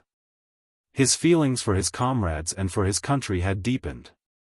It was because of this that he volunteered to come to Lan province to guard the tombs of these heroes. Influenced by Han Tianhu, Li Zishuan also felt a little sad, especially when he thought of the people buried under this huge tomb. They had risked their lives for this country, but in the end, their corpses were not even pieced together. They did not even have a tomb of their own. Li Zishuan did not feel good about it. What he didn't know was that this was already considered good. In many dynasties, soldiers would bury their fallen soldiers in a mass grave after the battle. Like this, every soldier had a grave and a tombstone. This was already very humane. As for those incomplete corpses being buried in a mass grave, there was nothing that could be done about it. Li Zishuan walked up to the massive tomb and took a deep breath. Then, he respectfully bowed to the tombstone. "You can go in peace. I will protect this great Tang for you. Little Xian, come with me." At this moment, Han Lizheng sighed and walked up the mountain. He said to Li Zishuan. Li Zishuan did not know what was going on, but he could only follow. Mount White was a mountain range that included many peaks. The peaks here were not steep, and the two could easily reach the top with their horses. "Little Xian, look over there." When they reached the top of the mountain, Han Lizheng pointed to the north and said to Li Zishuan. Li Zishuan looked in the direction of Han Lizheng's finger and saw flocks of sheep on the grassland to the north of the mountain range. Near each flock of sheep, there were 2 people following them. They must be the shepherds who looked after the flock. The Turks are actually herding sheep here? Aren't they afraid that the imperial court soldiers will rob their sheep? Li Zishuan frowned. These flocks of sheep were not far from the border between Great Tang and the Turks. In Li Zishuan's view, these people dared to herding sheep here. Han Lizheng shook his head and said, "No. They are not Turks, they are Han." Han? Li Zishuan could not help but ask in surprise, since they are Han, why would they be herding sheep on the grassland? Aren't they afraid of being robbed by the Turks? Han Lizheng closed his eyes in pain and sighed. He replied, "To be precise, they are Han who were enslaved by the Turks. They are all shackled on their feet and tied with ropes around their necks. The Turks raised them like livestock and forced them to work for them. After so many years, they can't escape, nor do they want to escape. If we send soldiers to rescue them, the Turks behind them will immediately shoot them down and then escape." Li Zishuan widened his eyes in shock. Hearing Han Lizheng's words, he could not help but grit his teeth and clench his fists. He could not help but emit a thick killing intent. Li Zishuan took a deep breath and suppressed the anger in his heart. He then asked, "Father-in-law, why would the Han work for the Turks on the grassland? Were they captured by the Turks?" Han Lizheng shook his head and said, "Some of them were captured by the Turks from the border counties. Most of them were captured by the Turks during the end of the Sui dynasty when the people of the Central Plains escaped from the chaos of war. These people, no one knows how many there are in total. It could be hundreds of thousands, or it could be 1,000,000. But no matter what, most of the Han people on the grassland were controlled by the Turks. They either became slaves, worked like cattle or horses, or were sent to the Turks' army. When there was a war, they were usually arranged to be at the front as human shields." Li Zishuan was shocked. 1,000,000. There are really so many Han people who fled to the Turks? Han Tianhu nodded and said, "Of course. Now Shili Khan claims to have 1,000,000 control bowstring warriors. So many people, where do you think they came from?" Li Zishuan was speechless. He did not expect that among the 1,000,000 control bowstring warriors of the Turks, there were actually many Han people. Shili was really vicious to use Han people to attack Han people. In truth, Han Tianhu wasn't exaggerating at all. The Great Tang had just been founded, and its national strength was weak, but it had encountered the Eastern Turks, whose national strength was at the peak. This was a peak that had never been seen in the history of the Turks. In the Book of Sui, Biography of the Turks, it was written, at the end of the Sui dynasty, there were many people returning to China. Then the Turks became strong and prosperous, and their power surpassed the Middle Xia. Their power surpassed the Middle Xia. These 4 words vividly demonstrated the strength of the Eastern Turks at that time. The Book of Old Tang, Biography of the Turks also wrote, "Shibi Khan is an auspicious person, the son of the Khan who enlightens the people." When Sui Dai succeeded the throne, the world was in chaos, and the people of China were running for it. His tribe was strong and prosperous, from Khitan and Shirwei in the east, to Tuyuhun and Gaochang in the west, they were all subordinates. More than 1,000,000 control bowstring warriors, the prosperity of North D was unprecedented. They looked down on Yin Mountain and had the ambition to belittle the Middle Xia. These were all descriptions of the strength of the Turks when Shibi Khan was at the end of the Sui dynasty and the beginning of the Tang dynasty. In stark contrast, the strength of the Turks during Ishbar-ul-Khagan's reign was a completely different picture. In the Book of Sui, Biography of the Turks, it was written, "Ishbar-ul-Khagan's bravery won the hearts of the people, and the northern barbarians all submitted to him, all of them became bandits, and he had 400,000 control bowstring warriors." From 400,000 control bowstring warriors to 1,000,000 control bowstring warriors, how long had it taken? 30 years, yes, only 30 years. In 30 years, the Eastern Turks could mobilize an army from 400,000 to 1,000,000. This meant that the number of people needed to mobilize an army had increased by 1.5 times. But the harsh environment of the steppe made it impossible to rely on natural population growth. Moreover, the 400,000 control bowstring warriors of Ishbarl Khagan's reign was a grand occasion before the Turks were divided into the eastern and western tribes. If one were to take into account the loss of population and army caused by the civil war of the Turks, as well as the sudden decrease in population and army caused by the division of the Turks into the east and west, as well as the loss of population and army caused by the several fierce attacks of the Sui dynasty against the Turks, then before the civil war of the Central Plains, when Shibi Khagan had just become the Khagan of the Turks, the number of soldiers in his army could not have exceeded 200,000. But after the internal strife of the Central Plains, countless Han sought refuge in Turkic lands, and the Eastern Turks rapidly expanded their army from 200,000 to 1 million. This meant that at least 800,000 Han elites of the Central Plains had joined the Eastern Turkic army. This sort of expansion speed could only be described as frenzied. Of course, not all Han were sent into the army, as the logistical support of 1 million control bowstring warriors was an astronomical number. The Turks alone would not have been able to support such a large army. Thus, even more Han were enslaved by the Turks. This was the result of countless Han of the Central Plains entering the Great Wall during the chaos of the Sui dynasty. As a result, the national strength of the Eastern Turks became unprecedentedly strong. Father-in-law, since there are so many Han in the Turks' territory, can you think of a way to have them work together to resist Xieli? When the time comes, the Great Tang can take advantage of the situation to send out troops, coordinating from the inside and outside. Even if the Turks have 1 million control bowstring warriors, what can they do? After a long silence, Li Zishuan suddenly asked. Little Xian, the human heart is a complicated thing. It's definitely not as simple as you think. Han Lijing shook his head and earnestly said, those Great Tang civilians who were captured by the Turks, perhaps many of them still want to return to the Great Tang, but those Han who took the initiative to join the steppe might not necessarily have their hearts on the Great Tang's side. In the million-strong army of the Turks, there are at most 200,000 to 300,000 Turks, but how can 200,000 to 300,000 Turks control 700,000 to 800,000 Han? Have you ever thought about this question? Li Zishuan frowned, his face turning unsightly. Without waiting for his reply, Han Lijing expressionlessly said, although the Turks' control over the Han is very strict, if they want to rely on this to control 700,000 to 800,000 Han, it's no different from wishful thinking. For so many years, the reason why the Han of the steppe did not cause any trouble is because some of them do not want to return to the Great Tang.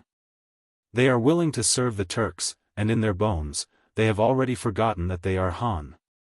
Chapter 1502.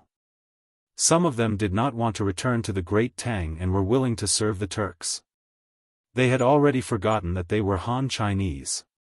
Hearing those words, Li Zishuan felt his hands and feet turn cold. No, to be more precise, his heart turned cold. This was an expression of extreme heartache.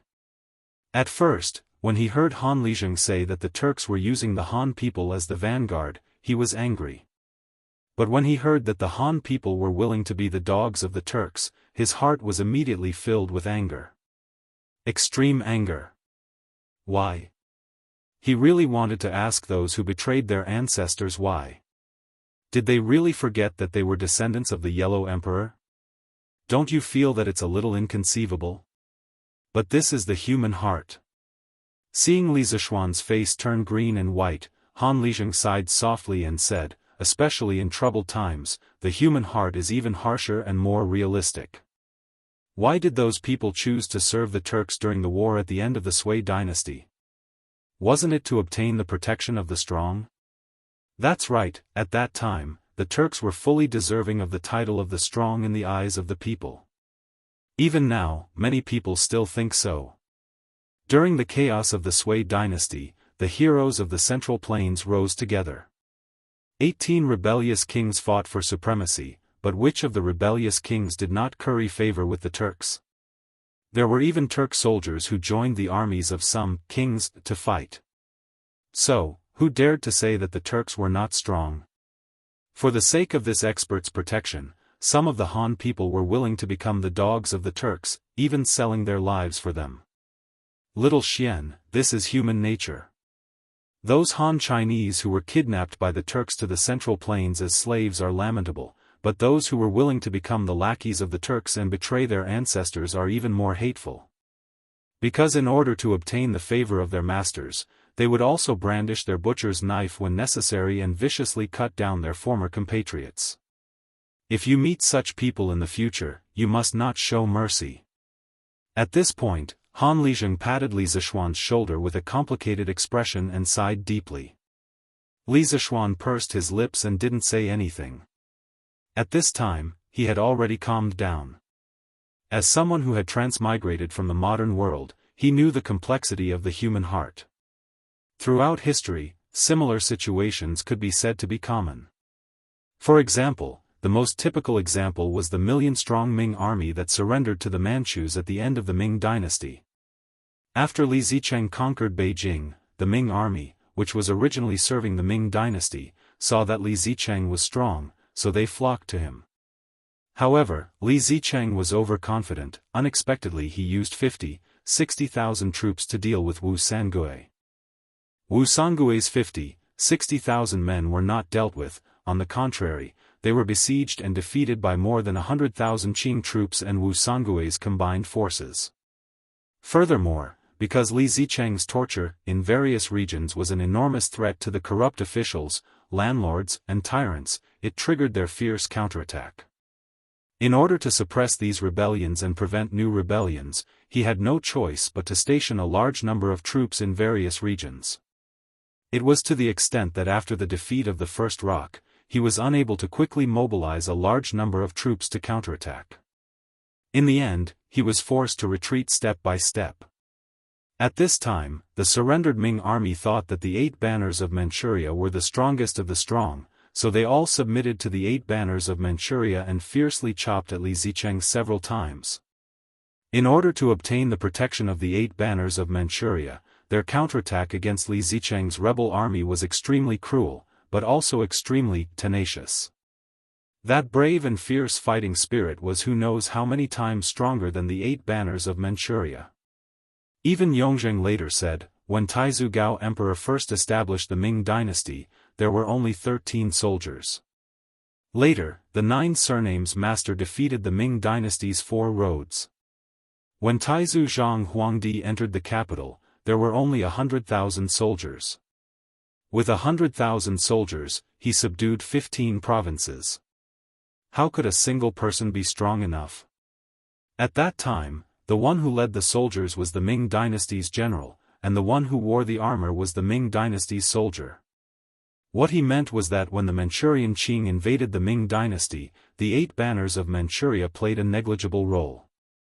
Furthermore, because the Manchurian descendants from White Mountain and Black Water had almost zero resistance to the smallpox virus wreaking havoc in the Central Plains and Jiangnan, in the war south of the Huai River and Qinling Mountains, there were no real Manchurian soldiers at all.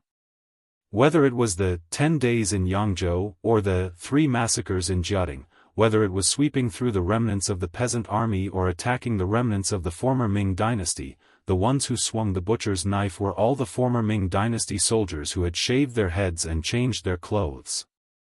There was no sign of the 8 banners of Manchuria soldiers at all. Speaking of which, what was the difference between the Han of the Central Plains who entered the Turkic lands to seek protection and the surrendered soldiers of the late Ming dynasty? Perhaps they were originally wolves, but now they had been tamed into dogs.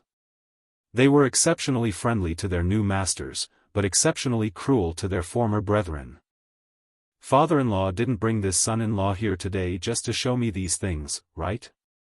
After seeing through the nature of those people, Li Zishuan felt a little tired. However, thinking that Han Liqing had specially brought him here, it probably wasn't just for this matter. Thus, he turned around and asked Han Tianhu. Han Tianhu pondered for a moment before saying, at the end of the 4th month, the Great Tang destroyed Liang Shidu and pacified the Shuo side in one fell swoop. During this time, the Turks failed to rescue Liang Shidu and were defeated by the Great Tang army. From then on, the Great Tang and the Turks were already in a state of full preparation for war. As for when the war would begin, it would depend on His Majesty and Shili's intentions. Little Xian, you're now an officer in the Black Armored Army. In the future war between the Great Tang and the Turks, you might even participate in it. The reason this old man brought you here today is to let you have a clear understanding of the current Turks. In the future, when you meet those people who have forgotten their ancestors on the battlefield, don't be merciful. In addition, this old man has a vague feeling that the war between the Great Tang and the Turks is coming soon. Because 5 days ago, in the afternoon, I saw a few Turks on White Mountain. They went straight south from the Nyopi Pass, and I don't know where they went. Turks? Li Zishuan's heart suddenly jumped. He hurriedly asked, "Father-in-law, are they really Turks and not Han?" Han Lizheng said with certainty, "They're definitely Turks. Those few people's riding skills are superb, and the way they ride is different from the people of the Central Plains. This old man has fought with Turks before. On this point, I'm definitely not wrong." Hearing this, Li Zishuan couldn't help but frown deeply. He whispered to himself, "Why did these Turks come to our Great Tang?" The Turks sneaking into the Great Tang could be a big or small matter. If they came to spy on the military, it would be slightly better. However, if they came with some conspiracy, it would be difficult to deal with them. After all, the enemy was in the dark while the Great Tang was in the light. It would be easy for them to be ambushed. Han Tianhu said, "Generally speaking, this kind of small-scale Turk sneaking into the Great Tang is mostly to spy on intelligence. Chang'an City catches at least a few dozen spies every year, if not hundreds, so it's not surprising. However, the leader of the Turks seems to be a little unusual." Li Zishuan curiously asked, "Why do you say so?" Han Tianhu shook his head and said, "This old man doesn't know either. It's just my intuition." After that, he closed his eyes and recalled twice. Then, he said, "The leader of the Turks was wearing a black robe. It's obviously hot in this season, but he was wrapped in a black robe. It's really strange. Moreover, the black horse he was riding was definitely a 1 in a million good horse. I think his identity must be extraordinary. Black robe, a steed." Li Zishuan frowned. He had an inexplicable bad feeling in his heart. "All right.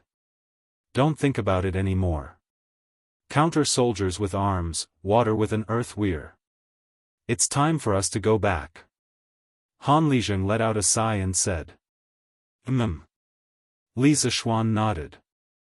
The father-in-law and son-in-law led their horses down the mountain and galloped towards Lan Province.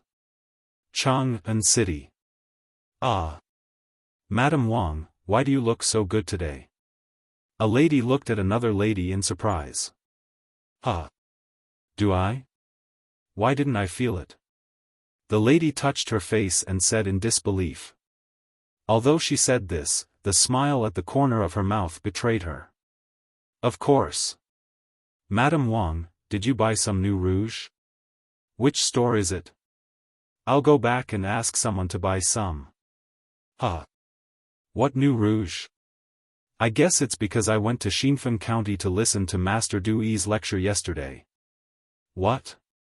Listening to someone's lecture can make one's complexion better? Is that true?" "That depends on who's lecturing. Master Dui's Buddhist teachings are profound. I can understand everything he lectured. After listening to it, I felt very comfortable and slept very well at night. That's why my complexion looks better than before. Isn't that too magical? Then, when is Master Dui going to lecture again? I want to go and listen too. Master Dui will lecture again the day after tomorrow. But only people from the Dragon sect can go. Sister Chen, I'm afraid you can't go."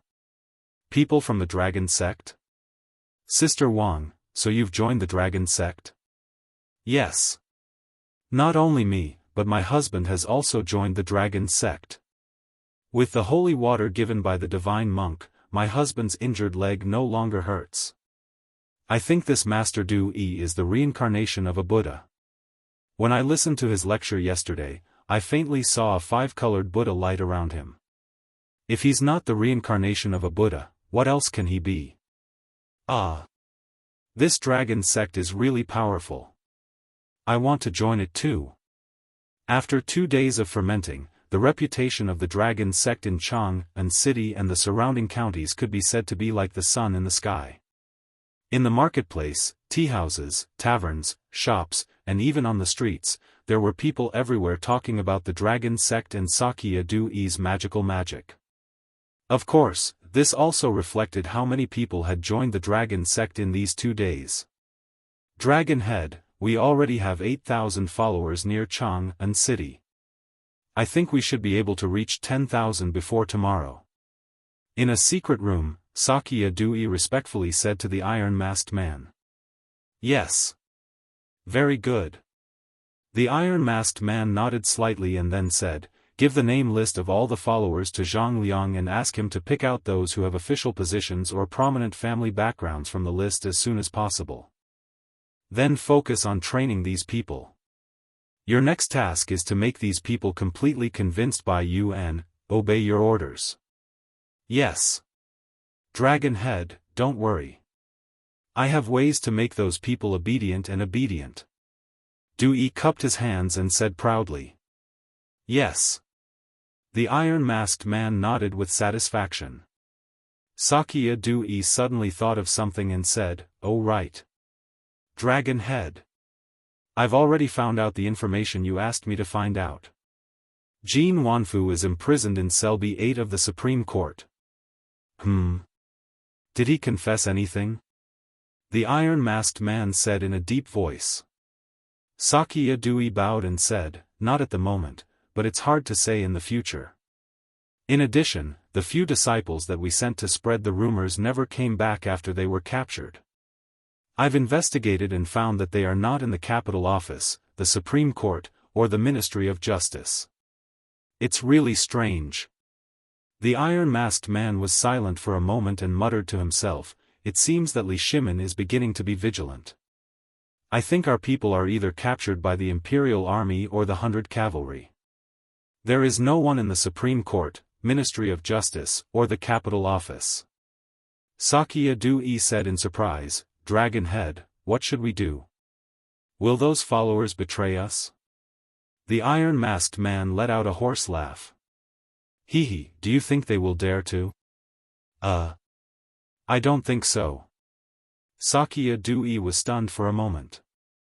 Then he said, Dragon Head, Jin Wanfu's family is not in our hands. If he betrays us, won't Dragon Sect be in danger? The iron-masked man was silent for a moment and then said coldly, then let him never open his mouth. I'll leave this matter to you. Do it cleanly and don't give yourself away. Wuxia Du Yi bowed and said, yes. Dragon Head. Also, stop spreading rumors. Now that Li Shimin is vigilant, we should be more careful. The iron-masked man said after thinking for a moment. Yes. Dragon Head. Your Majesty, the 5 suspects have all committed suicide by biting their tongues.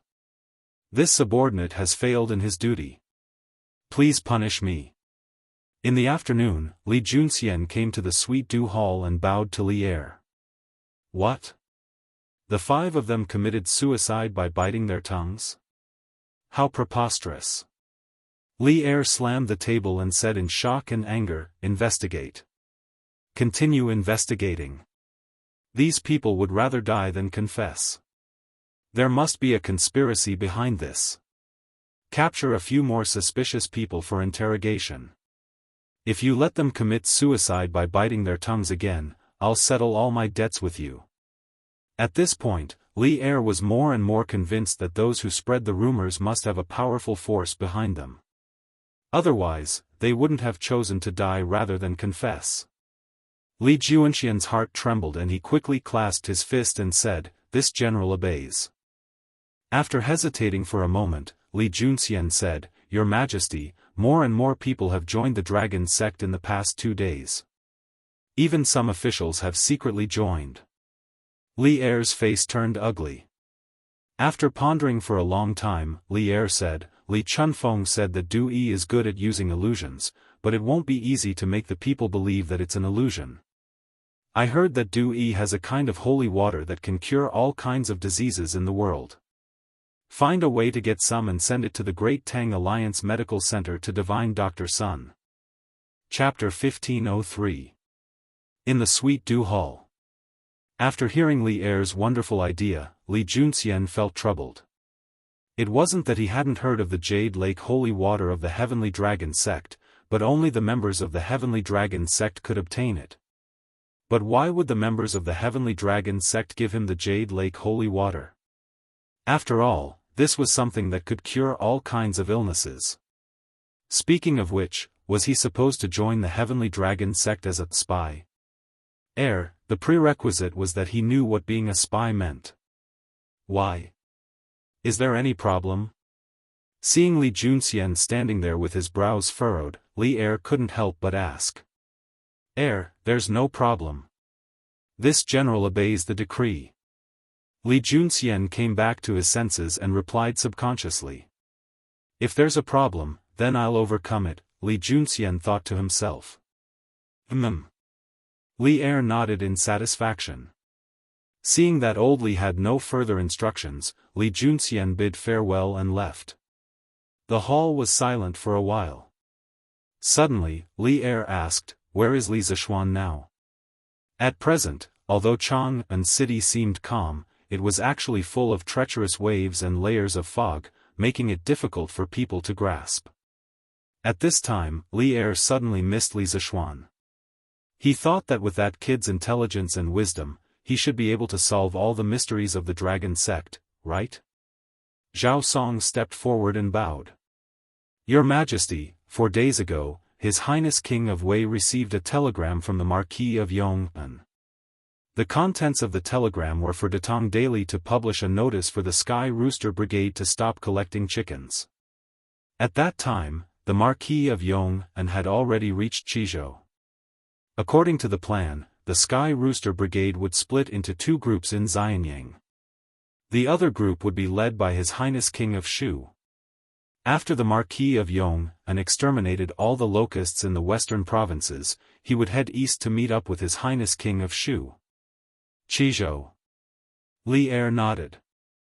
After a moment of silence, he said, if I remember correctly, the governor of Qizhou should be Wang Renbiao, right? Zhao Song smiled. Your Majesty is wise. The Qizhou provincial governor was Wang Renbiao. The reason why Marquis Yong'an ordered Datong Daily to publish the announcement that the Sky Pheasant Brigade has stopped collecting chickens is because Marquis Yong'an received 100,000 chickens from provincial governor Wang as reinforcements. The Sky Pheasant Brigade has now exceeded 600,000. 600,000. It was twice as much as when they left Chang'an. Great. Good. I finally heard some good news. Li Er sighed. Night, in the Supreme Court's prison. You two, go take a look at Cell A. There are a few dishonest prisoners over there. Give them a good beating. Inside the cell, a slightly plump middle-aged man with a mole on the bridge of his nose and wearing a jailer's uniform walked to the vicinity of Cell B and ordered the jailers guarding there. Obviously, this guy was the head of the prison. Yes. Boss. The prison guards didn't suspect anything. They cupped their fists and headed towards the cell area. Venerable One, quick. Go in quickly. There's only half an incense's time. Please hurry. After the jailers left, the head of the prison turned around and said respectfully to the man who was also wearing a jailer's uniform behind him. Half an incense's time is enough. Don't worry. The man patted the jailer's shoulder, took the key, and walked towards cell B8. Ding-ling ding-ling. With the sound of iron chains, the iron door of cell B8 was opened. I've told you everything I wanted to tell you. What else do you want to ask? In the cell, a slightly plump man with disheveled hair and a dirty face was sitting on the ground. When he heard the cell door open and someone walk in, he said impatiently. "Oh? You've told me everything? Then what did you tell me?" The jailer said faintly. The man who was sitting on the ground suddenly quivered when he heard the voice. He raised his head and pushed the hair in front of his face to the side. When he saw the jailer's face clearly, he quickly crawled over excitedly and said, "Venerable. Venerable One, you've come to save me." I didn't say anything that I shouldn't say. Please save me quickly." The jailer squatted down and looked down at the man on the ground. He asked faintly, "Oh? You really didn't say anything that you shouldn't say? Really? More real than real gold. Venerable One, please save me quickly. The people in the imperial court don't know that I'm from the dragon sect." The man on the ground quickly said. "Huh. Since you didn't say anything, I'm relieved. All right. Quickly send me out." A moment later, a jailer walked out of cell B8. The jailer calmly walked to the side of the head of the prison and said faintly. "So fast? Venerable One, how is Jianghu?" The head of the prison trembled and quickly asked in a low voice. Don't worry. He choked to death while eating. No one will be able to trace it back to you." The jailer said with a chuckle. I'll take Venerable One out right away." The head of the prison heaved a sigh of relief. Then, one in front and one behind, the two of them walked toward the exit of the cell with calm expressions. "Boss. The dishonest prisoners in cell A have already behaved themselves. Do you want to go take a look?" Halfway there, they happened to run into the jailers who had been sent away earlier. Hearing this, the head of the prison shook his head with a dignified expression. No need. Do you think I'm worried about the few of you? Go back to cell B and keep an eye on it. I'll go take a look elsewhere." "Yes. Boss." The jailers obeyed and left. The head of the prison exchanged glances with the Venerable One, then hurriedly continued walking toward the exit. Who's that brother following behind boss? Why does he look so unfamiliar?" In cell B, when the jailers saw that their head of the prison wasn't nearby, they began to whisper among themselves. "Isn't that Wang Ming? Isn't he always by boss's side? Bah! What's with that look? How can that be Wang Ming? He's much taller than Wang Ming. Oh. Then I don't know. Maybe he's a newcomer? A newcomer? Why haven't I heard of any newcomers here recently? Hey! Who cares? Sleep, sleep. Before boss comes back, we can still sleep for a while. Jianghu. Jianghu. I'm calling you. Get up and eat." What did I say about you being an old bastard? Do you still want to eat? The next day, at the door of cell B8, a jailer carrying a rice bucket walked over and shouted at Jianghu, who was opposite him. He shouted once, but no one responded. He shouted twice, but still, no one responded. Gradually, the jailer realized that something wasn't right. He hurriedly put down the rice bucket, opened the cell door, and walked in quickly. At this moment, Jianghu was lying on his back on the straw bed. His eyes were wide open, and the whites of his eyes were rolling up. His mouth was slightly open, and the rice inside could be faintly seen. His hand was on his neck, and it looked like he had choked on his food. The jailer panicked and hurriedly stretched out his hand to check Jianghu's breathing. This test caused his heart to turn cold. Someone. The prisoner in cell B8 choked to death. Reporting to Shaoqing, the shopkeeper of Yanhuang Bank, Jianghu, who was escorted back to the capital from Xinfeng County a few days ago, died last night. Dai Zhou had just returned to the Supreme Court after the morning court when a bailiff hurriedly ran over and bowed with cupped fists. Jianghu died in the cell last night? How did he die? Hearing this, Dai Zhou was horrified and hurriedly asked.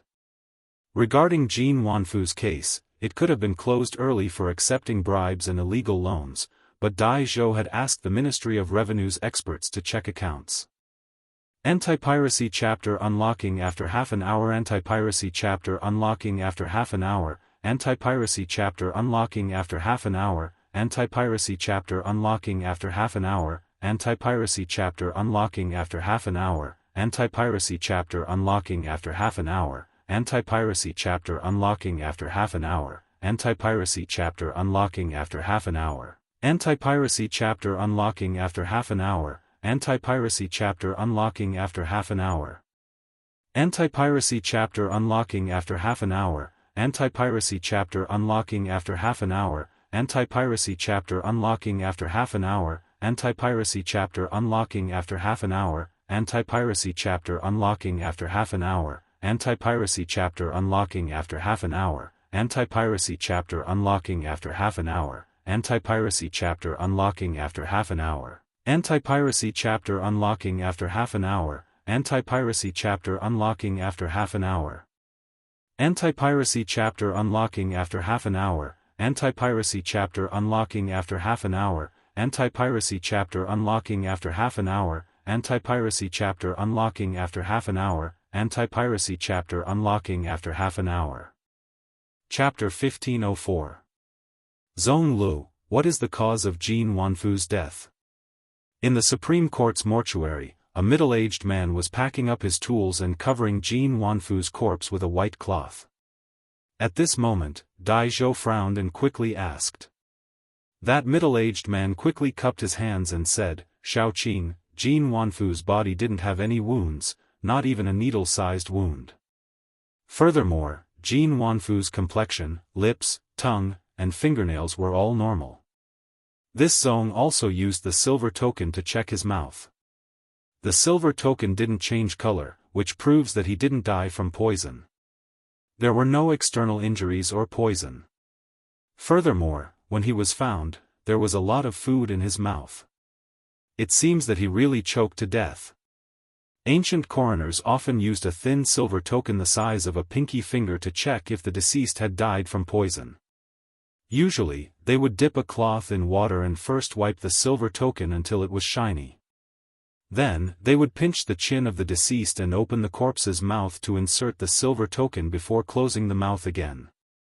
After an hour, the silver token would be taken out. If it turned black, it could be concluded that the deceased had died from poison. The coroner in front of them obviously used this method to check. When Dai Zhou heard this, his old face couldn't help but turn black. He angrily said, "Nonsense. How could a person choke to death while eating? Is the food in the Supreme Court's prison that delicious?" This, Coroner Zhong Lu was choked by Dai Zhou's words and was speechless. If possible, he didn't want to say that Jin Wanfu choked to death. However, all the signs and expressions showed that Jin Wanfu choked to death and wasn't killed. Alright. Zhong Lu is just stating facts. Xian Yin, don't vent your anger on him. Dai Zhou, courtesy named Xian Yin. At this moment, Lu Dui spoke up. He had also rushed over after hearing that Jin Wanfu had died in prison. After stabilizing Dai Zhou, Lu Dui looked at Zhong Lu and said, "Zhong Lu, Jin Wanfu was the shopkeeper of Yanhuang Bank in Xinfeng County when he was alive. It could be said that he lived a luxurious life. What kind of delicacies had he not eaten? How could he possibly choke himself to death just because of a prison meal? Therefore, before you come to a conclusion, you must be extremely careful, unless you are absolutely certain that he choked to death." After hearing Lu Dui's words, Zhong Lu couldn't help but hesitate. After hesitating for a moment, he cupped his hands and said, "Minister Lu, people who choke to death are usually choked to death by lumps of food in the upper part of the esophagus. They would open up the esophagus and compress the airway, or even completely compress the airway, resulting in death by suffocation. It's simple to determine if Jin Wanfu was choked to death. We just need to cut open his throat and take a look. But if we do that, we will have to destroy the body of the deceased. Speaking to the end, Zhonglu started to feel awkward again. After all, the dead were more important than the dead, especially in this era where most people believed in ghosts and gods. Unless it was someone who had committed a heinous crime, under normal circumstances, when a person died, all debts would be erased. Very few people would deliberately destroy the corpse of the dead. Lu Dui frowned and raised his head to look at Dai Zhou. Seeing Dai Zhou secretly nodding at him, he muttered to himself for a moment and waved his hand. This case is of great importance. Immediately perform an autopsy. There are too many mysteries surrounding Jin Wanfu. Now that he died without knowing the cause of his death, we must find out the cause of his death. You don't need to have too many misgivings. Zhong Li's expression turned solemn as he cupped his hands and said, "Yes, my lord." After saying that, he hurriedly picked up the toolbox on the table and prepared to perform an autopsy. Time slowly passed and Zhong Lu was sweating profusely. Fortunately, Jin Wanfu had died not long ago. Otherwise, the stench of the corpse in the room would be unbearable. About half an hour later, Zhong Lu stood up. Before he could heave a sigh of relief, Dai Zhou asked, "How is it? Did this Jin Wanfu choke to death?" Lu Dui also looked over with an inquiring expression. Zhong Lu cupped his hands and said, reporting to the two sirs, after this Zhong's examination, the food in Jin Wanfu's mouth didn't completely enter the esophagus, let alone compress the airway. Therefore, this Jin Wanfu definitely wasn't choked to death. The food in his mouth looked like it was forcefully stuffed in after he died. As expected. Dai Zhou's expression changed slightly and said, "Then how did Jin Wanfu die?" Zhong Lu shook his head and said, "At present, we can only confirm that Jin Wanfu didn't choke to death. As for the specific cause of death, it still needs to be investigated.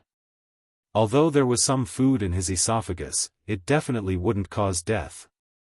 Previously, this Zhong said that there were no external injuries on his body and that he didn't die from poisoning.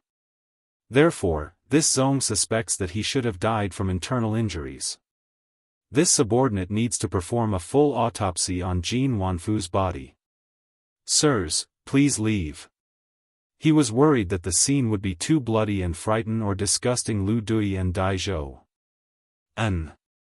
Do as you wish. You must investigate the cause of Jin Wanfu's death thoroughly. Lu Dui said earnestly to Zhong Lu and then left the mortuary with Dai Zhou. Minister Lu. Since Jin Wanfu didn't choke to death, then he must have been killed. However, the Supreme Court's prison has always been heavily guarded. It's almost impossible for outsiders to enter without making a sound. Therefore, this subordinate suspects that this matter must have been done by people from the Supreme Court. After leaving the mortuary, Dai Zhou cupped his hands and said to Lu Dui. Hearing that, Lu Dui pondered for a moment, then nodded with a serious face and said, "Xian Yin's words are very reasonable. This official orders you to immediately interrogate the prison guard who was on duty last night." Understood. Dai Zhou's spirits were lifted, and he hurriedly cupped his hands and accepted the order. "Are you sure that the Supreme Court's people won't be able to find out that it was you? I heard that Dai Zhou of the Supreme Court is impartial and resolves cases like a god. Ever since he took office, he has never been wronged. Can your methods really hide from his eyes?" Outside Xinfeng County, in a secret room. The iron-masked man had his hands behind his back and was facing Shijiadu as he asked lightly. "Don't worry, Dragon Head.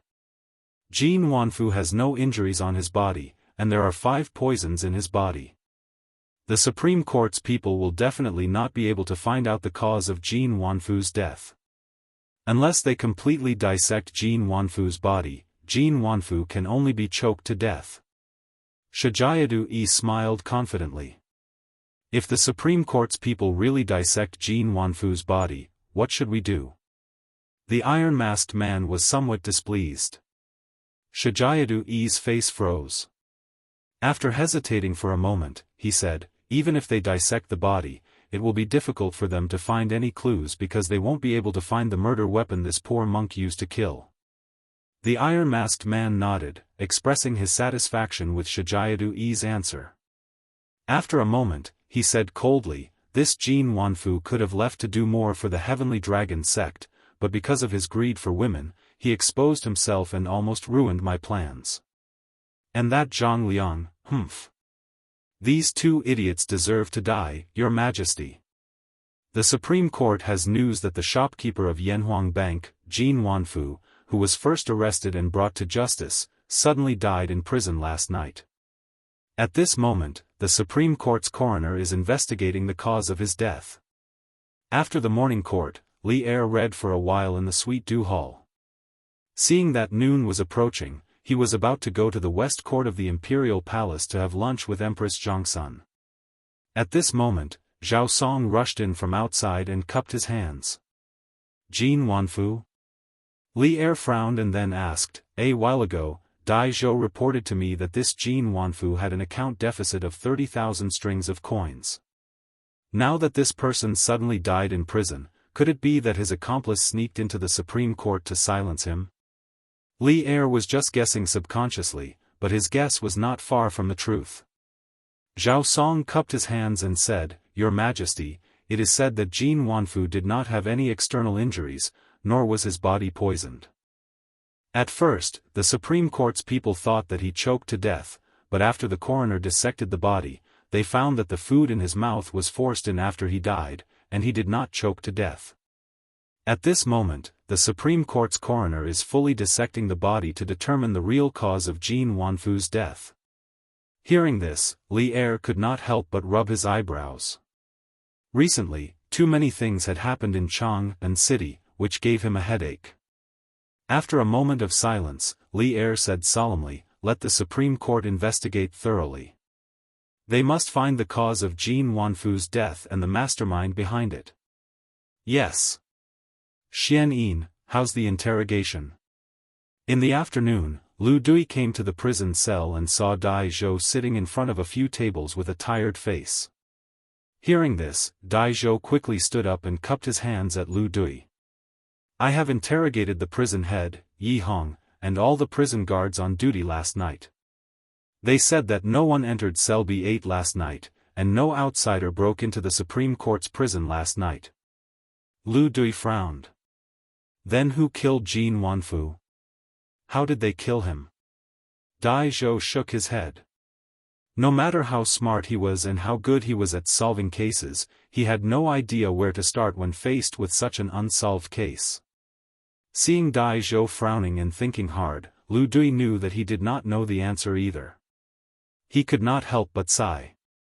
His Majesty already knows about Jin Wanfu's death, and he ordered us to find the cause of Jin Wanfu's death as soon as possible and find the murderer. We have to hurry. Dai Zhou cupped his hands and said, I will do my best. I am not worried about your ability. Lu Dui nodded and cheered Dai Zhou on. Officer Lu, Officer Dai, Coroner Zhong Lu has found the cause of Jin Wanfu's death. At this moment, a yamen runner rushed in and cupped his hands at Lu Dui and Dai Zhou. The two of them looked at each other and were pleasantly surprised. Lu Dui quickly said, let's go. Let's go to the mortuary immediately. A moment later, the two of them arrived at the mortuary. Before they even entered the room, a very strong smell of blood rushed to their faces. Dai Zhou and Lu Dui were eager to find the answer and did not care about this at all. The two of them directly pushed the door open and entered. Yes, no need to be so polite. Quickly tell us the real cause of Jin Wanfu's death. Zhong Lu was about to salute but was interrupted by Lu Dui. Yes. Sir. Lu Dui nodded and said, I found 2 deep holes in Jin Wanfu's throat that went straight to the back of his head. This is the fatal wound. Jin Wanfu should have died suddenly because of this reason. 2 deep holes that went straight to the back of his head? Dai Zhou's face was full of shock. He then said in a low voice, could it be that someone used a sharp object like a needle to enter Jin Wanfu's mouth in the form of a hidden weapon, causing his death? Zhong Lu shook his head and said, no. I did not find any murder weapon in Jin Wanfu's body. The thin needle that Officer Dai mentioned was also not there. Lu Dui could not help but ask, since there was no murder weapon, then how did the deep holes in Jin Wanfu's throat form? Zhong Lu said, I don't know. In addition, these two deep holes did not go through the back of his head. The murderer's control of strength is very good. If I'm not wrong, the murderer should be someone who practices martial arts, and his martial arts are not low. Dai Zhou seemed to have thought of something and his face turned ugly. He cupped his hands at Lu Dui and said, Officer Lu, those jailers are definitely not telling the truth. I will go to the prison and interrogate them again. Lu Dui nodded and said, Go. If necessary, you can use torture. In order to solve the case as soon as possible, old Lu could be considered to be going all out. Dai Zhou cupped his hands and left. Chapter 1505. Father. You don't have to worry about my homework. Why don't you tell me what case you're investigating first?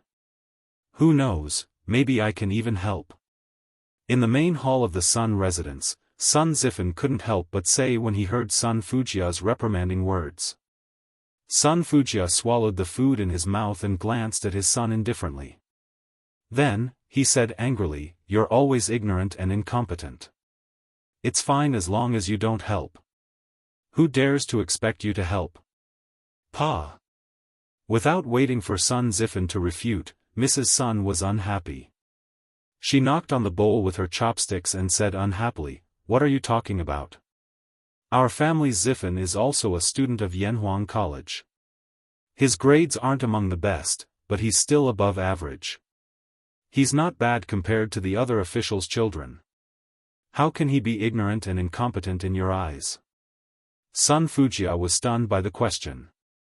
In order to eat as soon as possible, he quickly begged for mercy, Okay. Madam, you're right.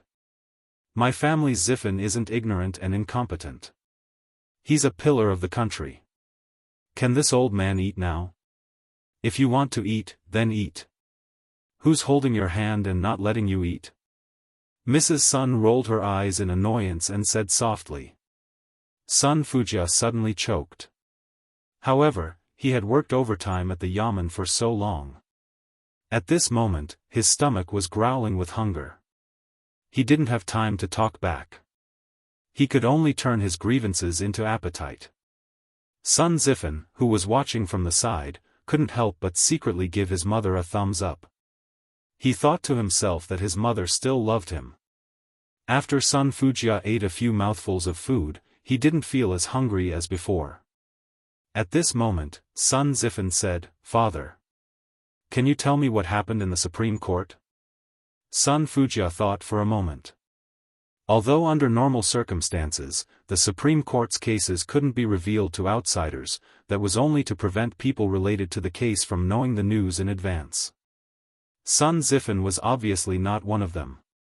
So, after hesitating for a moment, Sun Fujia said, Speaking of this case, it has something to do with the Yamacho. Oh? It has something to do with the Yamacho? Hearing this, Sun Zifen immediately became alert. Sun Fujia nodded and said, A few days ago, your Yamacho brought the Sky Pheasant Brigade to Xinfeng County and discovered that the manager of Yanhuang Bank, Jin Wanfu, had violated the rules by accepting bribes and lending money to local grain merchants. Hence, Jin Wanfu was arrested by the Xinfeng County magistrate and escorted back to the capital. Originally, Dai Xiaoqing thought that Jin Wanfu was only guilty of this one crime. However, when Dai Xiaoqing asked an expert from the Ministry of Revenue to investigate, he discovered that Jin Wanfu's account book actually had 30,000 Tang Yuan missing. With such a huge sum of money, the whereabouts of it had to be investigated thoroughly. Thus, Dai Xiaoqing re-interrogated Jin Wanfu. However, Jin Wanfu refused to reveal the whereabouts of the 30,000 Tang Yuan. Dai Xiaoqing could only lock him up in the Supreme Court's prison and slowly interrogate him.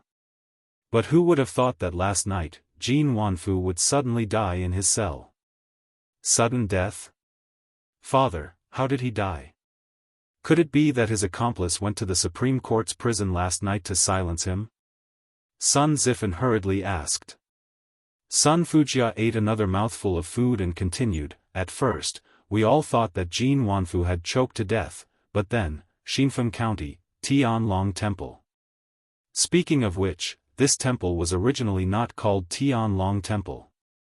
It used to be called Tianfo Temple. It was a temple that had been abandoned for a long time. However, ever since the people of Tianlong sect came over, this temple had been tidied up and became livable again.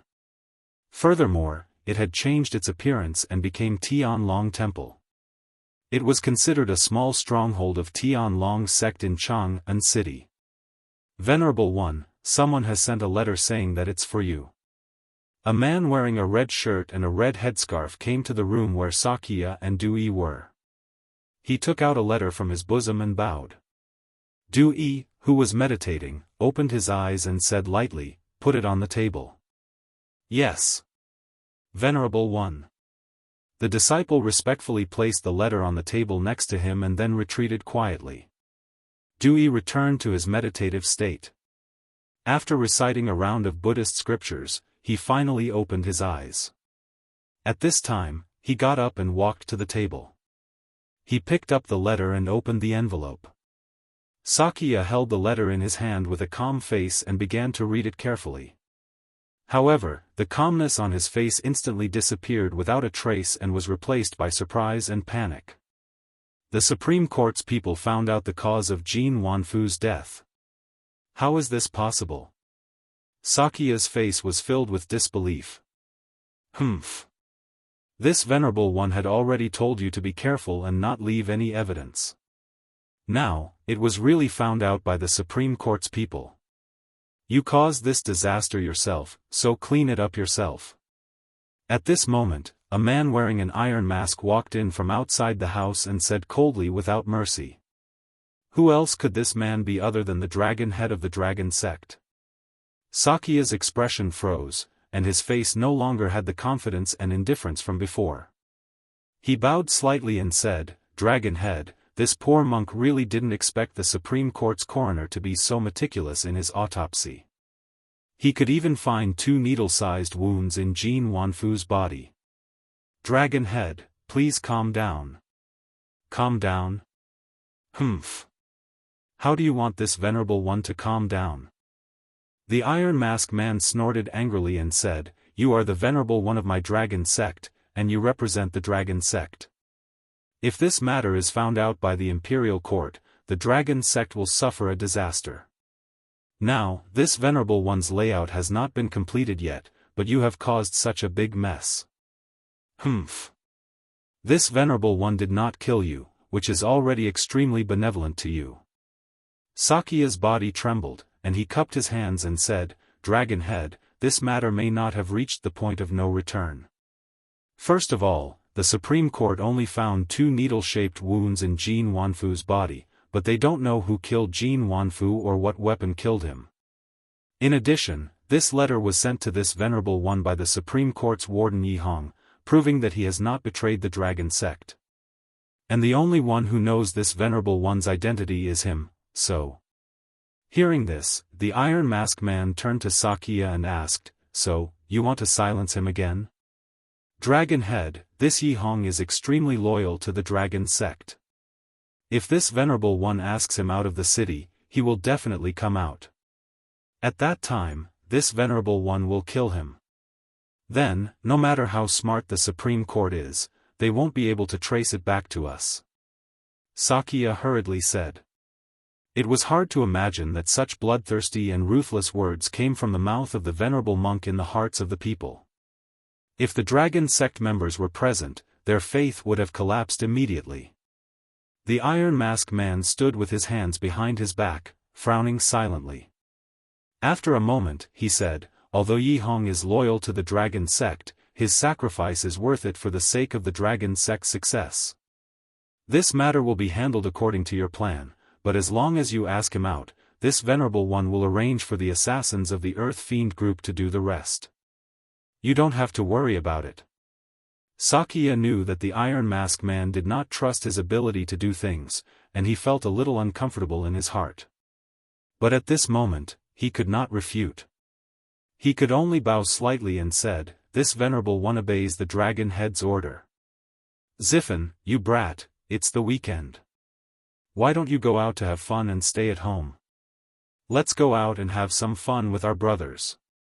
The next day, Di Zhixuan, Li Tai, and Yuqi Baolin came to the backyard of the Sun residence and said to Sun Ziffen, who was lying on the armchair. This armchair was originally created by Li Zixuan. Later, after people close to Li Zixuan experienced the comfort of the armchair in the Li residence, they all found craftsmen to imitate it.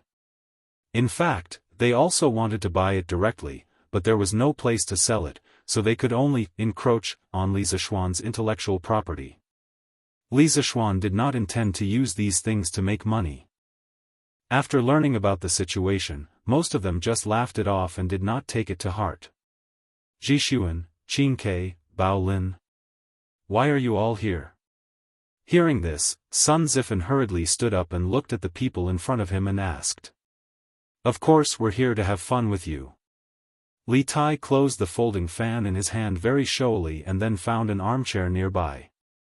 After sitting down, he said, Ziffen, Chang'an City has been very lively recently. I heard that a divine monk called Du Yi, who is the reincarnation of God and Buddha, has come here. He can use all kinds of magic. The people are talking about him like a god. Sun Ziffen said with a look of disbelief. Qingke, Yamacho said that there are no immortals in this world. This divine monk Du Yi must be a liar. The reason why so many people believe him is that his deception skills are better. Qingke, Zhixuan, do you still believe this? Li Tai said carelessly, it's not about whether we believe it or not, but the people have already talked about this divine monk Du Yi like a god. Isn't it a pity if we don't go and see for ourselves? Besides, if Du Yi is really a liar who fooled the people, we can expose him on the spot. Let's see if he dares to pretend to be a god and fool the people in the future. Di Zhixuan nodded and said, Qingke is right. We are all disciples of engineering. Naturally, we don't believe in the reincarnation of God and Buddha. This Du Yi either wants to use this trick to cheat money, or he wants to use the identity of the reincarnation of God and Buddha to bewitch the people for his use. No matter what the situation is, we can't sit by and let him continue to pretend to be a god. Sun Ziffen frowned and said, if you want to expose Du Yi's deception, you can go. Why do you have to drag me into it? Li Tai and Di Zhixuan looked at each other and wanted to say something but stopped on second thought. Yuqi Baolin was more straightforward. He scratched his head and said, Ziffen, we are here to find your father. Lord Sun is the Shaoqing of the Supreme Court and is very good at judging cases. He can definitely see what kind of trick Du Yi is playing at a glance. As it turned out, these people were not here for him, but for his father, Sun Fujia.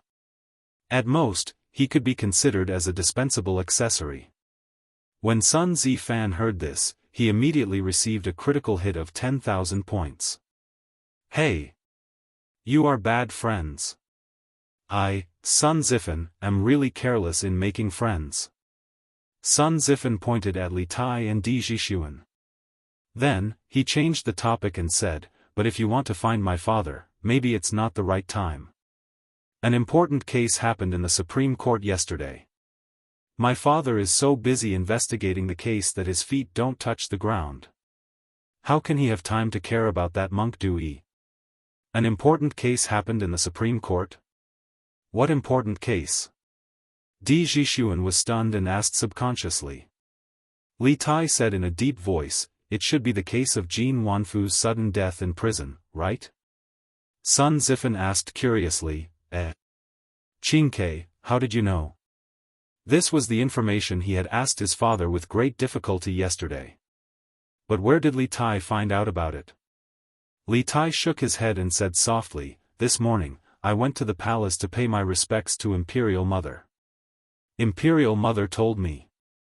She said that Imperial Father has been worried about this matter since yesterday. Di Zhixuan was speechless. What are you talking about? Why do Baolin and I not know anything? Can't you tell us more clearly? Li Tai looked at Sun Zifen and said, Zifen should know more about the situation. It's better for Zifen to tell us. Sun Zifen thought for a while and then nodded. Okay. I'll tell you about it, but you mustn't tell anyone else about it. Di Zhixuan and Li Tai couldn't help but frown as Sun Zifen spoke. Yuqi Baolin, on the other hand, didn't have much of a reaction. His expression was still normal. There were no external injuries and 5 internal poisons. Only a needle-sized hole was found in Jin Wanfu's throat. Moreover, the hole didn't completely penetrate the back of his head, so no wound could be seen from the outside. More importantly, the wound was found in the body, but the murder weapon was not found. Hiss. This case is really strange. Di Zhixuan couldn't help but gasp in shock. Li Tai had only learned from Empress Zhongsun that Jin Wanfu had suddenly died in the Supreme Court's prison, but he didn't know the details. After listening to Sun Zifen's story, he was also very shocked. After a moment of silence, he said, the murderer's method is really strange. If it weren't for Dai Xiaoqing's keen observation and the Supreme Court's coroner's autopsy, I'm afraid Jin Wanfu would have really choked to death. Di Zhixuan's eyes lit up as if he suddenly thought of something. He looked at Li Tai and hurriedly said, Qin Ke, don't you feel that the murderer doesn't seem human? Li Tai was inexplicably stunned. He was also a smart person. After a moment's thought, he nodded and said, indeed, he doesn't seem human. He killed without leaving a trace, and there was no murder weapon. He didn't make a sound and treated the Supreme Court's prison guards as if they didn't exist. Such methods and abilities are really inhuman. Clap. Di Zhixuan clapped his hands excitedly and said, haha. That's right. Sun Zifen was confused. He couldn't help but jump up and down and said, what do you mean right? What's right? You just said that you don't believe in ghosts and gods in the world. Why are you saying that the murderer doesn't seem human now? Di Zhixuan laughed and said, haha. Zifen. There's no contradiction between what you said and what you said. We only said that the murderer doesn't seem human, but we didn't say that he's not human but a god. Also, think about it carefully. What kind of person doesn't seem human? Sun Zifen's face was full of black lines. He said angrily, I say, Zhixuan, just say what you want to say. Don't keep me in suspense. Hee hee. All right then. I won't keep you in suspense. Seeing that Sun Zifen was about to go berserk, Di Zhixuan smiled and explained, what I mean is that the murderer's modus operandi is strange and doesn't seem like something a mortal can do. Isn't there a person who doesn't seem human near Chang'an City right now? There might be some connection between the two. You mean that monk Du Di? Sun Zifen thought for a moment and understood. He widened his eyes and couldn't help but exclaim. Chapter 1506. That's right. The murderer of Jin Wanfu, in order to conceal his identity, deliberately mystified and made the case unpredictable and confusing. This action was somewhat similar to that of Du Yi, who pretended to be mysterious and mystifying. Of course, this is just our initial suspicion. There is no evidence, but it may not be impossible. It just so happens that we are going to meet Du Yi. If we can really find evidence that he is related to the case, wouldn't it be killing 2 birds with 1 stone? In the backyard of the Sun Mansion, seeing Sun Zifen's shocked expression, Di Zhixuan nodded slightly and explained. Hearing this, Sun Zifen couldn't help but have an idea in his mind. He wanted to investigate the case with Li Tai and Di Zhixuan. If Du Yi was really related to Jin Wanfu's murder, he would be helping his father, right? He wanted to see if his father would still say that he was ignorant and incompetent in the future. Once this idea was born, it spread and grew crazily in Sun Zifen's heart like weeds. Therefore, Sun Zifen looked at Di Zhixuan and said, then what are we waiting for? Let's go. Let's go and see if Du Yi is playing tricks on us. Di Zhixuan was speechless. Are you interested in investigating the case? They didn't come to the Sun Mansion to look for Sun Zifen. They wanted to ask Sun Fujia for help. Now that Sun Zifen wanted to take the initiative to join them, to be honest, they were a little disgusted. After all, they were going to investigate the case, not go out for a meal. Sun Zifen heard the disdain in Di Jixuan's tone. He couldn't help but raise his head and say proudly, "What? It is said that a son inherits his father's work. Like father, like son, like son. My father is the deputy minister of the Supreme Court. He can solve cases like a god. I am his son. In this aspect, I am much better than you, right?" Pfft. Ha. So, Zifen, you also want to be the deputy minister of the Supreme Court in the future? Hearing this, Di Jixuan couldn't help but laugh out loud. Sun Zifen rolled his eyes and said, "Jixuan, don't tease me with these words. I say, are you going to find Du Yi or not? If you want to go, hurry up." Li Tai smiled and said, "What's the hurry? We've received news that Du Yi will hold a lecture in front of the Daxing Shan Temple at 9 in the morning today. At that time, he will perform the immortal technique on the spot. It's still early now. We can make it in time." Sun Zifen nodded and said, "All right then. I'll get someone to prepare the horses. Let's go to Daxing Shan Temple together later." Di Jixuan laughed and said, "What horse? Just ride a bike there. The three of us came here by bike." Bicycles, second-generation bicycles? Ji-sun, you also got a second-generation bicycle?" Sun Zifen was stunned and a little surprised. Yuqi Baolin had a second-generation bicycle because Li Zishuan gave one to Yuqi Jingda. As for Li Tai, Li Zishuan didn't let Li Tai go out to help with the disaster this time. Instead, he stayed behind to send and receive telegrams. In addition, Li Tai was the absolute main force of the two killer projects launched by the Academy. Therefore, Li Zishuan also gave Li Tai a variable speed bicycle before leaving. But where did Di Jixuan get it? Sun Zifen couldn't help but feel puzzled. Di Jixuan said proudly, "Hey! 2 days ago, the Flaming Yellow Chamber of Commerce launched another batch of second-generation bicycles. I asked all the servants to line up in the shops of the Flaming Yellow Chamber of Commerce and finally got one. But it's not as good as Qingxue's variable speed bicycle." Sun Zifen was speechless and said, "You should be grateful. I still don't have one." Di Jixuan laughed and said, "There will be. There will definitely be one after a while. According to the situation of the first-generation bicycles, the production of the Strange Taste Pavilion workshop will definitely increase soon. Then, Zifen, you should be able to get one easily."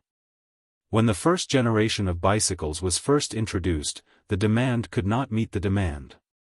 However, as the factory bicycle production line opened up, the production capacity quickly increased.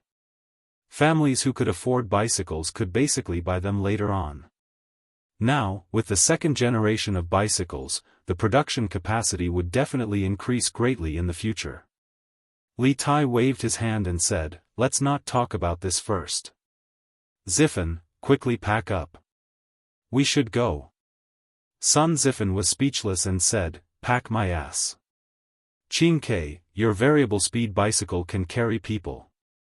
You can carry me." Li Tai's little face darkened and said unhappily, "No, no. You're so heavy. How can I carry you? Go find Bao Lin." Sun Zifen was furious. "Damn it. Qingke, touch your conscience and tell me, which one of us is heavier?" "Of course you're heavier. I can't feel it if I'm heavy. Divine Monk Du Yi actually came to Chang'an to preach. That's great. Yes. Last time Master Du Yi preached in Xinfen County, I had something to do and missed it. What a pity. Today's scripture conference can also be attended by ordinary people.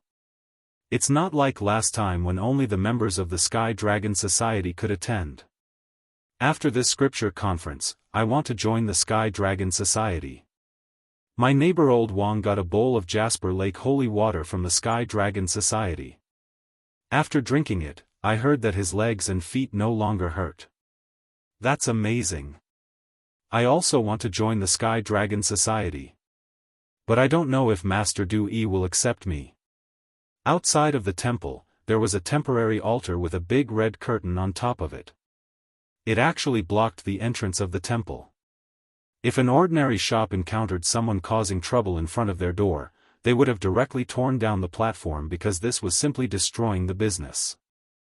Translator, Endless Fantasy Translation Editor, Endless Fantasy Translation. However, the Daxing Shan Temple was a Buddhist temple. The monks inside were all from the Tantric sect and were of the same origin as Sakya Du Yi. Although it was excessive for Sakya Du Yi to set up an altar and preach in front of other people's temples, the monks of the Daxing Shan Temple did not come out to tear down the platform. Wow! It's still more than half an hour before 9, and there are already so many people here? When Li Tai and the others came to the Daxing Shan Temple from the Sun Mansion, they saw that the altar was surrounded by people. Di Zhixuan could not help but be surprised. Li Tai said in a deep voice, "This shows that Du Yi is good at bewitching people. I heard that in just a few days, tens of thousands of people have joined the Sky Dragon Society. It's enough to see how terrifying the expansion of the Sky Dragon Society is. The rapid expansion of the Sky Dragon Society is not good news for the Imperial Court. Based on the current situation, Du Yi is only a venerable of the Sky Dragon Society. There is also a mysterious dragon head behind him. If this person has bad intentions and incites these people to revolt, it will be troublesome." Di Zhixuan's eyes darkened as he analyzed. Li Tai nodded and said, "Zhixuan, what you said is not without reason. These days, my imperial father has been troubled by this matter. It's fine if the dragon head of the Sky Dragon Society is wholeheartedly kind. If he has other intentions, we must expose his true face as soon as possible to prevent more people from being deceived. I think we should squeeze to the front first. Otherwise, we won't be able to see how Du Yi uses the immortal art." Sun Zifan said at this time. Yes. That's right. Zifan, you have a strong physique. You take the lead. Di Zhixuan joked. Sun Zifan said angrily, "Nonsense. If we want to take the lead, it should be Bao Lin. Who among us is stronger than Bao Lin?" Then I'll take the lead." Yuchi Bao Lin gave a simple and honest smile and went to lead the way. He was such an honest person. As long as his friends treated him sincerely, he did not mind taking a small loss for them. With Yuchi Bao Lin, the human tank, opening the way, they finally squeezed to the front. Hey! Look at the arrangement of the immortal art altar, it really looks like it. I wonder what kind of immortal art Du Yi will perform today. After seeing the arrangement of the immortal art altar, Di Zhixuan could not help but sigh. Before Li Tai and the others could say anything, a big man beside them could not help but say angrily, "Kid, you don't know how to be polite. How dare you call the Master's Dharma name directly? Be careful that the heavens punish you." That's right. How can you call the Master's Dharma name directly? I wonder which family this kid is from. You don't know the immensity of heaven and earth. It was Di Zhixuan's unintentional words that had aroused the anger of the surrounding Heavenly Dragon sect disciples. They were all glaring at Di Zhixuan as if they were going to beat him up if he didn't admit his mistake. Seeing this, Di Zhixuan shrunk his neck and decisively admitted defeat. I just came from another place and have only just heard of the Master's reputation. Please don't blame me." Hearing this, the believers finally let Di Zhixuan go. Phew! Di Zhixuan heaved a sigh of relief. For a moment, he felt like a little lamb that had fallen into a pack of wolves. It was too frightening. Zhixuan, the people here only know the divine monk. No one knows you. You must be careful with your words and actions. Li Tai said softly. Di Zhixuan said softly, "Qingke, these believers are too crazy. Once the dragon head of the Sky Dragon Society has evil intentions, with these crazy believers, the destructive power they bring to the Tang Empire is too great. Li Tai said worriedly, indeed. I guess my father is also worried about this. Let's keep our eyes open and see if we can find any flaws in Du Yi's plan. Di Zhixuan, Sun Zifan, and Yuqi Bao Lin all nodded seriously. Dong! Creak! After waiting for more than 15 minutes, a dull sound suddenly came from the altar, followed by the creaking sound of a door opening. Yes, it was the sound of a door opening, but it wasn't an ordinary door. The wooden planks in the middle of the altar suddenly opened to both sides, and a monk in a red and golden cassock rose from the ground to the surface. Moreover, he was still rising slowly. The monk held a staff in his left hand, and his legs remained in a cross-legged position. Just like that, he rose from the ground and rose higher and higher. Finally, the wooden planks in the center of the altar closed again, and the monk sat cross-legged in midair, holding a Buddhist staff in his left hand and a Buddhist salute in his right hand. It looked like he was chanting sutras, and he had the demeanor of a deity in heaven. Whoosh! The onlookers were in an uproar. After all, in their eyes, only the deities in heaven had the ability to rise in the air. The divine monk is here. The master is indeed the reincarnation of a deity in heaven. It's amazing that he can rise in the air directly. Greetings, divine monk. Without anyone leading them, the onlookers almost spontaneously knelt and saluted Du Yi, who was sitting cross-legged in the air. Qingke, this Du Yi is really a deity. He can actually float in the air. This. Sun Zifan widened his eyes and couldn't help but exclaim in surprise. Don't talk nonsense. Li Tai frowned and said, Du Yi's move looks amazing, but I don't believe that this is his true ability. He might have done something behind the scenes.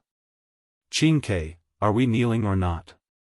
Yuqi Baolin, who was standing beside Li Tai, asked a more realistic question. Everyone looked at each other, but after feeling the angry gazes of many believers around them, Li Tai gritted his teeth and said fiercely, kneel. The big picture is more important. After saying that, the little fatty actually took the lead and knelt down. In his life, he had only knelt to Li Er and had never knelt to an outsider. It had to be said that Sakya and Du Yi had profited greatly this time. To be ruthless to others and to himself, this was the nature of King Wei. Since Li Tai had knelt, Sun Zifan, Di Zhixuan, and Yuqi Baolin had no reason to not kneel. The three of them followed behind Li Tai and knelt down as well. Ba.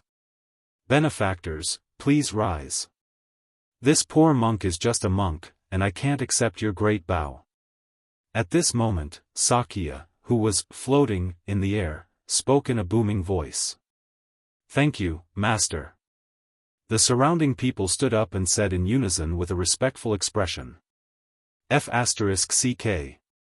If you can't accept our great bow, you should have said so earlier. You made me kneel for nothing. Li Tai cursed in his heart. Ba. Last night, this poor monk dreamt of Buddha. Buddha passed down the levitation technique to this poor monk. After this poor monk woke up today, this poor monk tried to use the levitation technique taught by Buddha in the dream. I didn't expect that I would really float in the air. Ba, this disciple thanks Buddha for your blessings. Sakya looked at the surrounding believers with a benevolent expression and then spoke in a booming voice. When everyone heard that, they couldn't help but be surprised. Master is actually a personal disciple of Buddha? Doesn't that mean that Master is a personal disciple of Buddha? First, there is the clear water lotus technique, and now there is the levitation technique. Master is indeed the reincarnation of Buddha. I am willing to become Master's disciple and seek Master's guidance on Buddhism. Sakya's words directly made the surrounding people even more fanatical.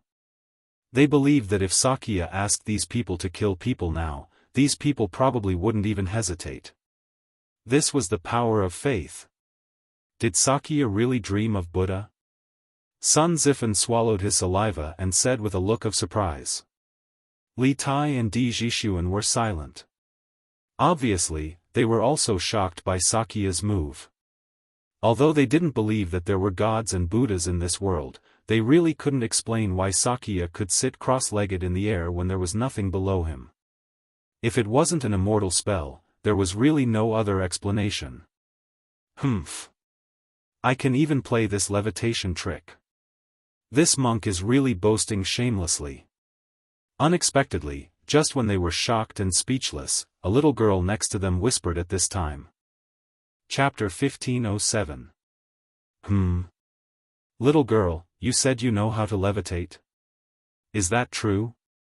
In Chang'an City, at the altar in front of the Daxing Shan temple, Di Jixuan's eyes lit up.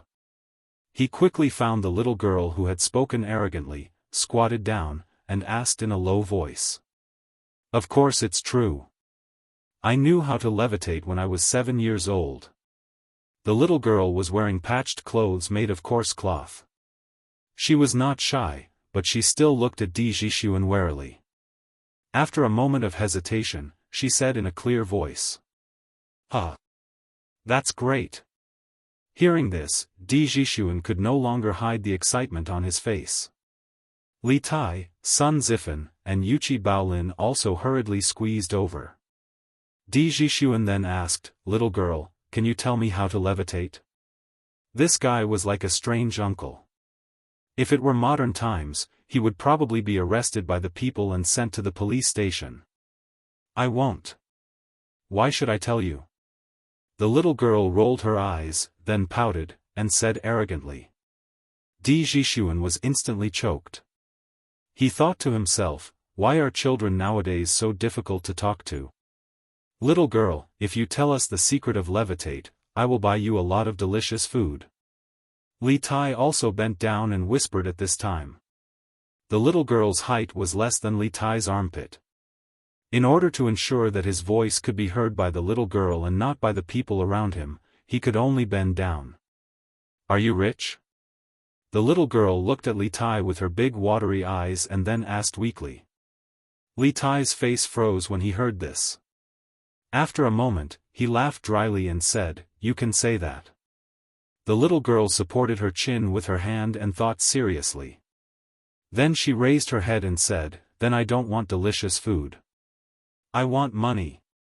How much can you give me? This was a difficult question for Li Tai. If he said too little, the little girl might turn around and leave. If he said too much, wouldn't he be a fool who would be slaughtered? After pondering for a moment, Li Tai stretched out a finger and asked, How about money? He saw that the little girl in front of him was dressed shabbily and was only about 8 or 9 years old. Money should be a huge sum of money to her, so he said that. The little girl wrinkled her nose and snorted. She did not say anything, but it was obvious that she was not satisfied with the price. Li Tai couldn't help but be speechless.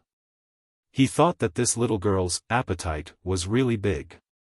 After a pause, he said, How about 10 strings of cash? The little girl's eyes lit up slightly, but she was not in a hurry to agree. Instead, she sized up Li Tai seriously and said, Humph. You are so insincere. Just based on the jade pendant on your body, it's more than 10 strings of cash. Li Tai couldn't help but look at the green jade pendant on his waist. He thought to himself that this little girl had some eyesight. She actually knew that this jade pendant was expensive. As the king of Wei, all the accessories on his body were expensive, and this jade pendant was no exception. Then how much do you want? Name a price. After being rejected one after another, Li Tai became impatient. He simply asked the other party to name a price. The little girl thought for a moment. After a moment, she also stretched out a finger. There was some hesitation in her eyes, but it was soon replaced by determination. She said, I want 100 strings of cash. Is that okay? It was obvious that she did not have much confidence in this 100 strings of cash, but for some reason, she still named this price. 100 strings of cash. Li Tai couldn't help but frown. With his status and wealth, he naturally wouldn't take a mere 100 strings of cash to heart. However, this little girl in front of him wanted 100 strings of cash just for a piece of information. Wasn't she asking for too much? Furthermore, it gave people the feeling that she was insatiable.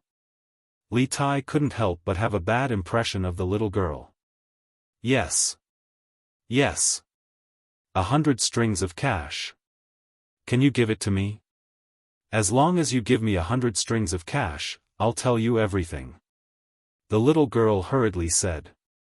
Her eyes were filled with emotions. There was nervousness, uneasiness, excitement, and agitation. There was so much more. Even if I give you 100 strings of cash, aren't you afraid of encountering bad people with so much money? Li Tai frowned. A trace of fear flashed in the little girl's eyes, but she immediately insisted, you don't have to worry about that. You just have to give me the money. Li Tai was helpless. He could only take out 100 Tang Yuan from his sleeve and hand it over. This is 100 Tang Yuan. It can be exchanged for copper coins in the Yanhuang Bank of the Tang dynasty. If you want to get this 100 strings of cash, you have to first tell me the secret of the levitation technique. Previously, he had planned to ask the little girl's name, but after this conversation, he couldn't even be bothered to ask her name. This was because in his opinion, this little girl was too greedy and not worth his asking. Li Tai only wanted to quickly understand the levitation technique and send her away.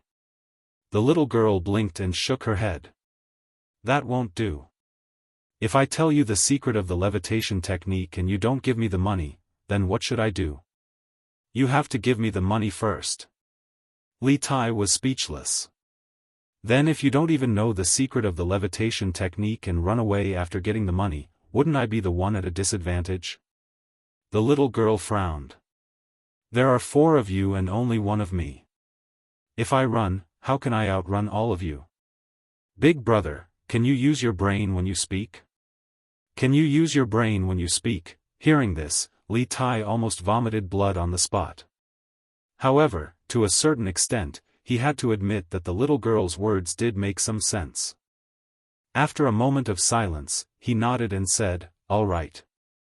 I'll believe you this time. Here. Here. This is 100 strings of cash. Keep it safe.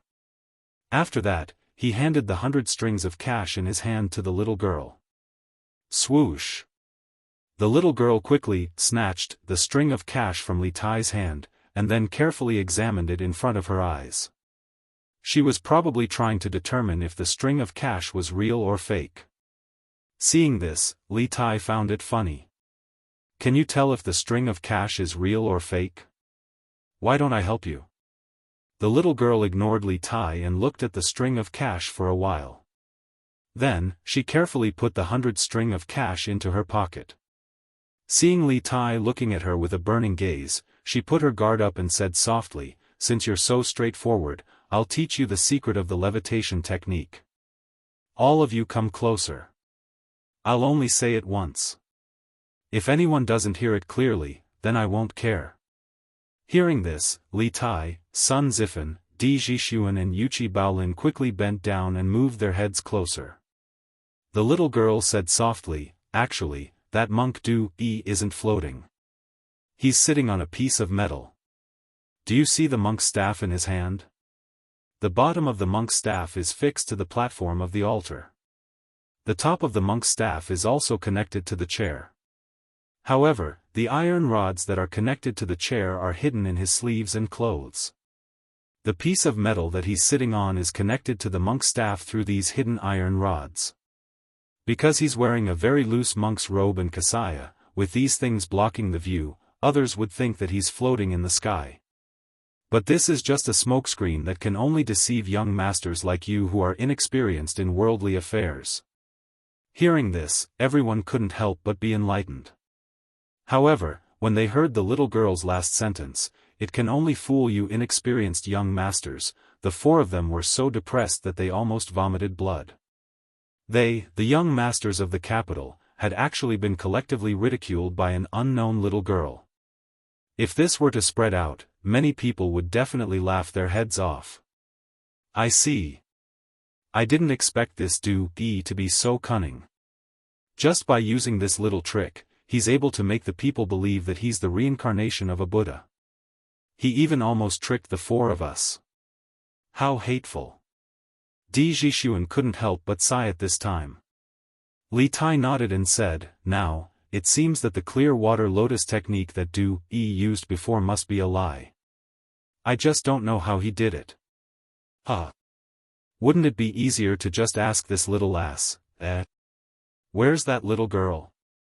Di Zhishuan was just about to say, just ask this little girl, but when he looked down, there was no trace of the little girl around. Hey! This little girl actually took the money and ran away. What a little money grubber. Di Zhishuan couldn't help but sigh with emotion. Obviously, he had heard the conversation between the little girl and Li Tai just now. Humph.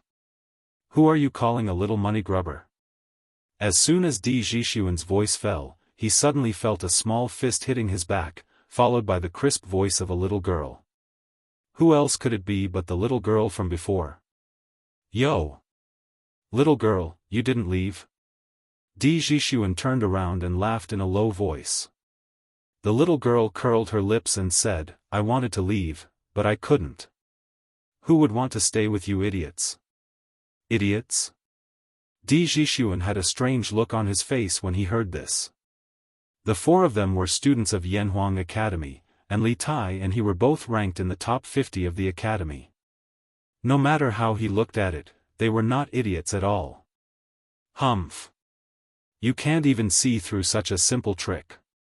What else can you be if you're not idiots? The little girl pouted and said matter-of-factly. Everyone was speechless. If it weren't for the occasion, Sun Zifan even wanted to stuff the little girl's mouth with a rag and ask her fiercely, "What kind of education did you receive? Why are your words so hurtful?" Buzz. The master is going to perform the celestial magic again. Great. We're really going to feast our eyes today. We can actually see two celestial magic. At this moment, the onlookers suddenly cheered loudly, which woke up Li Tai and the others instantly and turned their attention to the spiritual altar. Daoist put his palms together and said loudly like an eminent monk, "Amitabha. The Buddha not only taught me the levitation skill, but also the skill of turning water into ice. It's just right to bring some coolness to all of you in this hot summer." Ha! Is Daoist trying to make ice with water? What kind of celestial magic is that? The Yamacho has long known how to make ice with water. Li Tai couldn't help but frown. There was no ice cellar in the drunken Immortal Inn, but there was always ice and warmth. Therefore, Li Zishuan's ability to make ice in summer had long been an open secret. Let's see what tricks Daoist is going to play this time. Let's play it by ear. Di Zhishuan said thoughtfully. Dear benefactors, please take a look. I'm holding a bottle of water in my hand, a bottle of water that can flow. Next, I'll use the skill of turning water into ice. Dear benefactors, please take a look. At this moment, Daoist took out a bottle of water from somewhere on the stage. It was a glass bottle, and the freely flowing water could be seen through the glass bottle. Then, Daoist opened the bottle and held the bottle in his left hand and a transparent glass cup in his right hand. Under the watchful eyes of the crowd, Daoist slowly tilted the bottle of water, and the crystal clear water immediately flowed down and hit the transparent glass cup. The expected scene of water splashing didn't happen. Instead, a shocking scene appeared. The flowing water on the glazed cup quickly turned into dark gray ice cubes. As more and more water flowed down, more and more ice cubes appeared in the glazed cup. Under the sunlight, people who were close to the glazed cup could even see the cold air coming out of it. Obviously, it was really ice cubes. Buzz. It really turned into ice cubes. This is amazing. The water actually turned into ice cubes on such a hot day. This is really amazing. The reincarnation of a Buddha. Master is the reincarnation of a Buddha. It's really the work of a god. I'm really lucky to be able to see it. Shakyamuni grinned when he heard the compliments that came from all directions, and then he passed the plate of ice fragments to a young monk and asked him to distribute it to his followers. In an instant, the plate of ice fragments was fought over by the crowd. Xianxia, this time, Dewey shouldn't be lying, right? He turned water into ice in front of everyone's eyes. Sun Zifan's eyes almost fell out of their sockets. In the end, he couldn't help but say, "It's not a lie, but it's definitely not a god's skill. I'm guessing that Yamacho must know the principle behind it." Li Tai said faintly. Sun Zifan frowned and said, "Although Yamacho knows how to turn water into ice, it's impossible for them to turn flowing water into ice in an instant like Dewey, right?" Li Tai said with a serious face, "I believe that Yamacho must know. When we go back later, I'll send a telegram to ask him." Sun Zifan nodded and said, "Well, that's for the best. Xianxia, I have an idea." All of a sudden, Di Zhishuan said this without any reason, which gave them a great shock. Then, he realized that his words could easily cause misunderstandings, so he hurriedly added, "As for the murderer, I have an answer in my heart." Chapter 1508. What? Zhishuan, do you know who the murderer is? Hearing Di Zhishuan say, "I'm pregnant," Sun Zifan was both surprised and excited. He had always wanted to help his father solve the case. It was just that this guy was too agitated, causing his voice to be a little too loud, causing the surrounding people to hear him and cast angry gazes in his direction. "Damn it! Kid, keep your voice down." Feeling the malicious gazes of the surrounding people, Li Tai panicked and hurriedly covered Sun Zifan's mouth. Suddenly, Li Tai caught a glimpse of Dewey, who was sitting high up on the spell altar. At this moment, he suddenly turned his gaze towards them. Li Tai was instantly alarmed. He hurriedly lowered his head and whispered to the few people around him, "Let's go quickly. That monk Dewey seems to have noticed us." "No way. He's so far away from us. How could he have heard us?" Di Zhishuan's heart tightened. He subconsciously wanted to look up at the altar, but Li Tai stopped him. "Don't look up. Let's get out of the crowd." Seeing Li Tai's solemn expression, they all nodded. Then, with Yuchi Bao Lin taking the lead, the four of them finally squeezed out of the crowd after much effort. Phew! Fortunately, that Dewey didn't force us to stay. When they arrived at a herbal tea stall on the east side of the Daxing Shan temple, Li Tai panted and rejoiced. "Xianxia, you're the king of Wei. Are you afraid of a monk?" Sun Zifan felt that Li Tai was making a fuss over nothing and couldn't help but complain. Li Tai said faintly, "Kid, don't you see how fanatical those people are looking at Dewey? If Dewey wanted to keep us here, he only needed to give the order. Those people wouldn't care whether I'm the king of Wei or not. They would definitely tie us up directly." You're the king of Wei."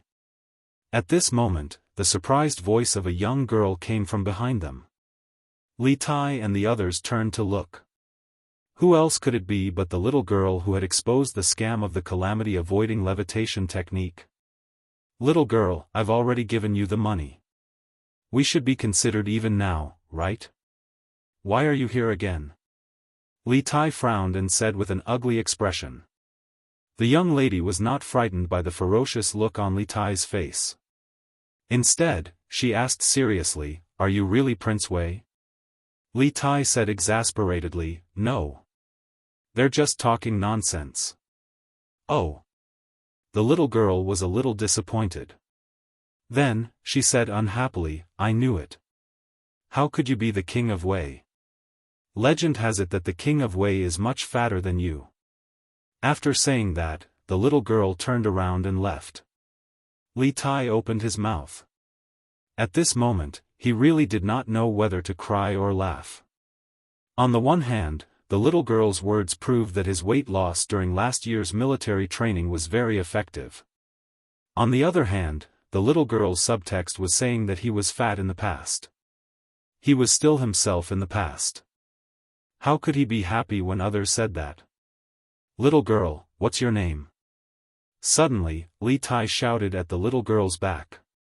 The little girl stopped in her tracks. She stood there and thought for a moment.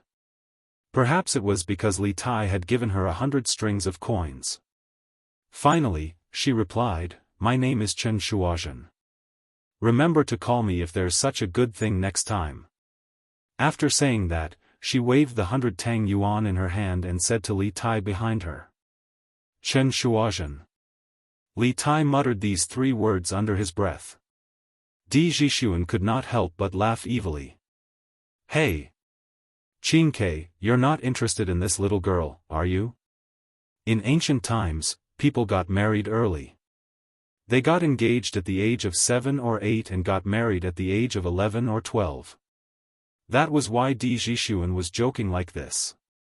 Get lost. A dog's mouth can't spit out ivory." Li Tai's little face darkened. He could not help but say angrily, "You just said that you know who the murderer is. Why don't you tell us now?" "That's right. Jixuan, don't keep us in suspense. Tell us quickly." Sun Zifen could not wait to echo. Di Jixuan put away his smile and said seriously, "There are too many people in this place. If someone overhears us, we'll be in trouble. Qingke, Zifen, I want to go to the Supreme Court and check Jin Wanfu's body to confirm my guess. Then I'll tell you who the murderer is." Although Sun Zifen was anxious to know the result, he knew that Di Jixuan was right. So he suppressed his curiosity and nodded. "I'm familiar with the Supreme Court. I'll take you to my father. As for whether he'll let you check the body, it's hard to say. Don't worry. I'll persuade Sun Shaoqing," Di Jixuan said confidently. "Good. There's no time to lose. Let's go to the Supreme Court now." Sun Zifen nodded and said. Then he led the crowd to the Supreme Court in the west. "What? You know Jin Wanfu's murderer?" In the Supreme Court. Sun Fujia, Dai Zhou, and Lu Dui had just returned to the Supreme Court after the morning court when they saw 4 young men standing at the door. They stepped forward and saw that they were all familiar faces, a group of second-generation officials. After asking the purpose of their visit, Sun Fujia frowned and said suspiciously, "I'm 90% sure that I know the real murderer. The remaining 10% can only be confirmed after I check Jin Wanfu's body. So I hope that Minister Lu and the 2 Shaoqing can make it convenient for me to check the body." Di Jixuan cupped his hands and said with a serious face. Lu Dui, Dai Zhou, and Sun Fujia were shocked speechless. Jin Wanfu's case had been bothering them recently. But now a group of teenagers suddenly came to the Supreme Court and claimed that they knew who the murderer was. If Di Jixuan didn't look serious and didn't seem to be joking, Lu Dui would have asked the Yamen runners to drive them away. "You're Minister Di's son, aren't you?" Lu Dui didn't agree or disagree. He stepped forward and looked into Di Jixuan's eyes with a smile. Di Jixuan's father, Di Xiaoxiu, was a minister in the imperial court. "Yes. But today I just want to solve this case for the Supreme Court with my own ability. It has nothing to do with my father."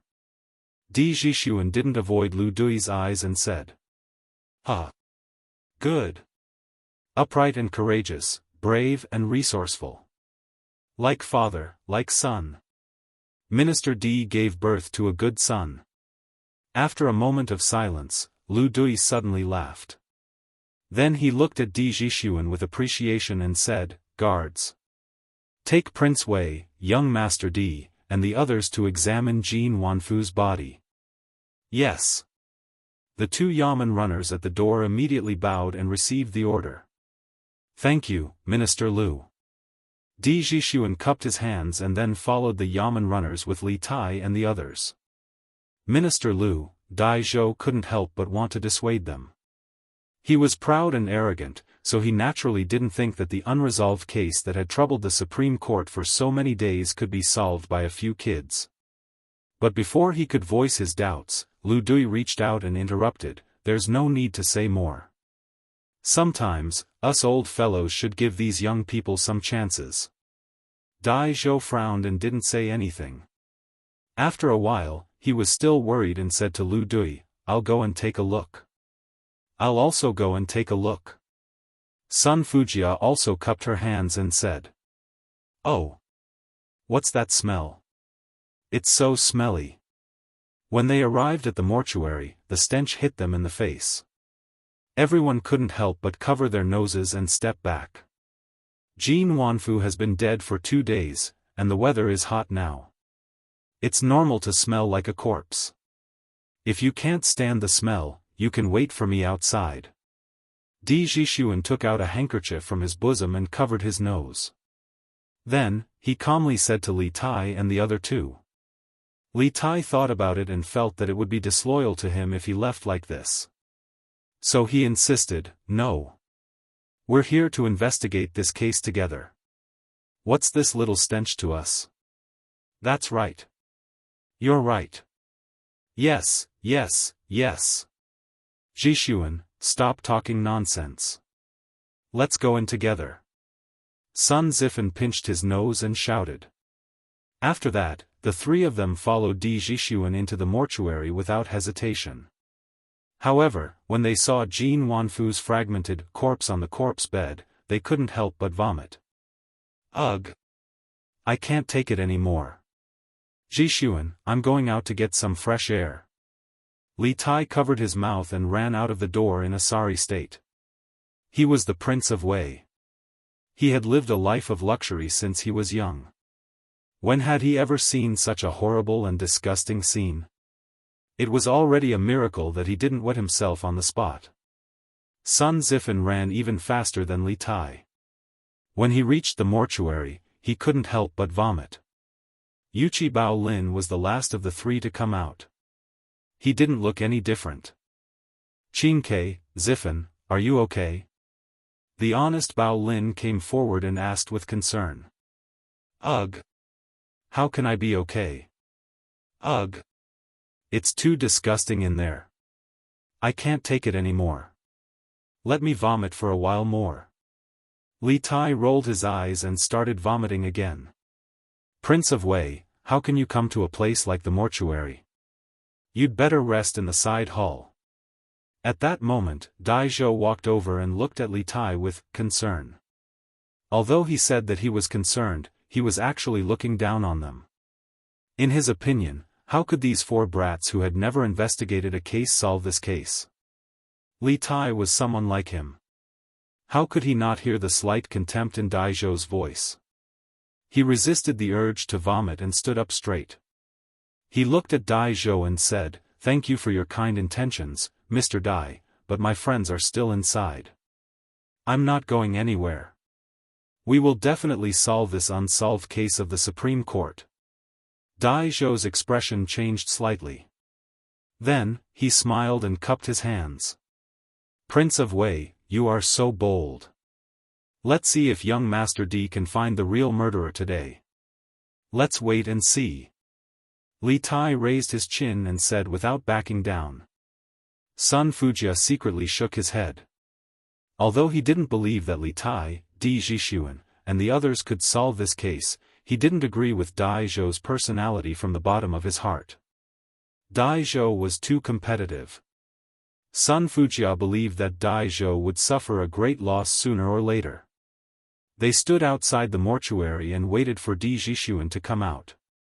After about 15 minutes, Di Zhishuan finally came out of the mortuary. Sun Zifan hurried over and asked, "Zhishuan, how is it? Did you find anything?"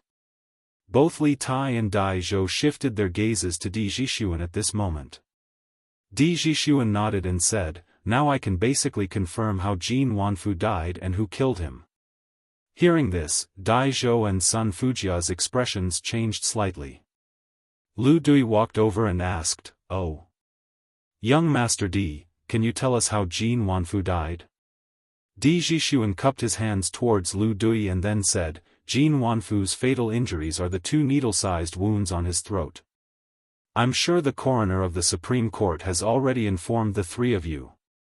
However, the Supreme Court hasn't found the murder weapon, so we haven't come to a conclusion about the way the murderer killed Jin Wanfu.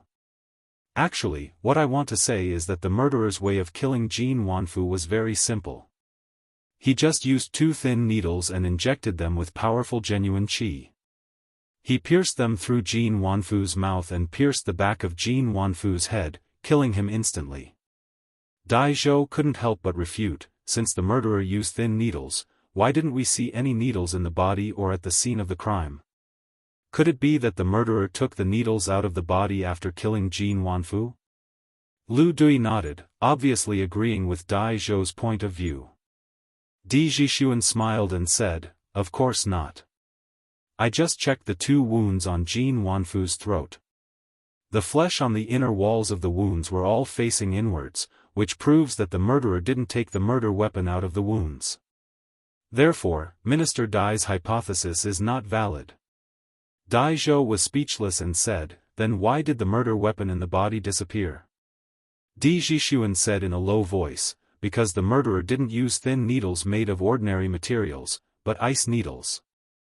Ice needles hurt people, and after the victim died, the ice turned into water. Naturally, you can't find the murder weapon. Ice needles? Where did the murderer get ice on such a hot day?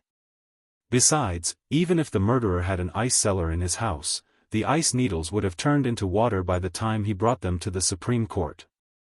How did he kill Jin Wanfu? Dai Zhou couldn't help but sneer when he heard this. A hint of hesitation flashed across Lu Dui's face, but he didn't say anything to refute. Li Tai couldn't help but interrupt at noon, Minister Dai, you're wrong. Who said that the ice in summer can only be obtained from an ice cellar? Even if some people don't have an ice cellar, they can still make ice cubes and ice needles at any time and place. When he heard Di Zhishuan say that the murderer killed people with ice needles, Li Tai suddenly felt enlightened.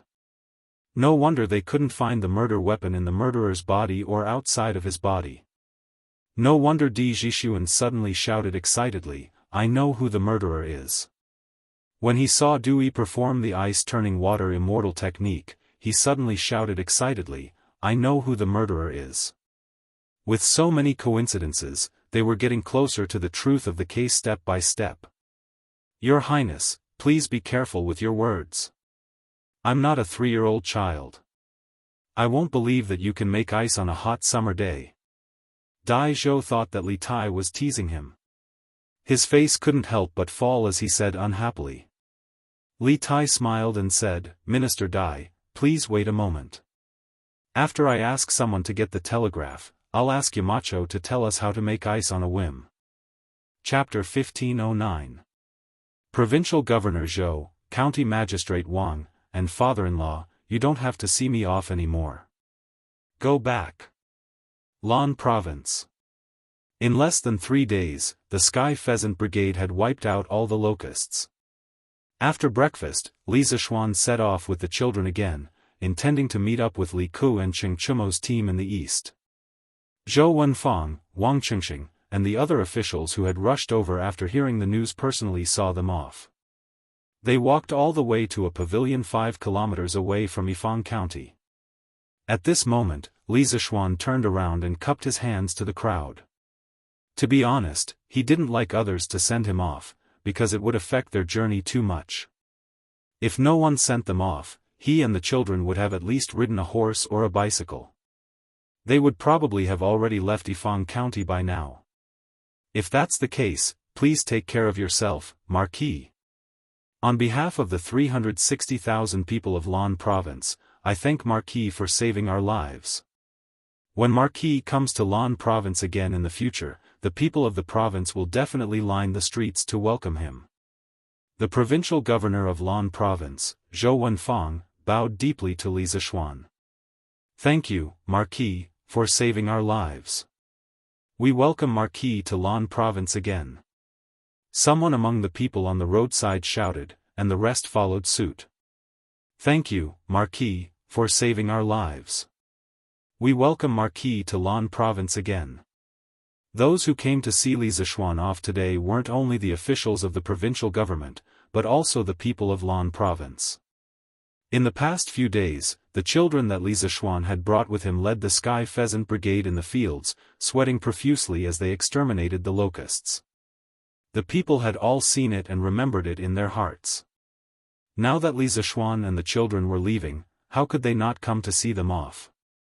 As a result, both sides of the pipeline from Yifang County to Jingle County in the east were densely packed with people who came to see them off. It was a mighty and endless parade. There were at least 100,000 people. With over 100,000 people shouting at the same time, how majestic would that sound be?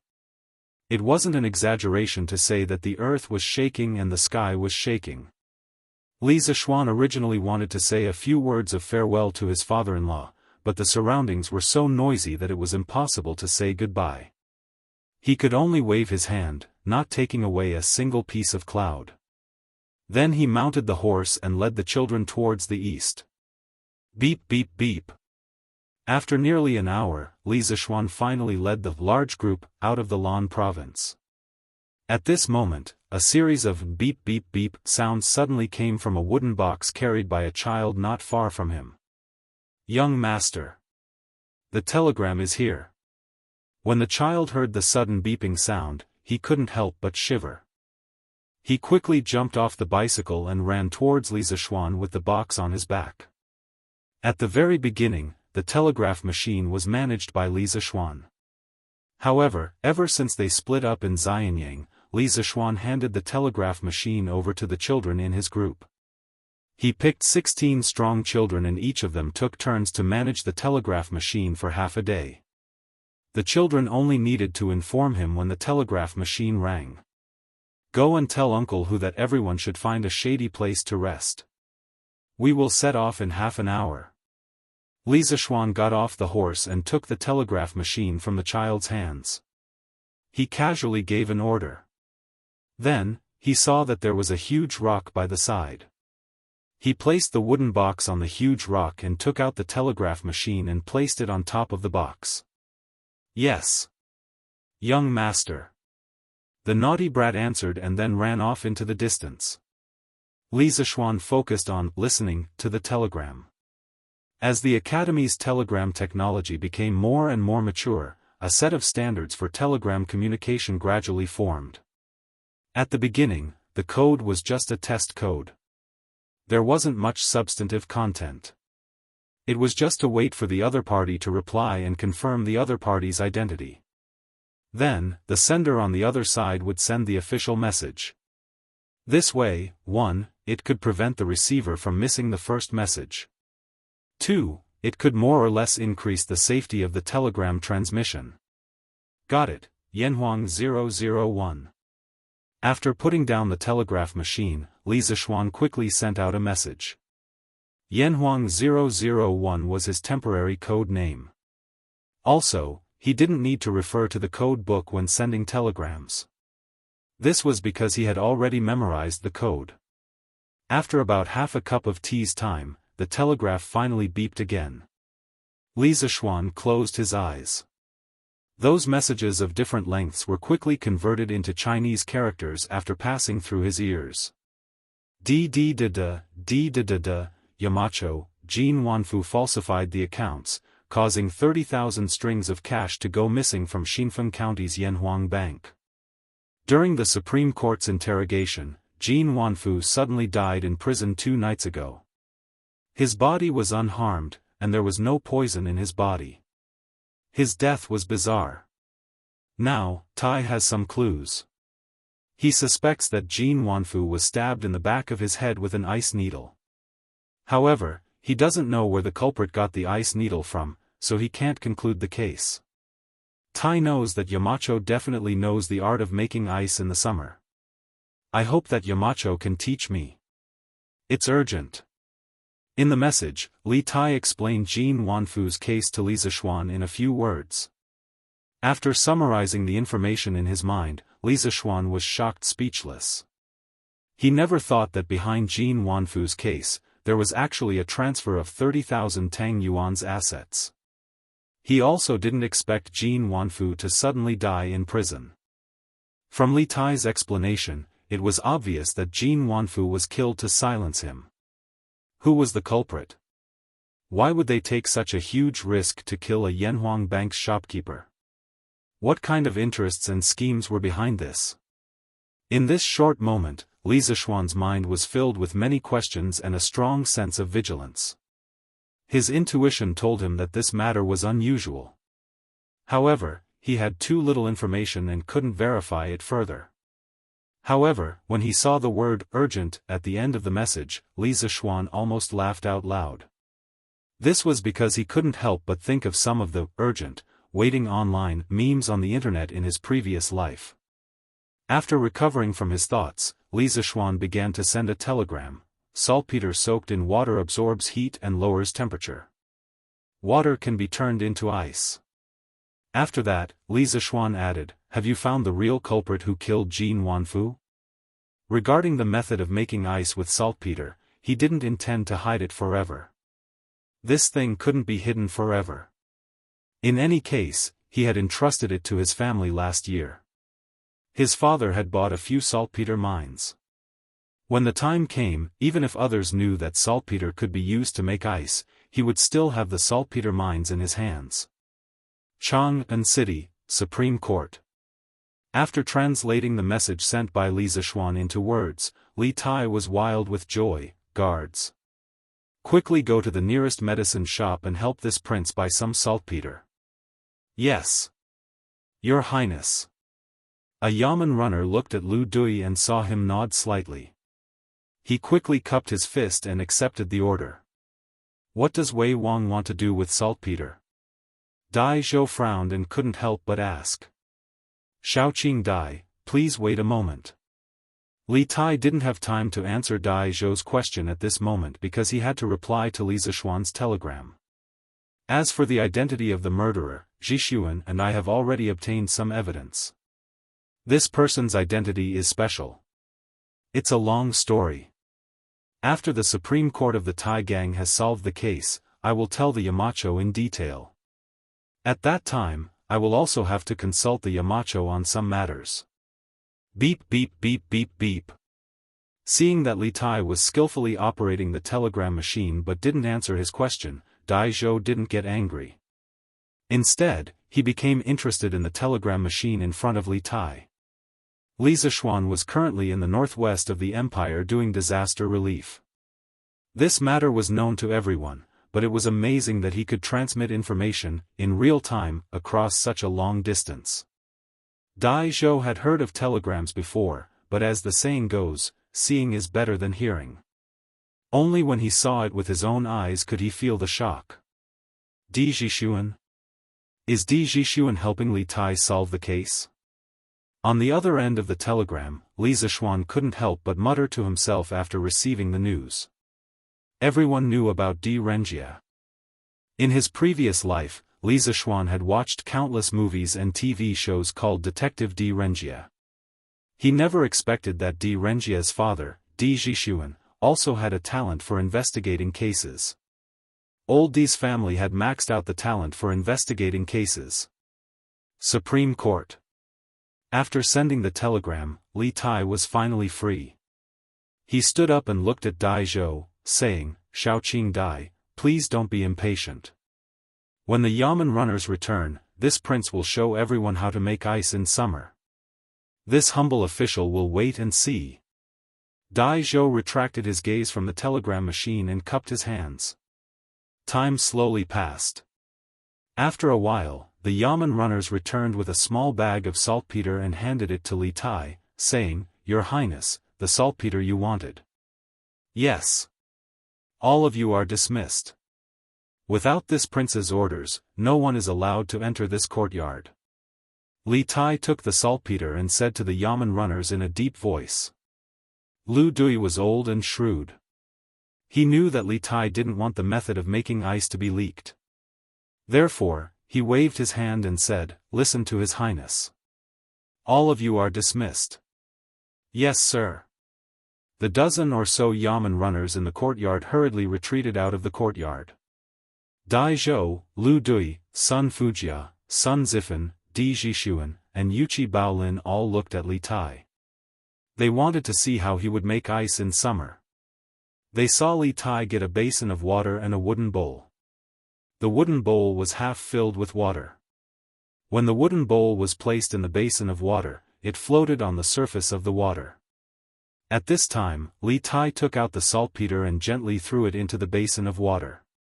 The saltpeter quickly released bubbles. Gradually, a shocking scene appeared. The water in the basin began to condense into ice. As time passed, the layer of ice became thicker and thicker. In the end, the water in the wooden bowl also condensed into ice. Dai Zhou and the others were dumbfounded. They couldn't say a word. Li Tai was also shocked. After all, this was his first time using saltpeter to make ice. He didn't have much confidence in his heart.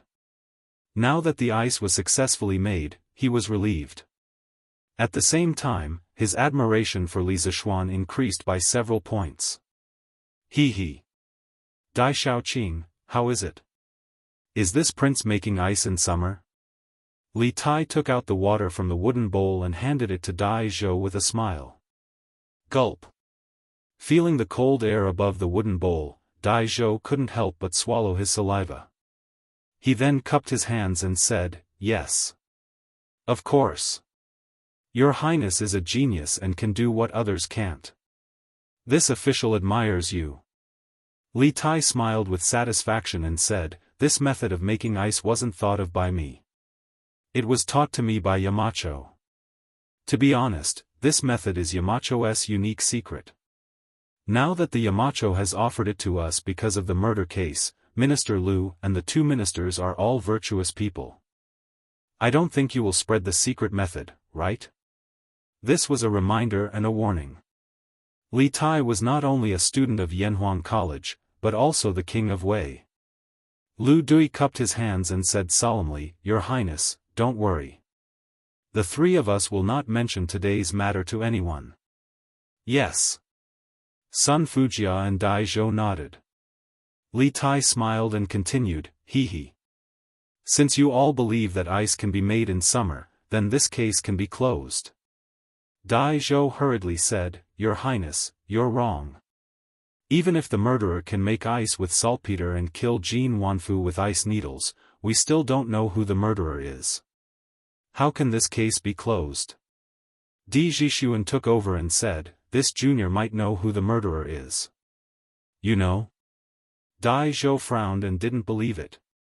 Di Jixuan said in a deep voice, "The murderer is the venerable of Dragon Sect, Divine Monk Du Yi." Once these words were spoken, everyone was shocked. Lu Dui, Sun Fujia, and Dai Zhou were all shocked. Dai Zhou widened his eyes in disbelief and asked, "Du Yi? Young Master Di, we need evidence to solve the case. The Dragon Sect has been making waves in Chang and recently and has attracted a lot of people. If Du Yi is really the murderer, the government will have to spend a lot of trouble to catch him. Of course I have evidence." Di Jixuan said seriously, "Just recently, Monk Du Yi preached Buddhism in front of Chang An's Daxing Shan temple and used his magic. He turned a bottle of flowing water into ice in an instant in front of all the people.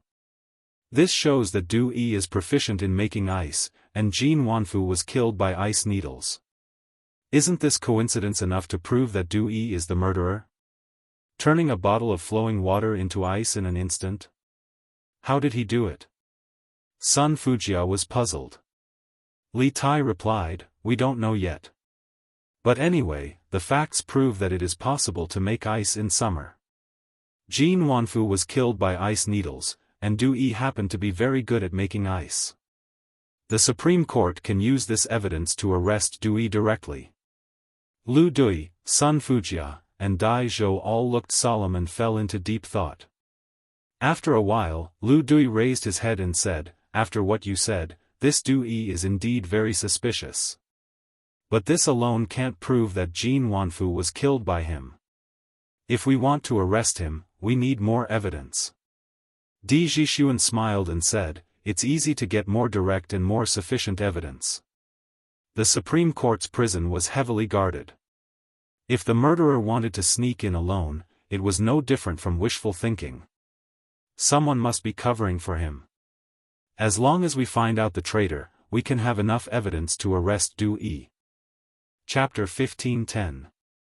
Xian Yin, did the jailers on duty interrogate Jin Wanfu on the night of his sudden death? After listening to Di Zhixuan's analysis, Lu Dui looked at Dai Zhou and asked in a low voice. Dai Zhou's face turned solemn. He cupped his hands and replied, "I have interrogated all the jailers on duty for the past 2 days. They all said that no outsider entered the prison that night." Lu Dui frowned and couldn't help but say, "That's strange. If no outsider entered, how could Jin Wanfu be killed by the ice needle? If I remember correctly, there should be someone with profound internal strength among the jailers of the Supreme Court." Dai Zhou shook his head and said, "No jailers have such a profound kung fu. Moreover, there are only a few people in the world who know the method of making ice in summer. How could a jailer know?" Di Zhixuan stepped forward and said, "I would like to ask Minister Dai if there is a possibility that the murderer put on the uniform of a jailer of the Supreme Court that night and entered the prison to assassinate Jin Wanfu under the guidance of a real jailer. The light in the prison is dim at night. If one doesn't look carefully, it shouldn't be easy to detect that the murderer disguised himself as a jailer and sneaked into the prison." Hearing this, Dai Zhou couldn't help but fall into deep thought. After a while, he nodded and said, "What you said makes sense. There is indeed such a possibility. However, although there were less than 100 jailers on duty that night, there were still 60 to 70 of them. It's impossible that none of them noticed the murderer, right?" Now that things had developed to this point, Dai Zhou didn't have any contempt for Di Zhixuan. He was a little arrogant usually, but he wasn't arrogant. When he met someone with real ability, he was very willing to humbly ask for advice. And Di Zhixuan was a person with real ability. At this moment, Di Zhixuan frowned and thought for a moment. Then, he cupped his hands and replied, "Is there such a possibility? The jailer who sneaked the murderer into the Supreme Court has a relatively high status. Even if some other jailers noticed something unusual, they didn't dare to tell you the truth because of this person's power. So, the traitor hasn't been exposed until now." Dai Zhou's face suddenly became serious. He snorted and said, "I'll go and interrogate all the jailers again. Dai Shaoqing, please wait." Di Zhixuan hurriedly stopped him and said, "It's meaningless to use the same method again. The result will definitely be the same, and it will make the traitor more vigilant." Dai Ren paused and asked, "Then what do you think we should do?" Di Zhixuan thought for a while and said, "Reward. With great rewards, brave men are bound to emerge." He gathered all the prison guards on duty that night and gave each of them a pen and paper. He asked them to write down some clues that they thought were valuable and told them that the Supreme Court would reward the prison guards who provided valuable clues. This way, not only will I be able to hide my identity, I won't be retaliated against, and I will also be able to obtain a generous reward. I believe that the prison guards who know about this will definitely be willing to report the truth." Hearing this, Sun Fujia couldn't help but nod and praise, using benefits to divide, and letting the person providing the clues have no worries. This method was feasible.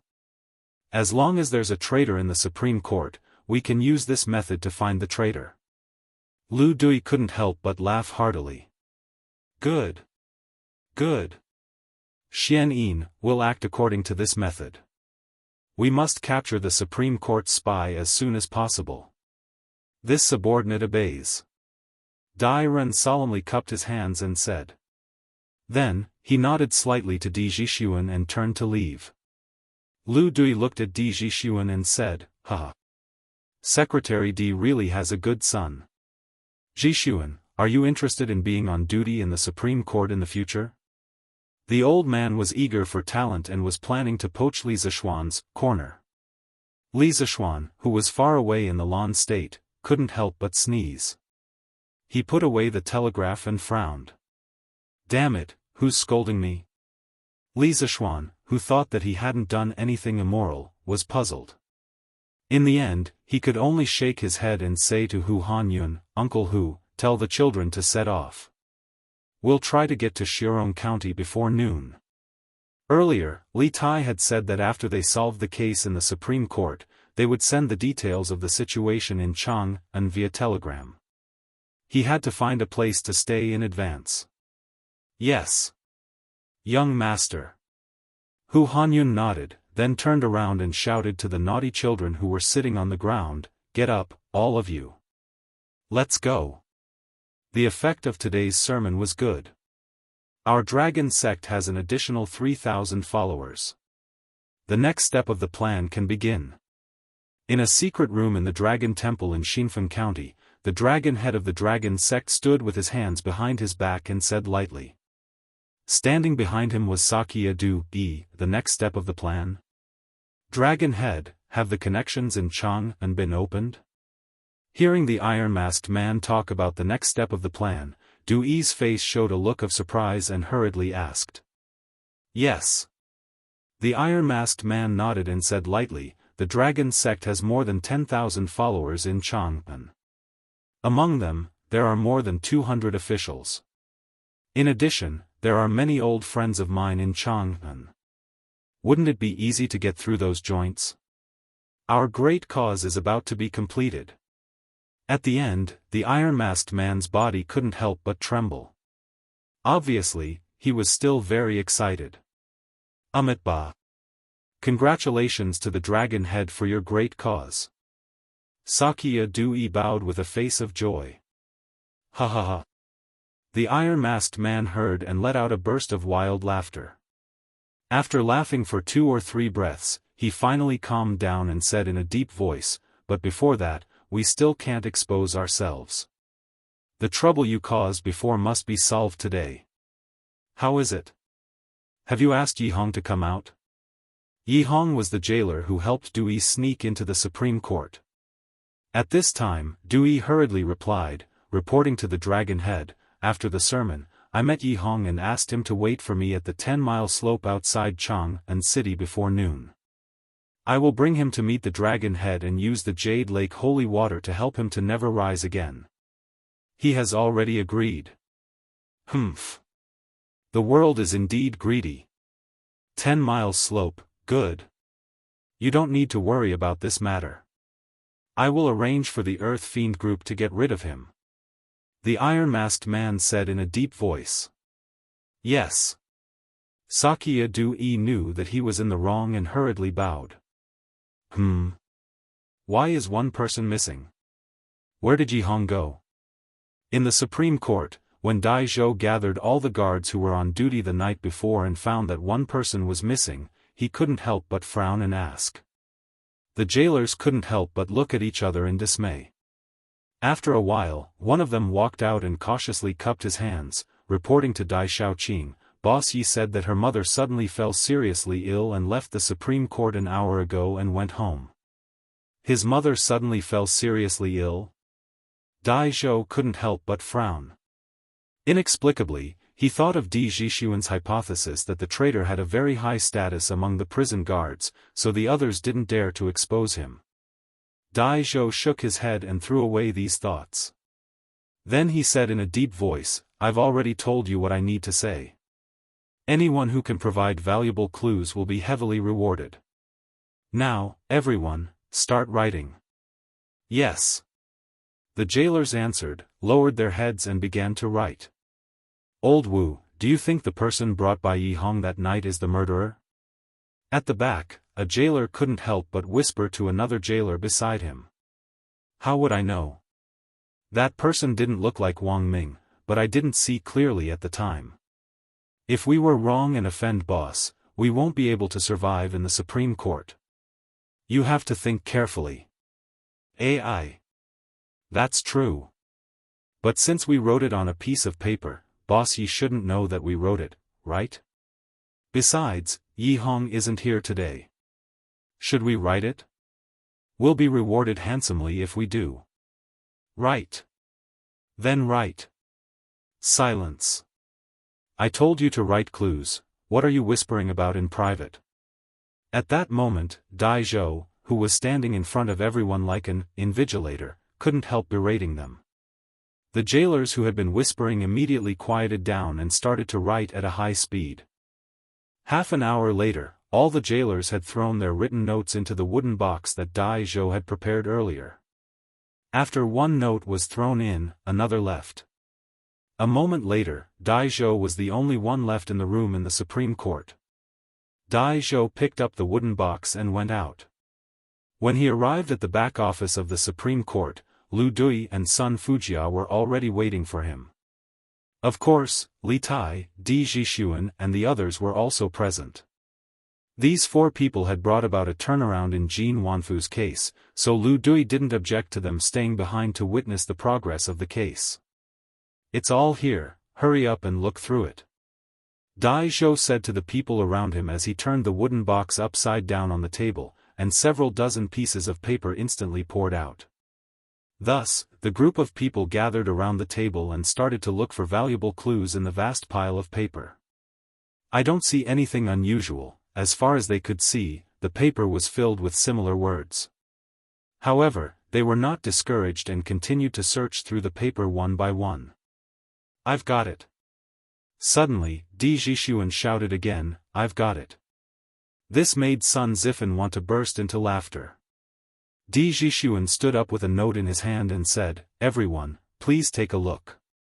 A jailer named Wu Mengshan claimed that on the night of Jin Wanfu's sudden death, he saw the jailer, Yi Hong, enter the B cell area with an unfamiliar, tall man in jailer's uniform. He even deliberately sent them away for a period of time. After reading the contents of the note, Lu Dui's expression turned ugly as he said, Yi Hong? I was the one who promoted this person back then. How could he be an accomplice to the murder? Men, summon Yi Hong to see me immediately. Minister Lu, there's no need to summon him. Dai Zhou shook his head and sighed softly. Yi Hong must have absconded by now for fear of punishment. Earlier, when I summoned all the jailers on duty that night, he was the only one who wasn't present. It said that his mother suddenly fell seriously ill. From the looks of it now, he must have sensed that something was wrong in advance and fled immediately. Bam! Lu Dui slammed the table angrily and stood up. Outrageous! Xian Yin. Send out all 3 teams of Yamen runners from the Supreme Court. They must capture Yi Hong and bring him back to me. Yes, sir. Knowing the urgency of the situation, Dai Zhou cupped his hands and left immediately to carry out the order. Son! Where are you taking your mother to? On the official road outside Chang'an City, a carriage was speeding south.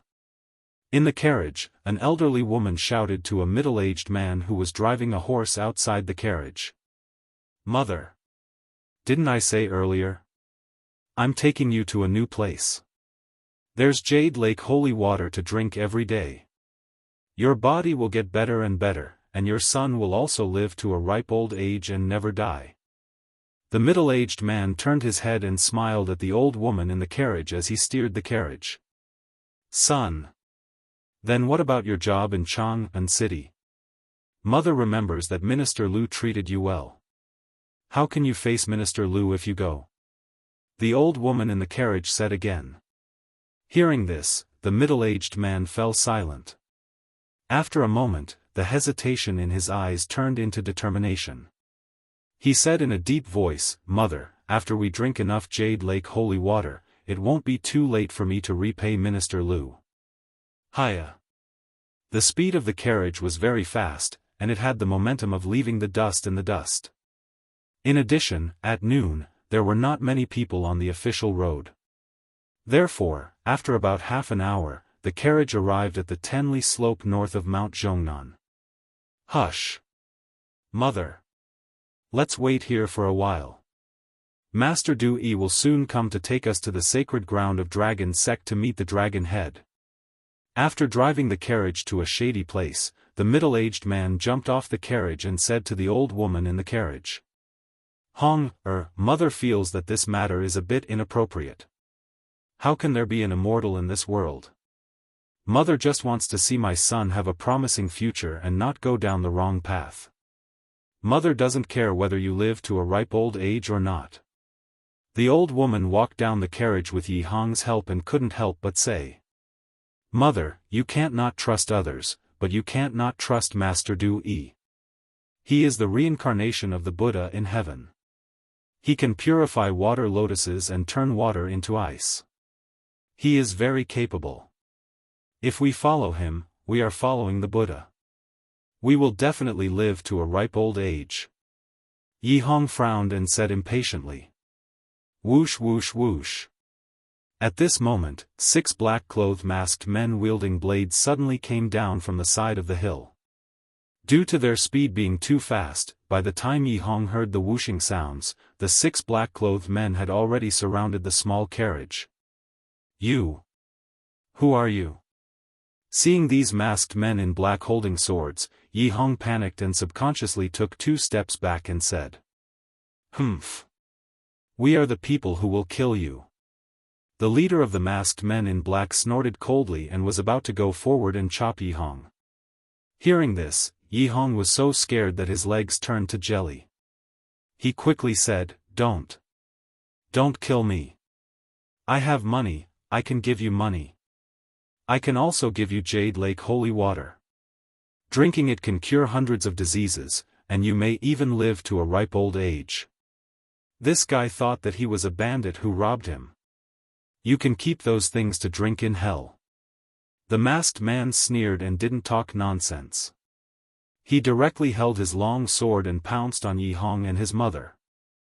Chapter 15:11. The suspect Yi Hong is heading towards the Tenli Hill. Chase. He's right in front. At noon, at the entrance of Chang'an City, a group of elite cavalry galloped out, with Dai Zhou leading the charge, shouting loudly. This group of elite cavalry, naturally did not come from the Supreme Court, but from the right Wu Marquis government. After discovering the traitor, and realizing the seriousness of the situation, Lu Dui made a prompt decision to let Dai Zhou request for Yuqi Jingda's right Wu Marquis government to send troops for assistance, while he himself, personally entered the palace to report this matter to Li Er. Bang bang bang. The cavalry whistled past, stirring up a trail of dust. The passers-by on the roadside could not help but discuss. Where did this happen again? It's the Wu Marquis government's cavalry. Hi. Who knows? Could it be that there are bandits again somewhere? How is this possible? Today the world is peaceful, where would there be so many bandits? I heard the leading officials say something about a suspect, looks like they're going to catch some criminal. Ah. What kind of criminal can make the Wu Marquis government send out cavalry to catch him? Maybe it's someone who has committed a heinous crime. Sigh. Let's not talk about it. Let's go home and eat.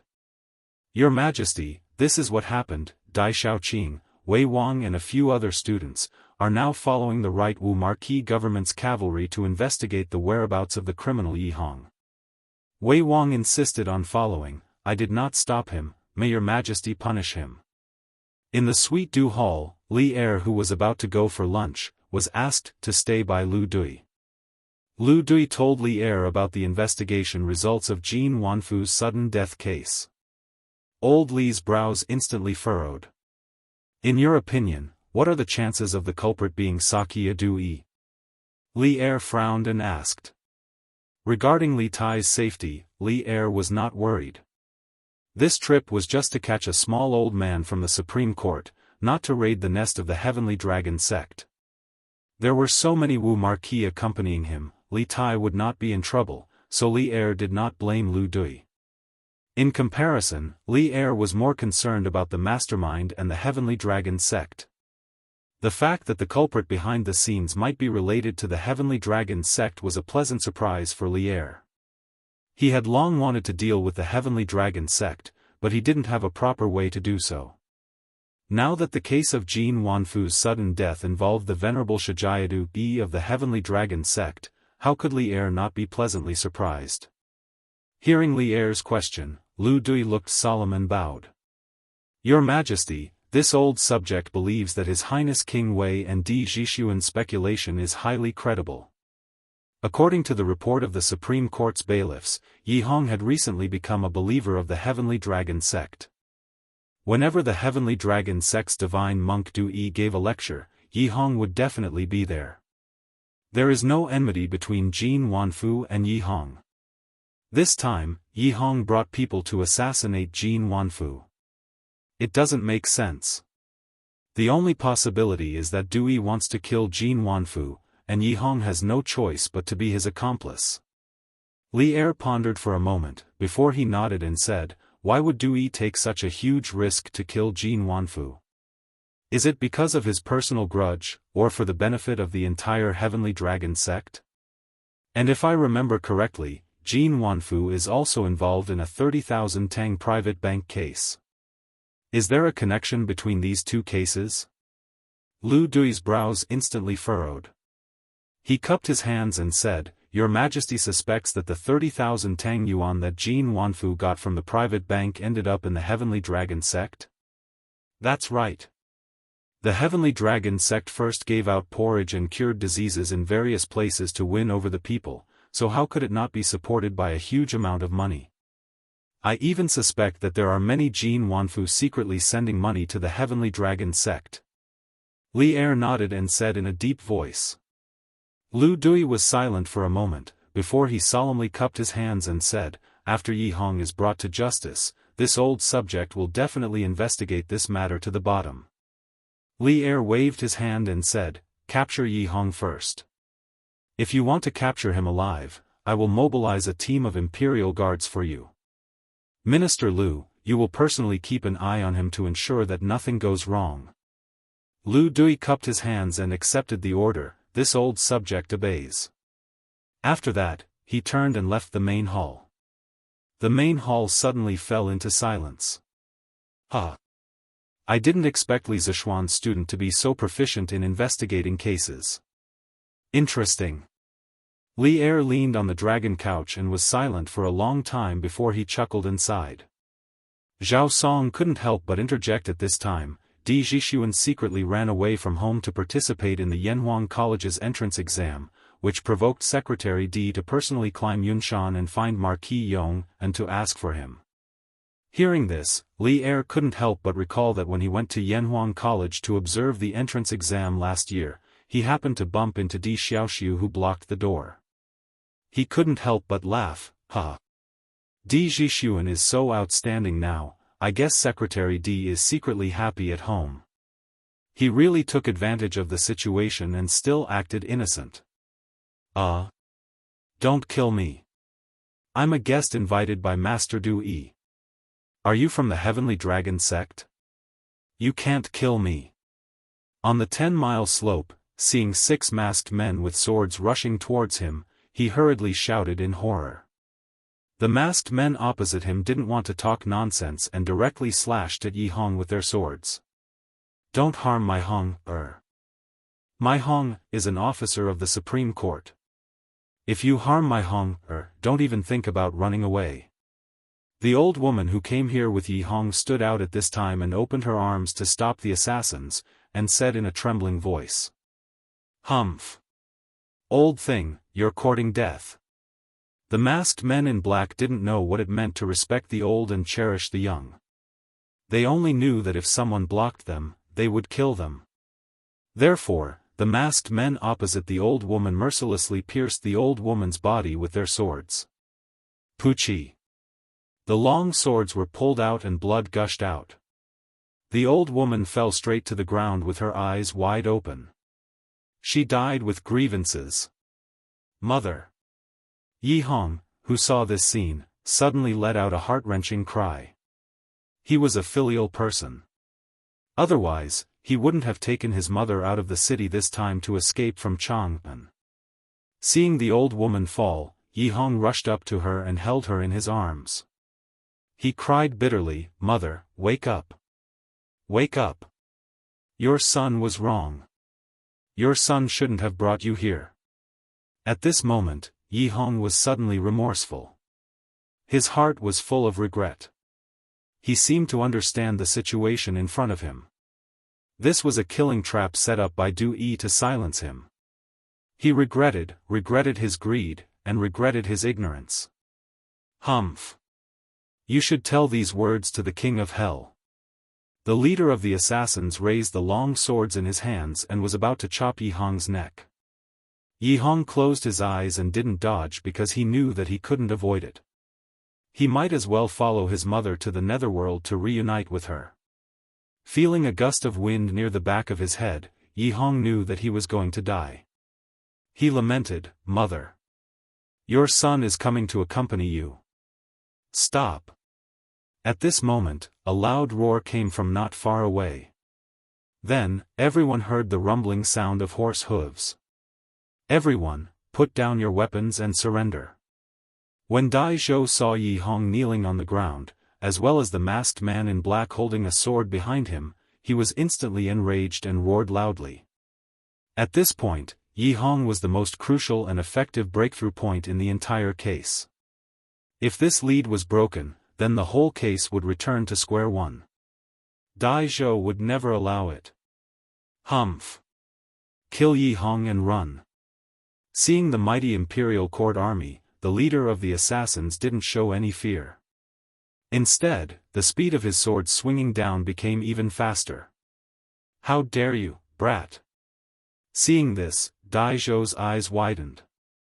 He wanted to order the soldiers behind him to shoot, but he was afraid that the arrows would be inaccurate on the bumpy ride and accidentally hurt Yi Hong.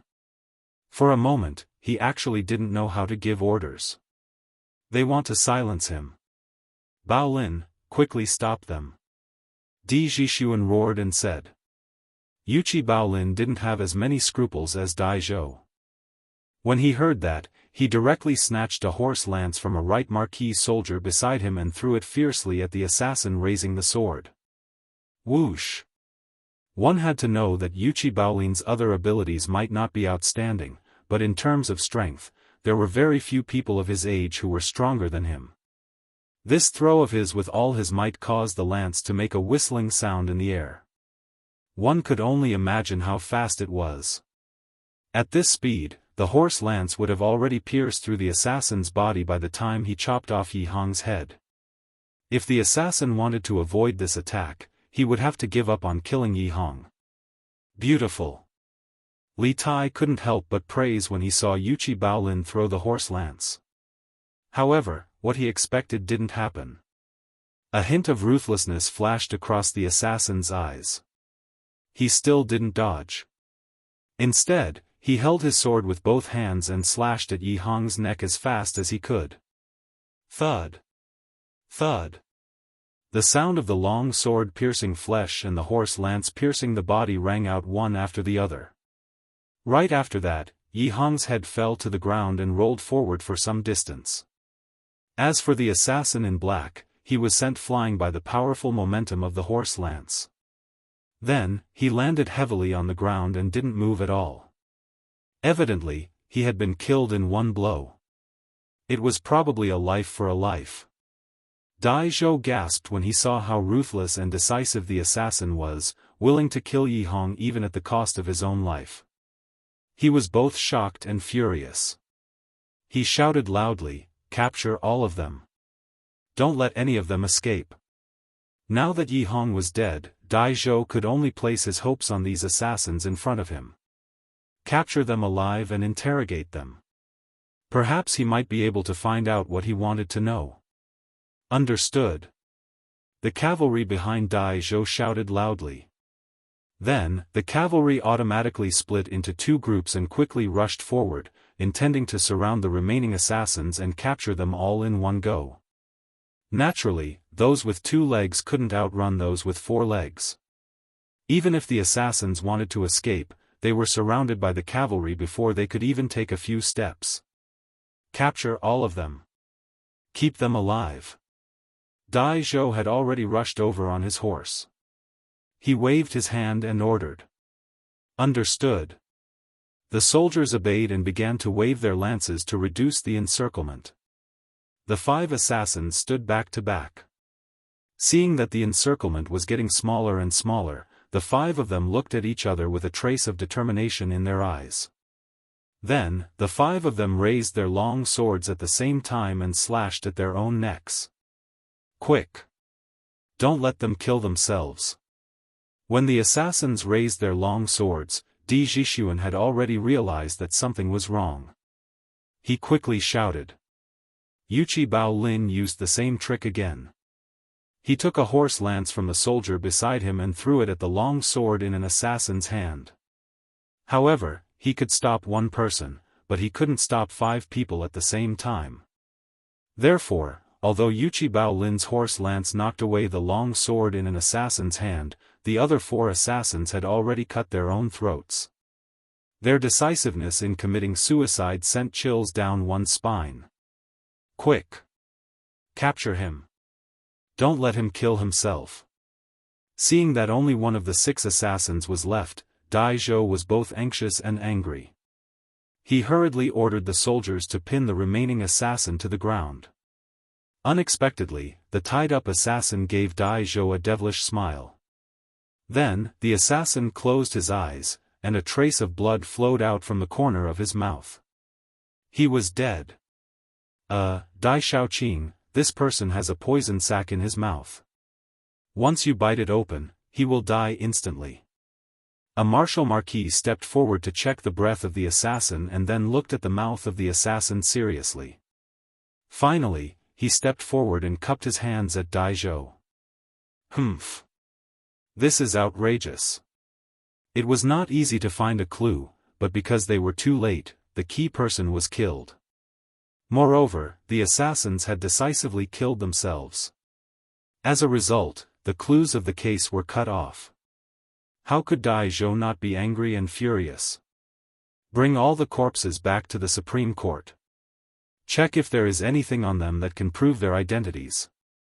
Dai Zhou's face was gloomy as he ordered the martial marquis. Yes, sir. Sigh. We were too late. This murderer is so cunning. He actually predicted that we would find out about Yi Hong. Then, he killed him one step ahead of us. This way, no one will know his identity at all. Di Zhixuan said dispiritedly. They had worked so hard to solve the case, but in the end, it was all for naught. Zhixuan, it's my fault. It's my fault for not being strong enough and for not throwing the lance fast enough. Otherwise, Yi Hong wouldn't have died. Seeing that the atmosphere was a little gloomy, Yuqi Baolin scratched his head and said apologetically. Hearing that, Di Zhixuan quickly patted Yuqi Baolin's shoulder and said, Baolin, you have done very well. Don't blame yourself. Let's not talk about this anymore. Let's go back to Chang'an first. I don't believe that the murderer will be able to get away with it. After adjusting his mood, Dai Zhou said in a low voice. The group of people carried the corpses back to the city. On a hillside not far away, 2 middle-aged men dressed like farmers walked out from the bushes. They whispered a few words to each other, then mounted their horses and galloped towards Xinfeng County in the northwest. Chapter 15:12. The imperial court actually mobilized the army for a small prison head. It seems that Li Shimin has noticed something. Xinfeng County, Tianlong Temple. The iron-masked man stood with his hands behind his back and said in a deep voice. Dragon Chief, you mean Li Shimin knows that I killed Jin Wanfu? Du Yi stood behind the iron-masked man and couldn't help but ask. Humph. It's all because of you. The iron-masked man snorted and turned around. Tianlong Temple is no longer safe. Let the core disciples withdraw with me first. When everything is ready, I'll give Li Shimin a big surprise. He. Yes. Du Yi's face froze, and he quickly bowed to accept the order. Shu. Xian, what's going on? Where's Yi Hong? On an official road not far from Chang'an, Lu Dui led a group of imperial guards and just so happened to run into the right marquis army led by Dai Zhou. Lu Dui hurriedly reined in his warhorse, but when he saw that Yi Hong was not in the group, Lu Dui's heart sank and he asked. Replying to the temple head, Yi Hong encountered a group of unknown black-clothed men at the Shirley slope. We were a step too late and he was killed. Those men in black all chose to commit suicide after being surrounded by us. Dai Zhou quickly jumped down from his horse, stepped forward, and bowed to Lu Dui with an ashamed expression. What? Yi Hong is dead? The assassins who killed him all committed suicide? Lu Dui's eyes widened in shock, and his face instantly sank. Previously, when he was in the Sweet Dew Hall, Li Er had told him that Yi Hong was a key figure in whether or not they could get rid of the Heavenly Dragon sect, but in less than half an hour, this key figure was actually killed. The case that was supposed to be solved suddenly became confusing again. How could he explain this to Li Er? I'm willing to be punished for my carelessness in the pursuit. Dai Zhou bowed and cupped his fists. Now is not the time to discuss who's right and who's wrong. Lu Dui waved his hand and said, Are the bodies of those assassins still here? Dai Zhou replied, Sir, the bodies of Yi Hong, his mother, and the 6 assassins have all been brought back. Lu Dui waved his hand and made a prompt decision. Return to the Supreme Court immediately and examine the corpses to find out the identities of these assassins. Here. Dai Zhou cupped his hands and accepted the order. Then, he led the group toward Chang'an City. Lu Dui then looked at Li Tai, Di Zhixuan, and the others, and said, Jin Wanfu's case, it is all thanks to your highness and these young friends. As for whether the real culprit behind this case is Du Yi or not, this official will definitely investigate it clearly. Now that the Supreme Court has something important to do, this old man will hold a banquet to thank your highness and these young friends another day. If it weren't for Di Zhixuan's quick-wittedness in solving the case, the spy would still be lurking in the Supreme Court. In the future, there might be an even bigger case. If that really happened, Lu Dui would have no choice but to resign. He was almost 50 years old this year, and was about to retire and return to his hometown. If he were to resign, then his reputation would be ruined. Therefore, old Lu was truly grateful to Di Zhixuan, Li Tai, and the others. Li Tai smiled and said, Official Lu, you are too polite. Every one of us is responsible for getting rid of the traitors for the country. Di Zhixuan also smiled and said, Qin Ke is right. Lord Lu, you are too polite. Your official business is more important. You don't have to worry about us. That's good. This old man will take his leave. Lu Dui took a deep look at Di Zhixuan. Then, he cupped his hands and turned to leave. Alas! I didn't expect that after we finally found the accomplice, we couldn't find the real culprit. Now that Yi Hong is dead, even if we suspect Du Yi, we can't find any evidence. After saying goodbye to Lu Dui, Di Zhixuan and the others returned to Chang'an City unhappily. Walking on the main street, Di Zhixuan sighed with regret. Thinking back to his journey this morning, he had painstakingly unraveled the cocoon layer by layer, and finally found the real culprit. How wonderful was his reasoning! In the end, he fell at the last step. How could he not feel that it was a pity? Li Tai frowned and said, Zhixuan, don't you think that those assassins are very strange? Not only did they kill themselves when they were surrounded, they even killed themselves by swallowing poison after they were captured. They seem to be ready to commit suicide at any time. It's really strange. Di Zhixuan's expression turned solemn. He nodded and said, These people want to kill Yi Hong. It's very likely that Du Yi ordered them to do so. Moreover, from the way they act, it's very likely that they are death warriors trained by the Dragon Sect. But how could the Dragon Sect have death warriors? What kind of ulterior motive do they have? Qin Ke, I think these problems must be solved as soon as possible. Otherwise, the Dragon Sect will be a disaster for the Tang Empire sooner or later. Li Tai agreed and said, Zhixuan, you are right. The Dragon Sect doesn't seem to be good people. I believe that my father will definitely send people to investigate this matter. With my father around, no one can overturn this country. At the end, Li Tai's face was full of confidence. If it had been in the past, he might have only felt that Li Er was a good father to him. However, after studying outside the palace for over a year, what he had heard, seen, and learned gradually made him understand that Li Er was also a skilled and iron-blooded emperor. No one was a match for Li Er in terms of power and strategy, in terms of stabilizing the country and maintaining peace. Di Zhixuan didn't answer. After a moment of silence, Sun Zifen, who was following behind them, suddenly said, Qing Ke, Zhixuan, what's the deal with the magic that Monk Du Yi used to turn water into ice? Have you figured it out? Everyone was speechless.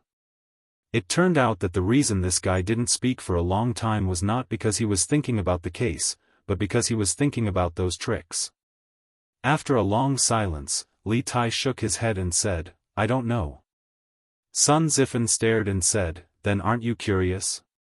Didn't you say you wanted to ask the Yamacho? Now that the case has been solved and the traitor has been caught, why don't you go and ask the Yamacho? Li Tai thought for a moment. He had promised Li Zixuan that he would send the details of Jin Wanfu's case in the form of a telegram once the case was solved. Now that he was free, it was indeed time to send the telegram. I left the telegram machine in the Supreme Judiciary. I have to get it back. After sending the telegram to the Yamacho, I have to go back to the workshop. After a moment of silence, Li Tai opened his mouth. He was now the deputy director of the Trump Card Project. Even if it was the weekend of the academy, he still had to work overtime in the workshop's research base. This morning, he just went back to the palace to greet Zhang Sun. As for the investigation, it was just a coincidence. Beep, beep, beep beep, beep. Around 1:00 in the afternoon, in Prince Wei's mansion. The little fatty began to send a telegram to Li Zixuan in the study, while Sun Zifen, Di Zhixuan, Yuqi Baolin, and the others waited expectantly for Li Zixuan's reply. Young master. There's a telegram. Shirong County. Li Zixuan, who had just settled down in the county's inn, suddenly heard a beeping sound and a young man's shout outside the door. He pushed the door open and saw that it was Erniu. Give it to me. Li Zixuan took the telegram machine and turned back into the room. After placing the telegram machine on the desk, he calmed himself down and began to send the telegram. Got it, Yanhuang 001. After confirming his identity, the telegram machine rang again. Li Zixuan's strong spiritual power turned his brain into a powerful and responsive code translation machine. Yamacho, the real murderer of Jin Wanfu, we suspect that it's the venerable Shajiadu of the Dragon Sect. This person is very good at illusions. After investigating that Yi Hong was the accomplice who brought the murderer into the Supreme Court's prison, Dai Zhou immediately led people to arrest Yi Hong. But in the end, we were still a step too late. Yi Hong was surrounded by a group of unknown black-clothed men on a slope 10 miles outside Chang'an City. In the end, Yi Hong was beheaded, and the assassins all committed suicide on the spot. After listening to Li Tai's narration, Li Zixuan learned that in less than half a month, so many things had happened in Chang'an City. Especially the new sect, the Dragon Sect, which aroused Li Zixuan's great vigilance. They used illusions and superstitions to confuse the people and recruit them into the sect, gradually increasing its power and prestige. Wasn't this a cult in modern times? Moreover, the Dragon Sect was very similar to the White Lotus Sect of the late Ming Dynasty. The White Lotus Sect had some White Lotus mother, but he didn't expect the Dragon Sect to create a venerable. If this wasn't a high imitation of the White Lotus Sect, then what was it? What did the White Lotus Sect do? They rebelled against the imperial court. Then the hidden intention of the Dragon Sect in front of him was obvious. Li Zixuan dared to conclude that the Dragon Sect absolutely wanted to rebel against the imperial court. Besides, this morning, Di Zhixuan solved the case. After listening to Li Tai's description, Li Zixuan had to admire Di Zhixuan's observation and reasoning skills. Di Zhixuan was able to analyze such a hidden method of killing people with ice needles. It seemed that Di Renjia, who solved cases like a god in history, was likely to have inherited the talent from Di Zhixuan. Yamacho, this morning in Chang'an City, Monk Du Yi performed the levitation skill and the water-to-ice technique. The levitation skill has been cracked by a little girl we met named Chen Shuozhen. But as for the water-to-ice technique, we have pondered for a long time, but we still can't figure out the essence of it. I hope Yamacho can give us some hints. In the end, Li Tai still asked this question. After all, he was also very curious and wanted to know the answer. Li Zishuan, who was in the inn, was shocked after receiving the telegram. This was because he heard a familiar and extraordinary name. Chen Shuozhen? Qingke, are you saying that the little girl who cracked the levitation skill is named Chen Shuozhen? Are you sure it's these 3 words? Li Zishuan's right hand tapped lightly, and a series of messages were sent out in an instant. On the other side, Li Tai, Di Zhishuan, Sun Zifan, and the others who were guarding the telegram originally wanted to listen to how Li Zishuan cracked Du Yi's water-to-ice technique. They didn't expect that after the code was translated, it would be such an inexplicable question. Yamacho, what does this mean? It's obviously talking about the water-to-ice technique. Why did it mention the little girl we met this morning? Sun Zifan couldn't help but complain after reading the translated code. Could it be that Yamacho used to know that little girl? Li Tai frowned and guessed. As he spoke, he had already begun to reply to Li Zishuan's telegram. Yamacho, her name is indeed Chen Shuozhen. As for whether it's these 3 words, Tai isn't sure. The girl just said her name, but didn't say which 3 words it was. Li Zishuan, who was at the other end of the telegram, was silent. After a while, he frowned and muttered to himself, it can't be so coincidental, right? The first female emperor in Chinese history has entered Chang'an city just like that? Shouldn't she be from Jiangsu and Zhejiang? The Chen Shuozhen that Li Zishuan thought of was also known as Chen Shuozhen in history. She was from the Zitong Yuantian manor in Muzhou, and the female leader of the peasant uprising in Zhejiang during the Tang dynasty. Around the first year of Yonghui, a rare flood occurred in Qingxi County. Not only did the imperial court not open the granary to provide relief, but they also imposed all kinds of taxes. As a result, the people had no way to make a living. They had to sell their children, homeless and starving. When Chen Shuozhen saw the suffering of the villagers, she remembered that she had received help from the villagers. Therefore, she ignored her own safety and secretly opened the granary of her employer to provide relief to the victims. In the end, she was discovered by her employer, tied up, and beaten black and blue. The villagers saw this and were anxious. That night, many villagers spontaneously organized themselves and rushed into the woodshed where Chen Shuozhen was locked up to rescue her. In order to escape the search of the soldiers, Chen Shuozhen escaped to the junction of the 3 counties. While Chen Shuozhen was recuperating, she felt that only by overthrowing the imperial court could she let everyone live a good life.